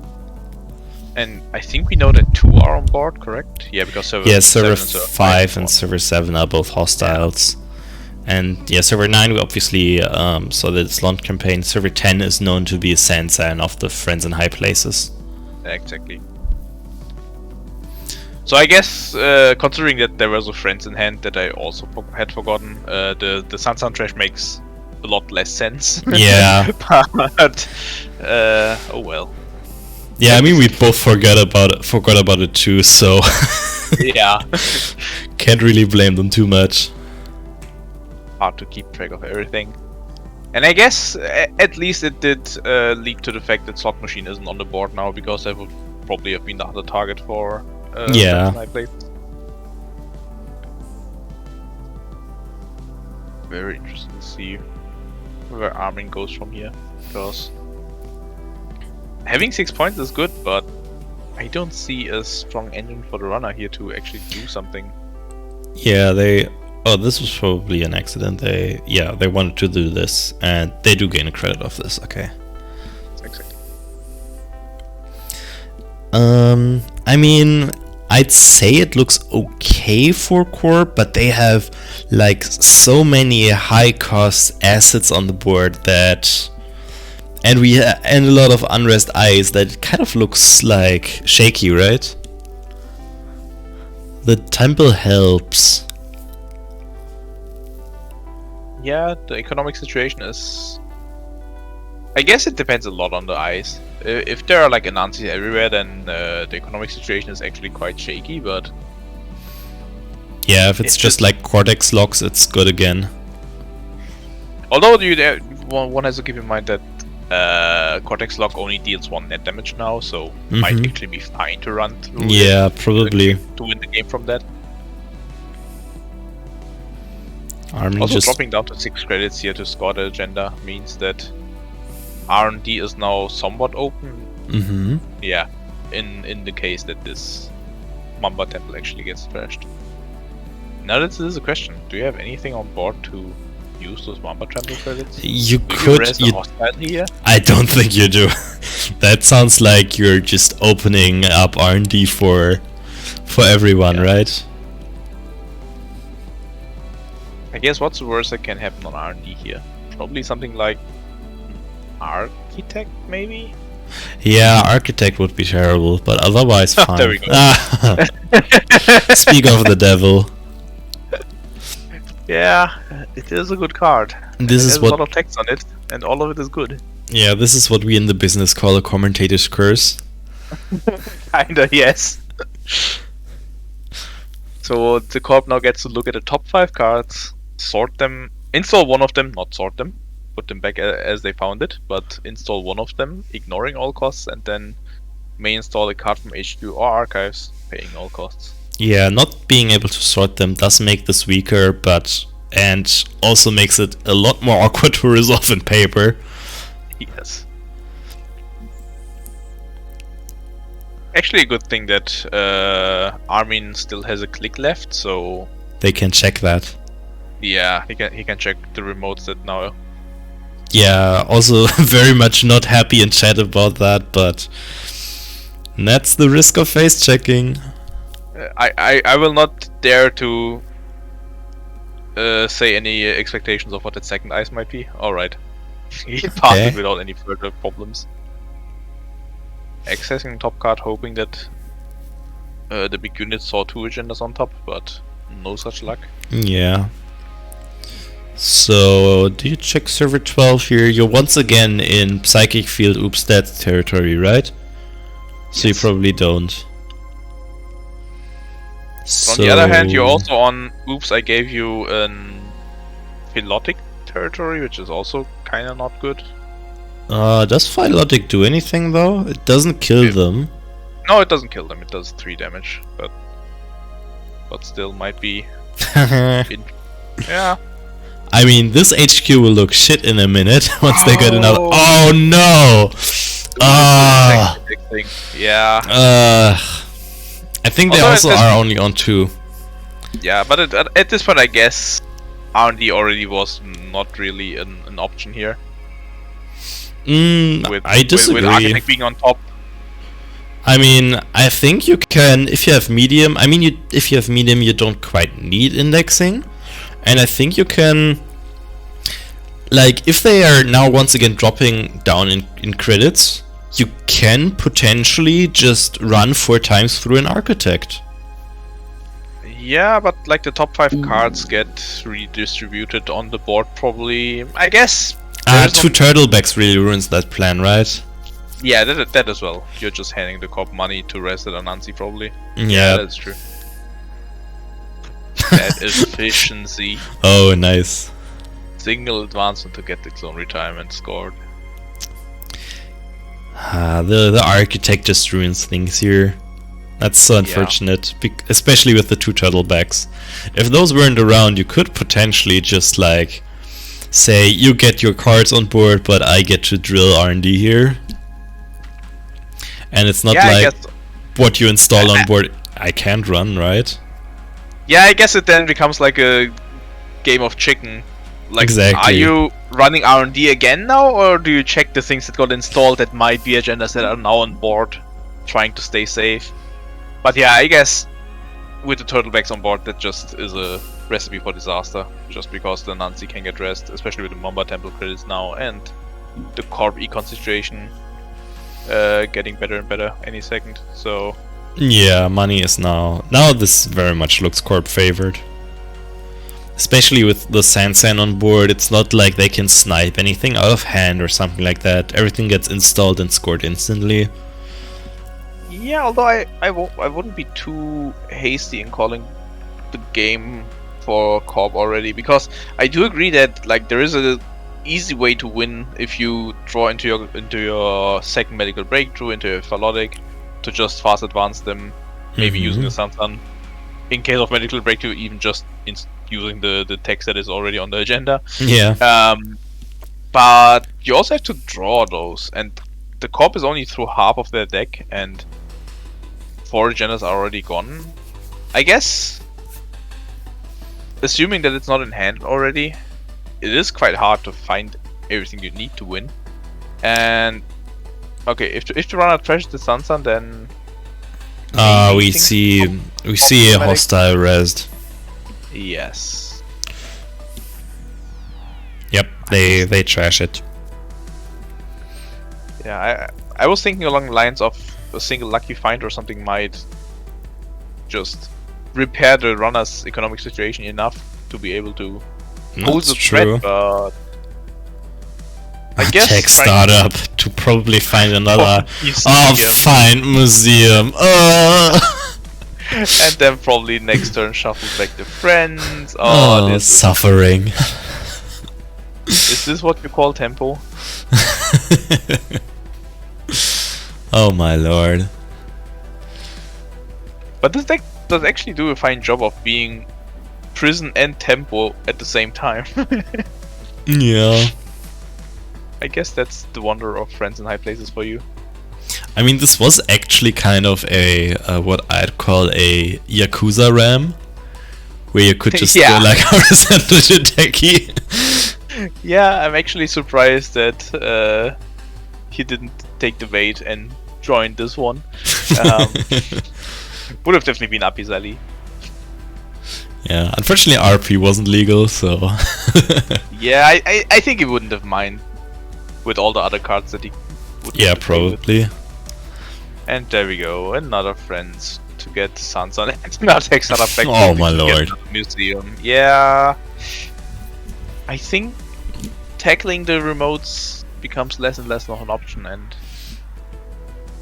I guess the winning line is to somehow get through R&D or get through HQ. The third piece of ice on HQ might also be quite telling.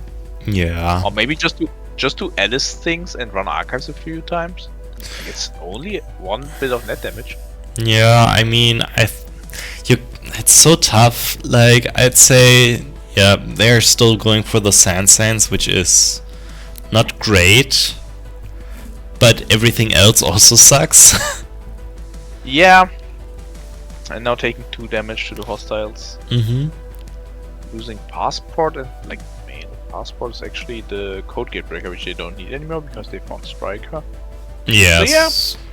Also interesting that he's splashing 2 different Code Gate Breakers in Striker and Passport. Interesting decision there. Yeah, definitely. Probably felt that Passport was necessary against something I can't quite feel out yet. It's like not that much better number-wise. It's Striker. It's just a lot cheaper to install, I guess. Yeah, I guess the install cost is pretty much in favor of Passport. Alright, so we got Museum shuffling back Friends and the runner on 0 credits. Let's see where this leads us.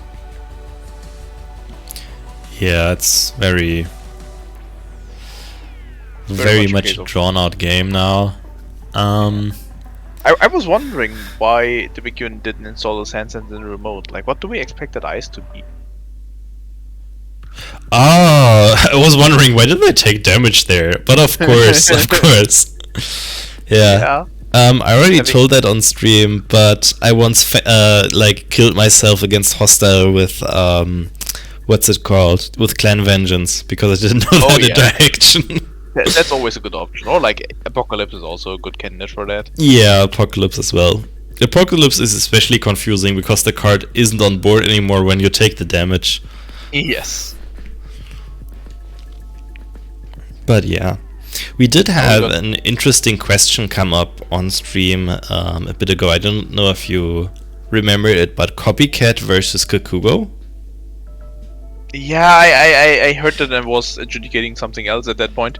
Let me think. Copycat. Because What does it actually do? Copycat, when you pass an ice, you can choose to, I think, just sack it, and then you can put yourself on the position of the same ice on another server. Let's say another copy of that ice on another server. Yeah. So, and Kakugo says once you pass. I don't know how the trigger actually works.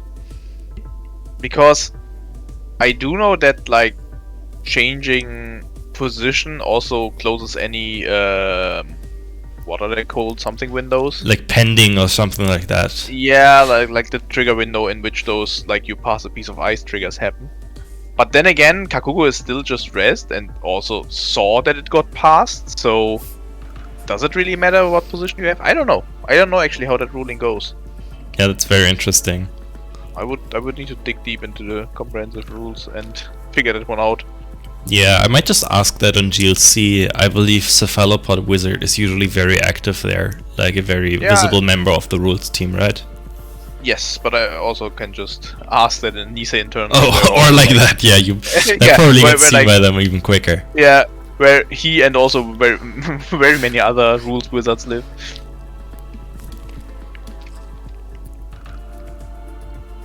Oh, what's this ice now that we are running this? Ah, it's Kakugo. Yeah, that's an AP, right? Yeah, it is. So they still take 2 damage even when breaking Kakugo here. Actually 3 damage. This is just a Nancy trigger. You're just eating an Anansi trigger here. What the fuck? Wow, that sucks. Anansi has a lot more text on it, but still, Yeah. this is quite a lot of damage.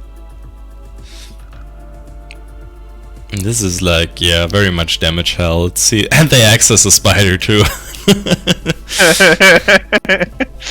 That was a very good themed run. Yeah. It would be nice if they can find a parasite for this Kakugo now. Because then they can just run HQ for free. But that being said, it's not like... I don't feel like there's a lot more to be gotten in HQ.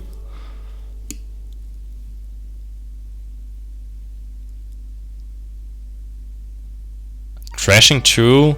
Oh, probably just... Yeah, you don't need those 2. And yeah, probably... I mean... I'd say probably just put down Spider there. It's like they're like now very, very safe. They have everything res, they have museum going. Yeah, this looks like a very comfortable board state now. The runner Though needs to get like really lucky here in accessing an agenda somewhere. I guess it also depends on what the ice on archives is. Do we know that? No we don't. So, I guess Alice pressuring HQ might still be a thing, but I guess there's also a lot of chaff in HQ to get rid of. Yeah, Also, you don't even... Okay, and they're shuffling back a Sansa now. Yeah, this is very tough.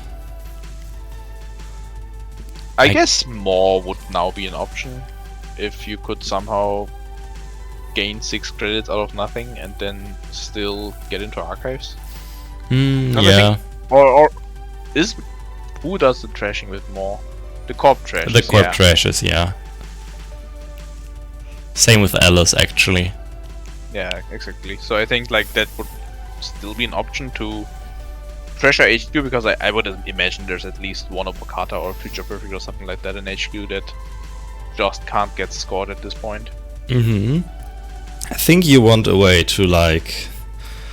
this is so tough. Okay, so there is more now. And they do get to like keep finding another museum here. Nice, beautiful. Unfortunately, we can be like fairly sure that there's a Nancy on R&D with 2 unrest ice there. Otherwise, Yeah. I'd still like try to do the medium dig through Architect, even though it sucks.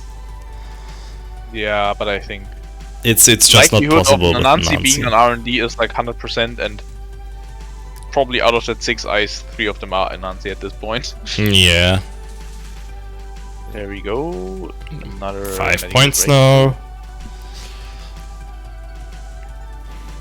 Yeah, and Corp just gets to like funnel agenda straight from hand into square area now. Probably Yeah. digging for their... what I imagine actually is a one-off Sansan here. With this much Yeah. recursion. I think so, with this much recursion and also like the inf cost on the Sansan, that does make sense. Although we didn't see much foreign influence here, we only saw the slot machines I think, and the architect, so... Might also have No, we also saw Friends in High Places show up, which they probably are playing 3 of. So that's yeah, 3... but that thing cost 1 influence. Yeah, Yeah, slot machines are that's- 1 influence, that's 6. Oh my Architect god, slot is on also... number. I forgot that slot is Yeah, 1 but- inf. But there's still not enough space for 2 Sansans, I think. So, one Yeah, they Sansan. probably are playing a few more architects or slot machines. So that's like 9, 10 in total. There Oh, you go. speak of the devil. We get to Yeah, friends that- again. Let's recur. Yes. By the way, Second power plus up. 2 credits of playing friends.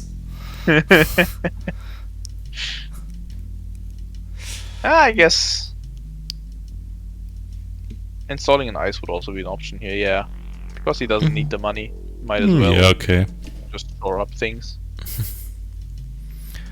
So Tech Startup only can only find assets, so they can't find the Sansan with this. Unfortunate.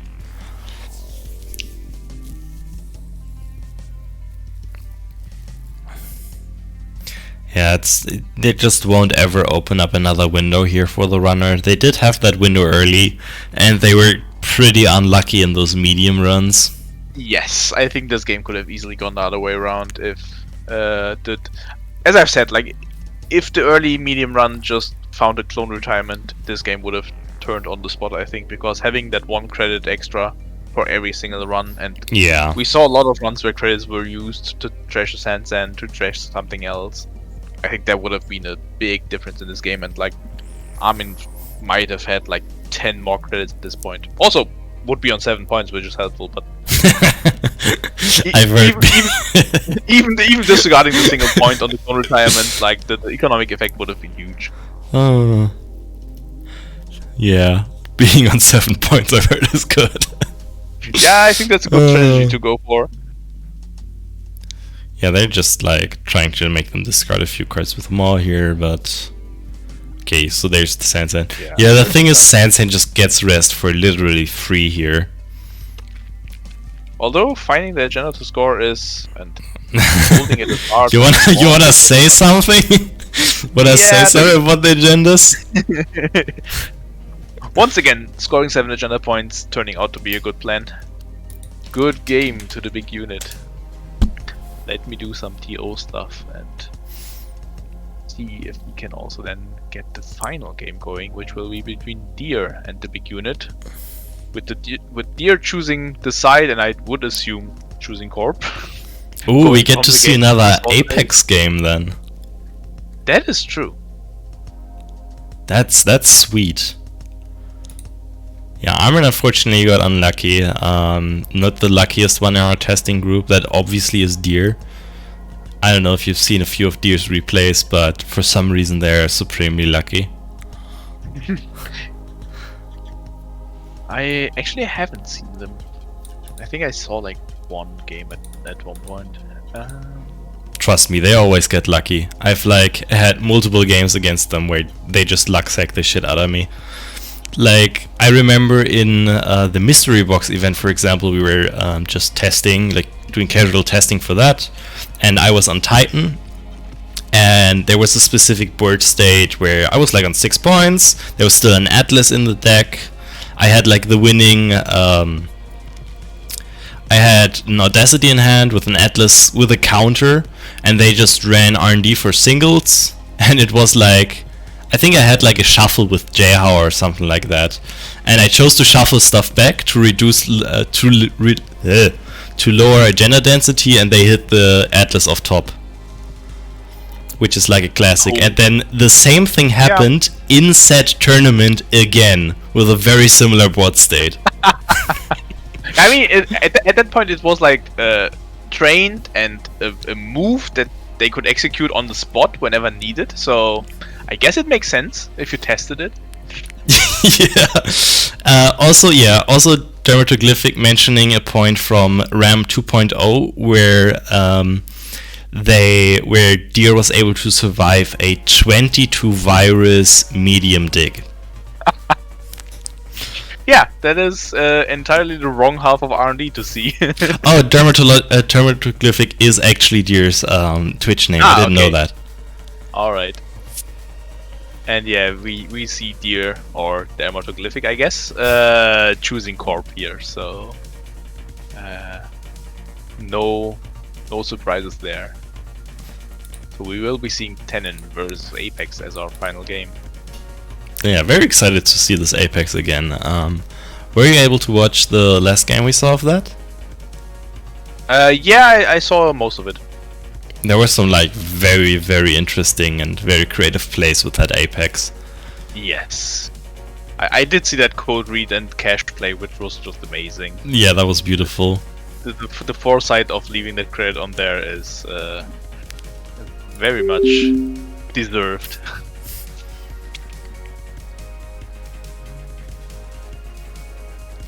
Alright, we already got our players in the table.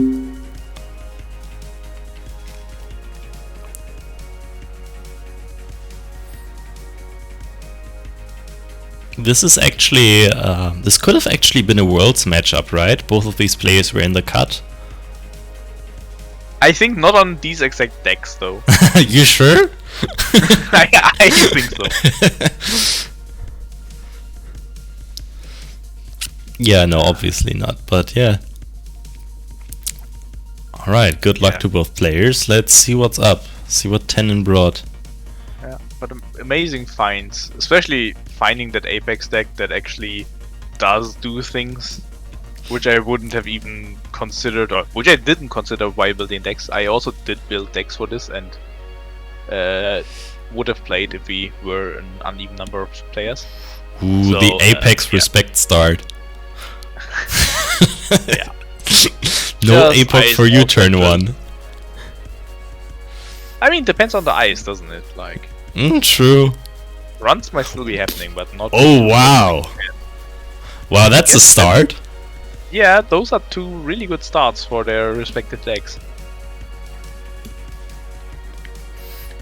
Yeah. See where this goes. I would expect some more ice, maybe some Econ and Nembulus. No, just drawing cards, okay. Yeah, Embulus will be very, very strong for Deer if they can find it in time.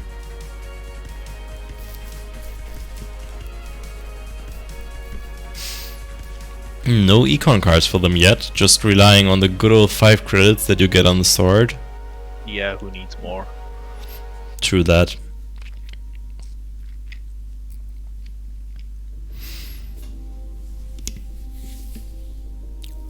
Okay, ooh, oh, yep.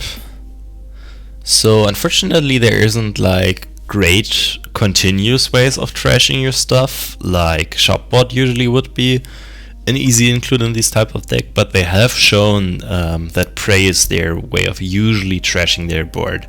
And I do believe they're also playing, what's it called? Independent thinking to draw more into their deck. Yeah, yeah, actually I have the list here, and I guess now I can speak pretty openly about deck lists because this is the final game and the players are probably not listening. I hope so.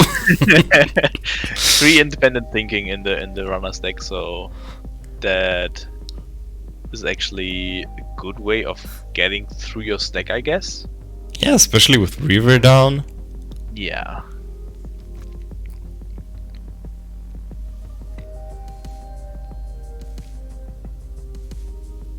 Alright, so Deer finally found some money in Sweeps Week. And so far, yeah, it's the slow game, right? We do see something being threatened in the remote, but money isn't too plentiful on either side so far, actually on the exact same credit total here.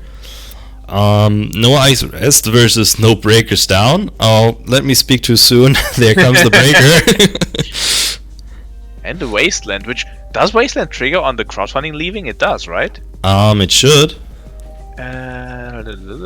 First time you trash, yeah, it trashes Yeah. itself. So yeah, it's a runner trash. That's pretty sick. Amazing. But we now have a scoring attempt from 0-1 here. And I guess we can call this a scoring attempt because the only option would be a plan B, I guess, or some weird cards that can be advanced but don't do actually much in this format, I think. Yeah, you're just putting those counters around from Bascoms. Yeah, but no, this card in so almost actually advanced by the corp, so I would expect this to be an agenda. Yeah, if they only advance it once but don't score it, it must be a what's it called? It must be an oboe, right? Because Yeah, a medical they could have scored. Yeah, I guess I guess the card already was on the server. Yeah, there's me not paying attention. But I've got a good reason for not paying attention because I've got a response from Recruit's team that passing Kakugo is actually a trigger condition that doesn't get invalidated by the copycat action. So Kakugo is still pending okay. and does still resolve. Okay, so Janet actually does have that ruling correct. I wouldn't go that far, but it did the correct things. okay.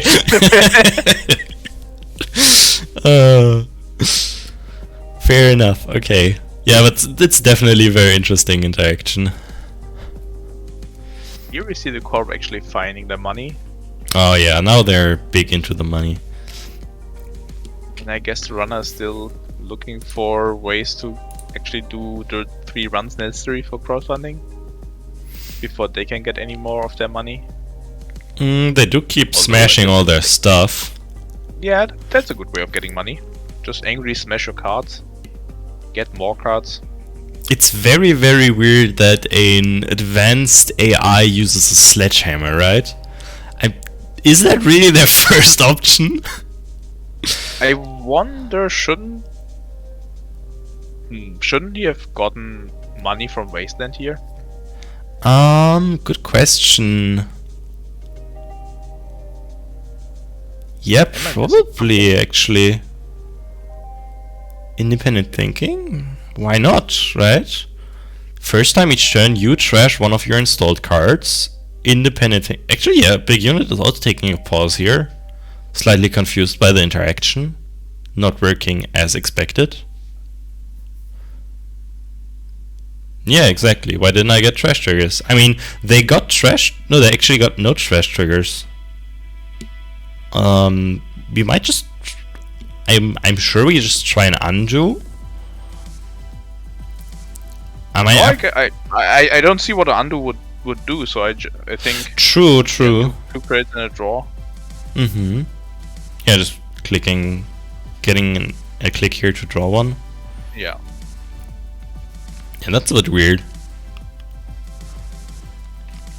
Apex actually hacking into JNet itself to, I don't know, I guess weaken itself more to stay hidden? Yeah, okay. Looks like board state is fixed now. Yeah, there was like just a normal draw, then independent thinking. Yep, looks good.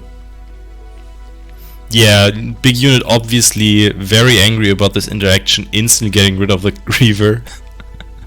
No, that was probably an accident. Okay. Oh yeah, I guess the undo click doesn't actually work now because of several things. No, it did. Because last action was them clicking for a card because they gave themselves a click. Yeah. Okay, so things look good now. Yeah. Interesting. Something to look at. But good thing we got this recorded, so I guess we can recreate.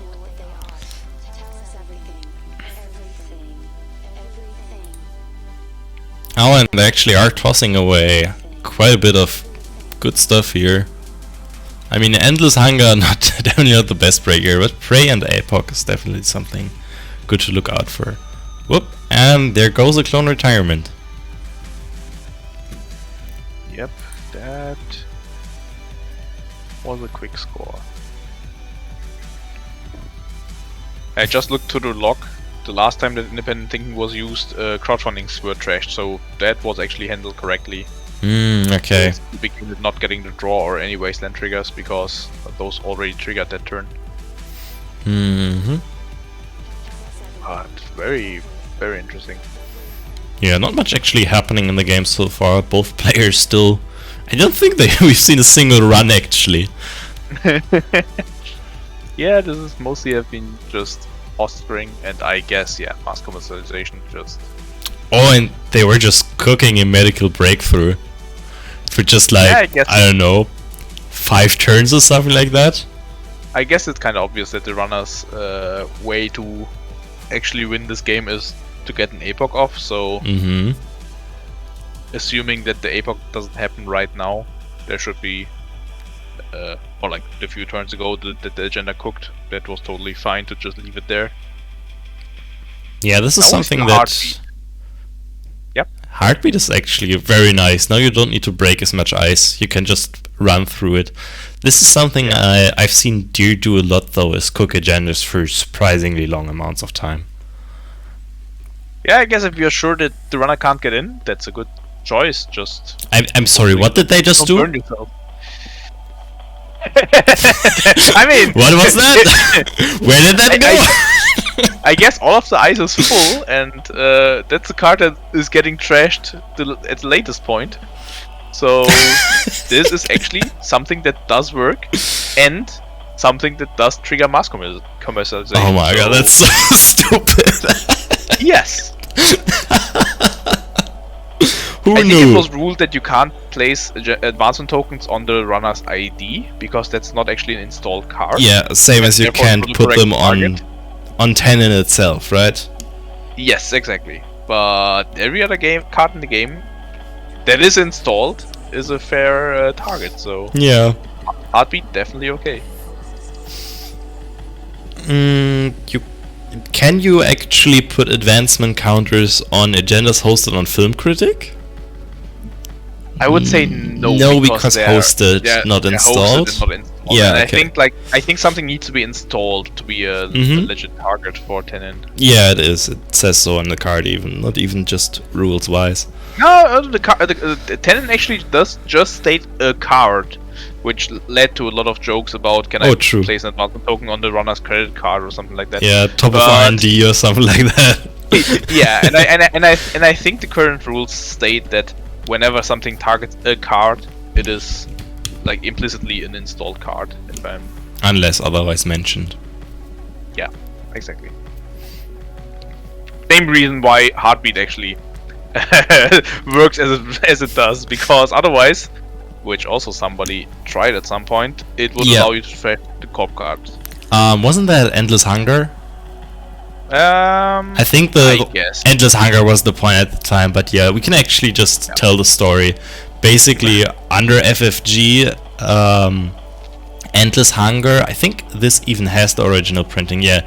Endless Hunger just says trash an installed card for its cost, and doesn't mention runner cards. So someone actually went with this to a tournament, just to demonstrate the fact that the writing is completely wrong on this card, and chose to run it like this and try to trash corp cards via Endless Hunger. Obviously, TOs ruled against this. Also, but please, there please, as a TO, please never do that, because it's kind of obnoxious to have Yeah, to settle something like that in a tournament. But still, it is a fun story, and I think in this case, cards got trashed either way. So yeah. corp was it actually gone. Board went poof. Yes, and I think does this change things? I would expect there to be replacement ice in HQ right now. Possibly. Guess not. Well, I guess not. there was one. Probably Yes, not but- the best draw. I mean, it looks like it wasn't a good one. I would guess they were drawing for ice. So, and the ice going on HQ is also kind of telling. It might be the fact that HQ actually has like 2 or 3 agendas in it, and the ice is there to try to Might- protect it. Might be flooded, yeah. The play patterns indicate flood, right? Yeah, kinda. But to be honest, that must be then flood of Opokatas, I guess, because anything Mhm. else could have gotten scored, or at least there could have been scoring attempts. I mean, we did just see an install advance, right? Yeah.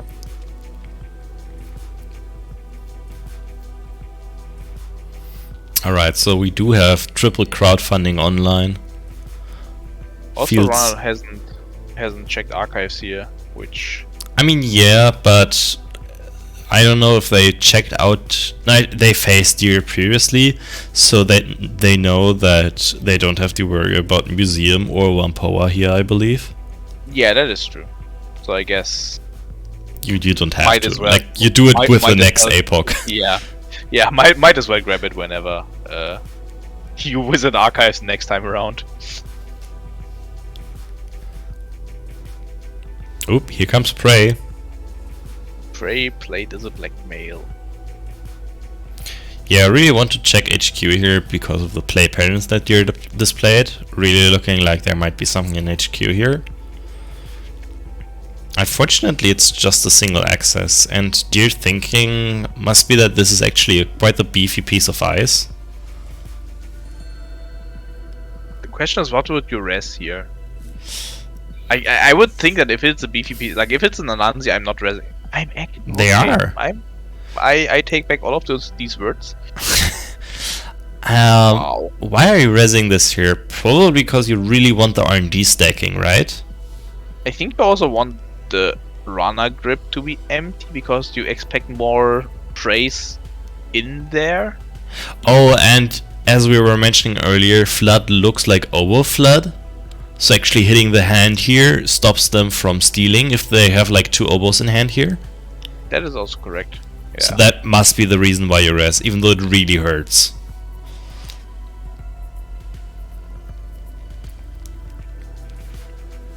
Yeah, because the 8 credits actually mean something. With all the tokens gone and runner running every single turn, I assume that money is actually something that they need to worry about. And especially with the runner only on 2 cards, all of the sweeps are also pretty blank.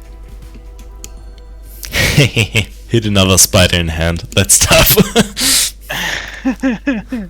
Yeah, there you go. Tomorrow there'll be more of us. Go ahead, play that sweep league, I dare you. Yeah, that one doesn't do much anymore. Yep, just install credit. Looks good. Wait for the runner to draw up and then... Yeah, I mean they are drawing start of their turn too, right? Yeah. So yeah, Sweep will most likely be quite nice next turn. And it's hard for the runner to actually stay like at 4 cards in hand or something, because to install cards you actually need to pay money and have cards that you need to have installed. I think it's actually quite a tricky spot to be in. Yeah, they definitely...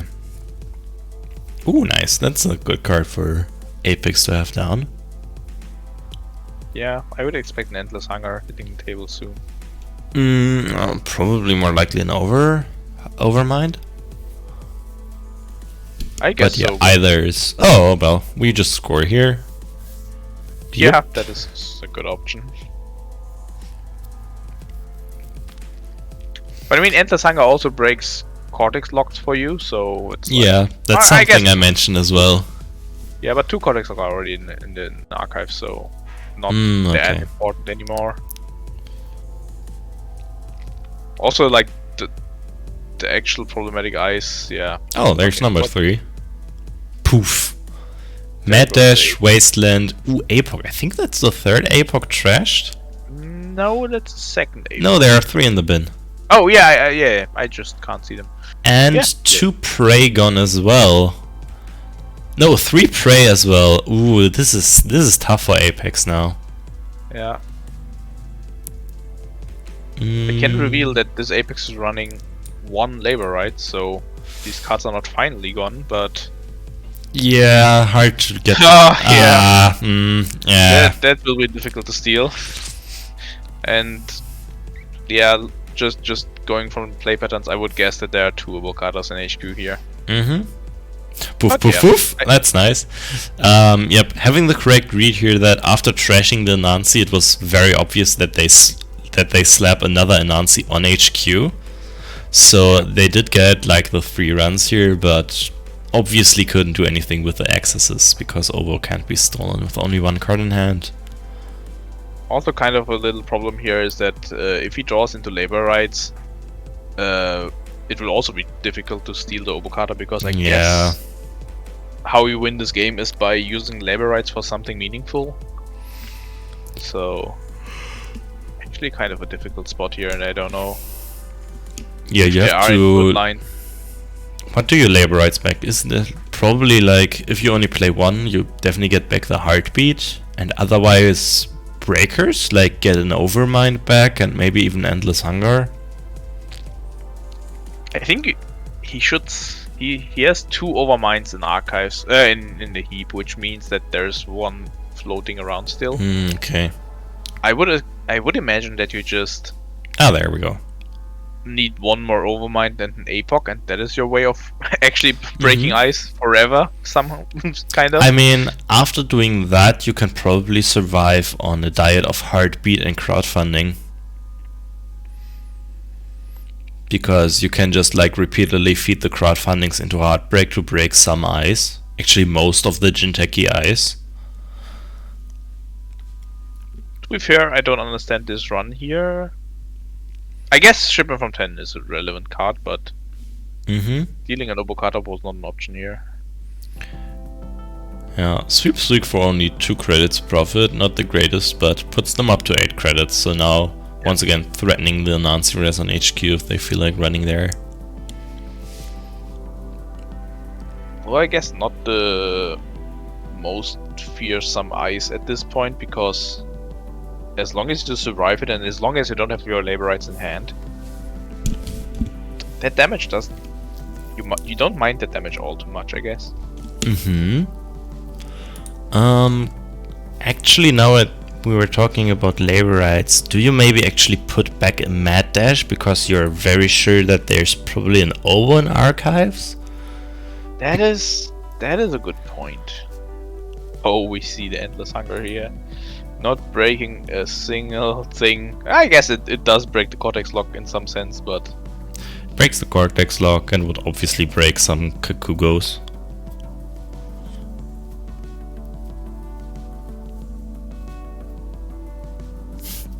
Still firing for 0 damage. Alright, yeah. With the decision point here means something trashable, probably? Yeah, must be. Interesting. I wonder what, yeah. It's not like we've seen much trashables, right? Yeah. Hard to say.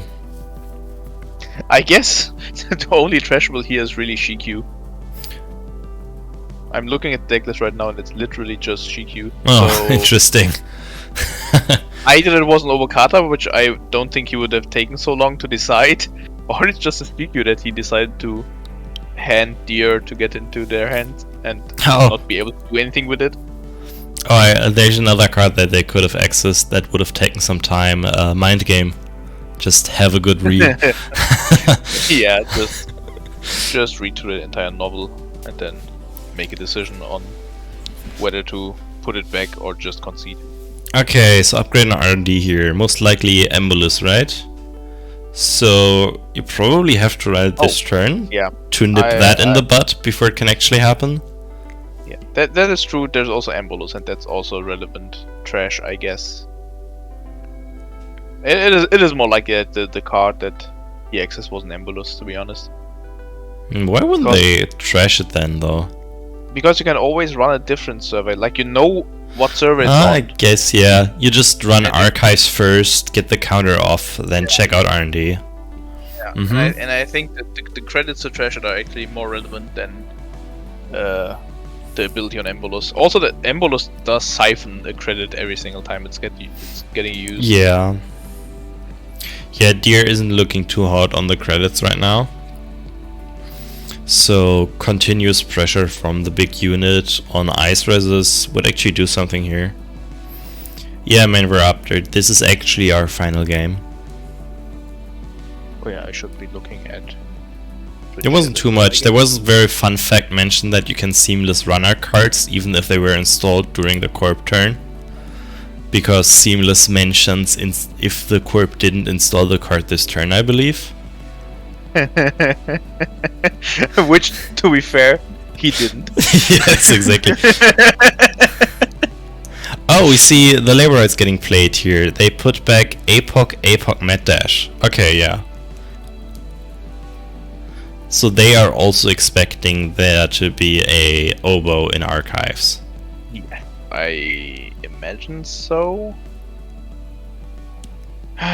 Which also hurts a lot to see 7 cards in hand at this point, but I guess you do what you have to do. Oh, this is actually a decision point here. Yeah, they want to undo that. Put on Harbinger. Okay, yeah, I mean, sure. You just can't use that cash right now, which really hurts because the 2 credits would have been great to have around. Yep. The other thing is that Deer continuously keeps drawing cards, which could just end the game. Yeah. I guess we saw 1 shipment from 10 in, but there are still 2 in the deck. So, and we saw one in hand. Yeah, we saw exactly. one. We saw that one You're access correct, as we well. So they Yeah. just have Medical Breakthrough and Philotic here as draws that just straight up win the game. And I guess you could even risk one extra draw because you can score the medical breakthrough with the remaining 2 clicks. Mm-hmm.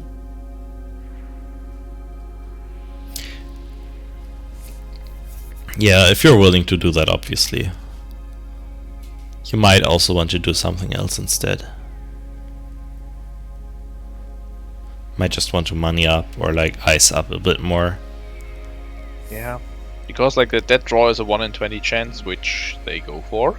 Yeah, I mean, I guess there are like more cards that are relevant, but I think just going for the medical breakthrough here is probably not enough to warrant drawing for a card here. But what do you do here? Your ice is extremely porous. Although, to be fair, the Jaguars are quite difficult to deal with. okay, so we see another ice and actually a mass comms. Okay. Mask for 4 also hurts a ton. I mean, you say it hurts a ton, but it's basically hedge fund that costs 0. Yeah, how bad is that? Come on. I want at least 14 credits in my bank account right now. Yeah. Yeah, the way Deer has been playing this game has been pretty much just like standing in the corner, hands up. Just like blocking the whole game. Yeah. Just blocking all the punches and hoping to survive. And the way that Big Unit has been like, he's been doing like the good old Raymond Rabbit wind-up punch, where he's like swinging and swinging and swinging for like multiple turns in a row. Ooh, it's coming! Ooh, it's coming! Yeah. Round 15 was just spent swinging the entire time. Now we're in round 16. Yeah, this is a tight game. I guess the Big Unit is thinking now about whether an APOC is possible right now, because they're very likely holding an APOC at this point. Yeah, it's both. And do I have time to APOC now? Like, they probably also have the Mad Dash to consider in hand, right? We have the Cold Read, which can be used on the Overmind, of course. Yeah. That was probably also part of math. Inazuma is such a fun card. Yeah, it's actually nice to see some positional icy play, and I think this is like one of the strongest positional ice ever, right? Do we know what this is? Like, we have 2 Cortex Lock or oh, it is firing. I think the next one might be an Anansi. Kakugo. A Kakugo. Oh, that's tough. That is actually tough. Yeah, This is relevant. But this did siphon 7 credits from the corp, which is True. also kind of relevant. Now you Now can... Yeah, Now you exactly. can run HQ and get one of the obos, but like you're never getting a second one.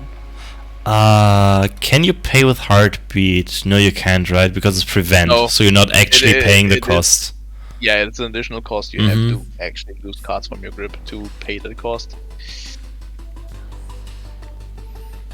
I'm surprised about not trying to steal the oboe here, but I guess that just doesn't win you the game at this point. Yeah, since, I mean, the thing is, Big Unit sees a line, Okay, for a second I thought that was just an oboe getting installed, in the sense of, yeah, I do agree, you shouldn't steal this right now.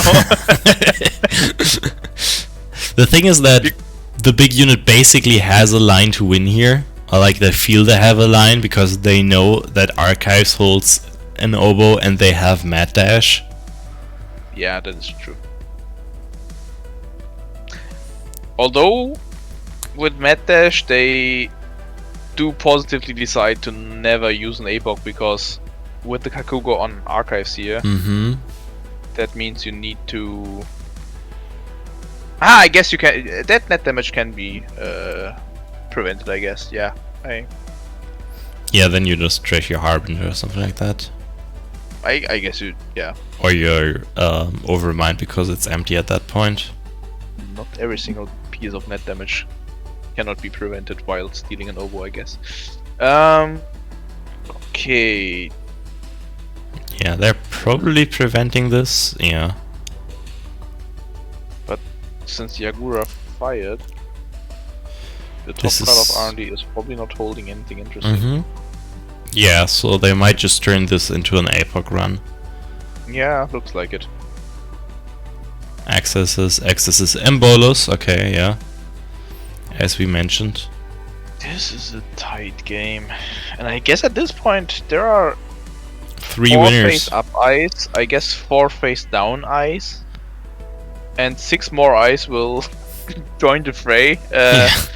14 eyes will be gone, so I guess it is very likely that afterwards no relevant eyes will be left. Possibly. Depends on what Deer has been holding on to. If they Yeah, they might have, I mean, can you just win off naked oboes? I don't think you have the time. Being on 3 credits means that there is at Mhm. least like 4 turns, or 5 maybe even, Yeah. no more even, of just installing, advancing things and clicking for credits. Pff, that's a Doesn't dead sound like card a in good game. hand. Yes. Access restructured. Yes, pay 10 up front, please. Tough luck. I would love to have those 15 credits, but the entrance cost is quite high. Yeah. I guess you don't need to break the second of Inazuma here. Jack out doesn't matter. Yeah, the checkout doesn't matter. And Kakugo just eats 2 of your cards off the board, which you don't care about. Yeah. The Overmind can go. I mean, Harbinger. actually Oh, breaking yeah, ice with endless hunger. Yeah, Impressive. this actually does something. This is amazing. I wonder why he went for the E3 instead of the Overmind. Like, is there any card that gets him recursion? No, right?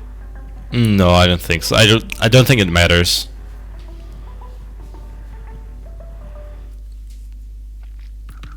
So they probably are looking at oboe here. Let's have a look. Yeah, there is an oboe, and there's also Shikyu. Yeah, I'm paying 0. So yeah, okay, 0. So there isn't really a world where you could pay 3 because they have 3 cards on board. And not Yeah. stealing this oboe most likely, just APOCing them. Yes. That looks to be the decision here.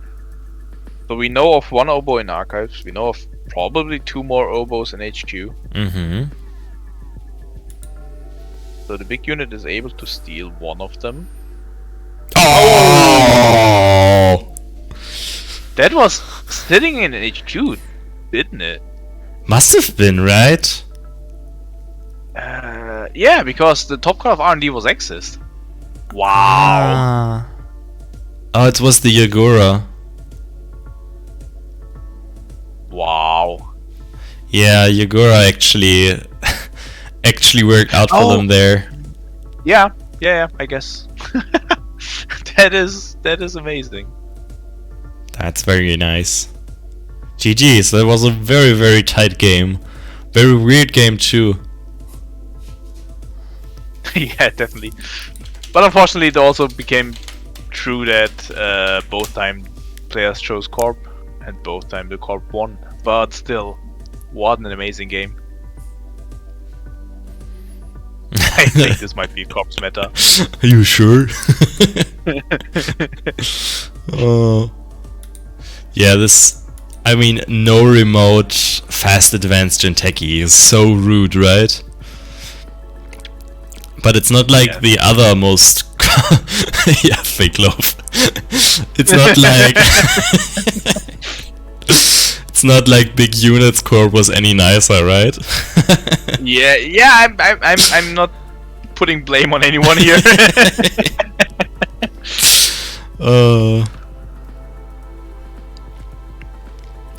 This was a very nice game. Do you want to like try to get both of these on comms maybe? If they want to like talk about the format a bit? Yeah, let's try that.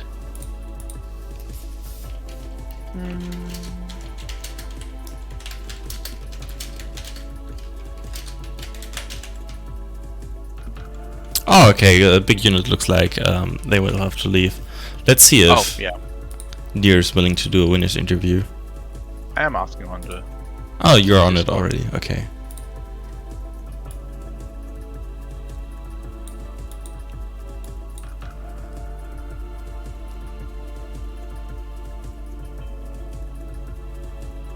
Would be 30 minutes, yeah. Yeah, it's not like...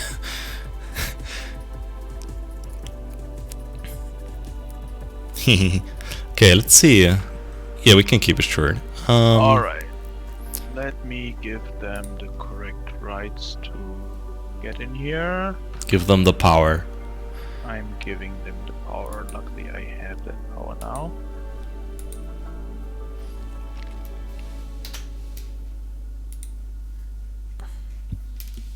Hello? Hello Hi. there. Quicker Hiya. than I could type any instructions, so welcome to the stream. So how did you So- feel about it? How did you feel about this RAM? How about we go with Deer first?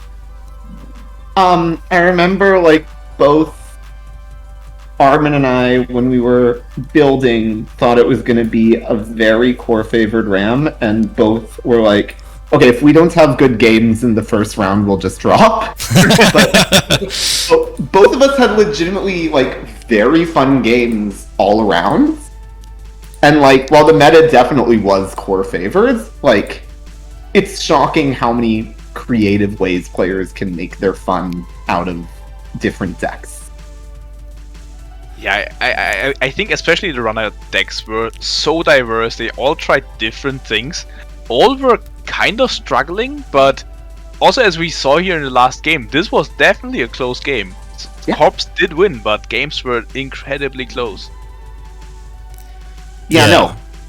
I mean, to be fair, you know, Deer had a lot of outs. A Yeah, lot of I feel like you know, the big challenge for deck building here was like, okay, yeah, there's like a gazillion different Jinteki win cons here.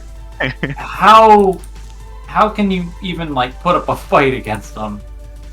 so Apex, obvious choice for bringing Jinteki, right? How did you have all of that? I mean, when I saw Data and Destiny being picked, you know, I was kind of like, you know, okay, all mini factions seem to be, you know, at least on the table. And APOC seemed like it might get there. You know, I always am one for, you know, if I see an APOC, I will try and shove it in anything. And, you know, it just, there were just too much ice even for APOC. Like, I figured, like, okay, there's no Jackson preempted, there's not a whole lot of recursion, maybe I can, you know, out-tax it. But it just didn't really get there the entire day. I think we settled on 18, though our first draft had 20 ice, which we replaced Well, at the last minute with the two Shikyus, which I actually really liked it because it gave the deck the ability to bluff, Yeah. That's true. which I always like. yeah, I mean, 18 to 20 eyes is some very old school net running numbers, right? Yeah. So yeah, But, since like- we're already talking about it, you also both had some very different corp strategies, right? So you, Deer, went with a very, very vertical approach and basically never building a remote. Mm-hmm. Pretty much. Yeah. Um, and- I think I built a remote this game. I installed 2 naked cards in my other game against this Apex. I built no remote my first game, and my game against Motion Blur. I don't recall adding remotes, but I might have. That was Yeah. against Sunny. No, that one I did build a remote. I built a two card remotes because I wanted to score an Obokata early on Sunny because I thought I could get away with it. Yeah, and while you were building like no remotes, how many remotes did you build big unit? I don't even know. It's a lot of the times, it's just like the runner just doesn't really have a whole lot of econ, and if they go broke trashing some of my econ, they generally don't end up winning that fight. So a lot of the times, I just didn't even bother making too many remotes and just kind of actually started shoving agendas and stuff like that, like an Obakaden, the remote, and if they're gear checked, they can't really do a whole lot about it, especially if you've got like other ways to kind of compress clicks via net damage. Yeah, that worked out quite well for both of you. Just compress clicks via net damage. The spider definitely played a big role for all the Nunchakis. Yeah. But yeah, I think you both had just short time on your hand, right? So we can probably already end it here. And Yeah, I also don't have much to add here other than really well played games, and this was incredibly fun to watch. yeah, some very creative decks. Thank you for organizing. This was a great one. Yeah, of course. And I guess at this point I can also say that RAM 5 will happen in 2 weeks as well. I haven't exactly decided on time yet, and we'll see. I guess I will need to see whether somebody else can host that, because it will probably be in a time zone where Europe will not be that available. But yeah, we'll see where it goes. I will once again post stuff up on Always Be Running and everything, so we'll try to get it to every ear that might be interested in playing in this.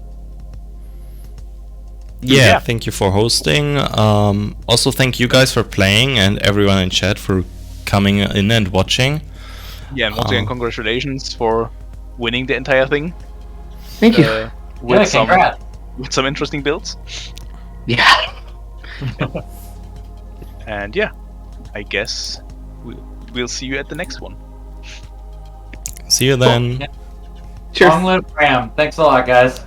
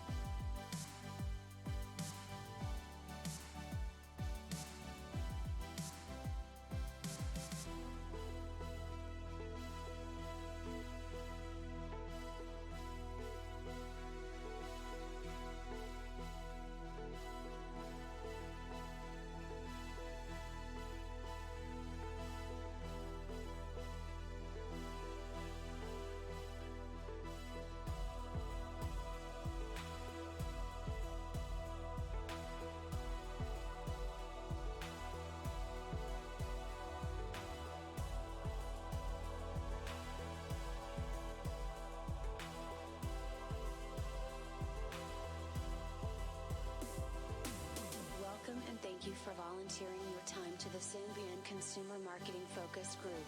Your opinions are valuable to us and we want to know what they are. Tell us everything. Everything. Everything. Tell us everything. Everything. Everything.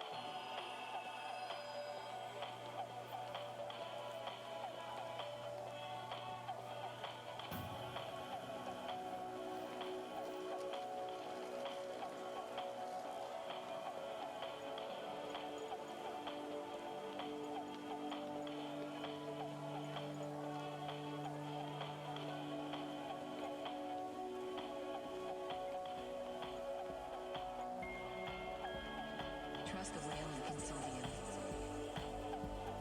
Built to last.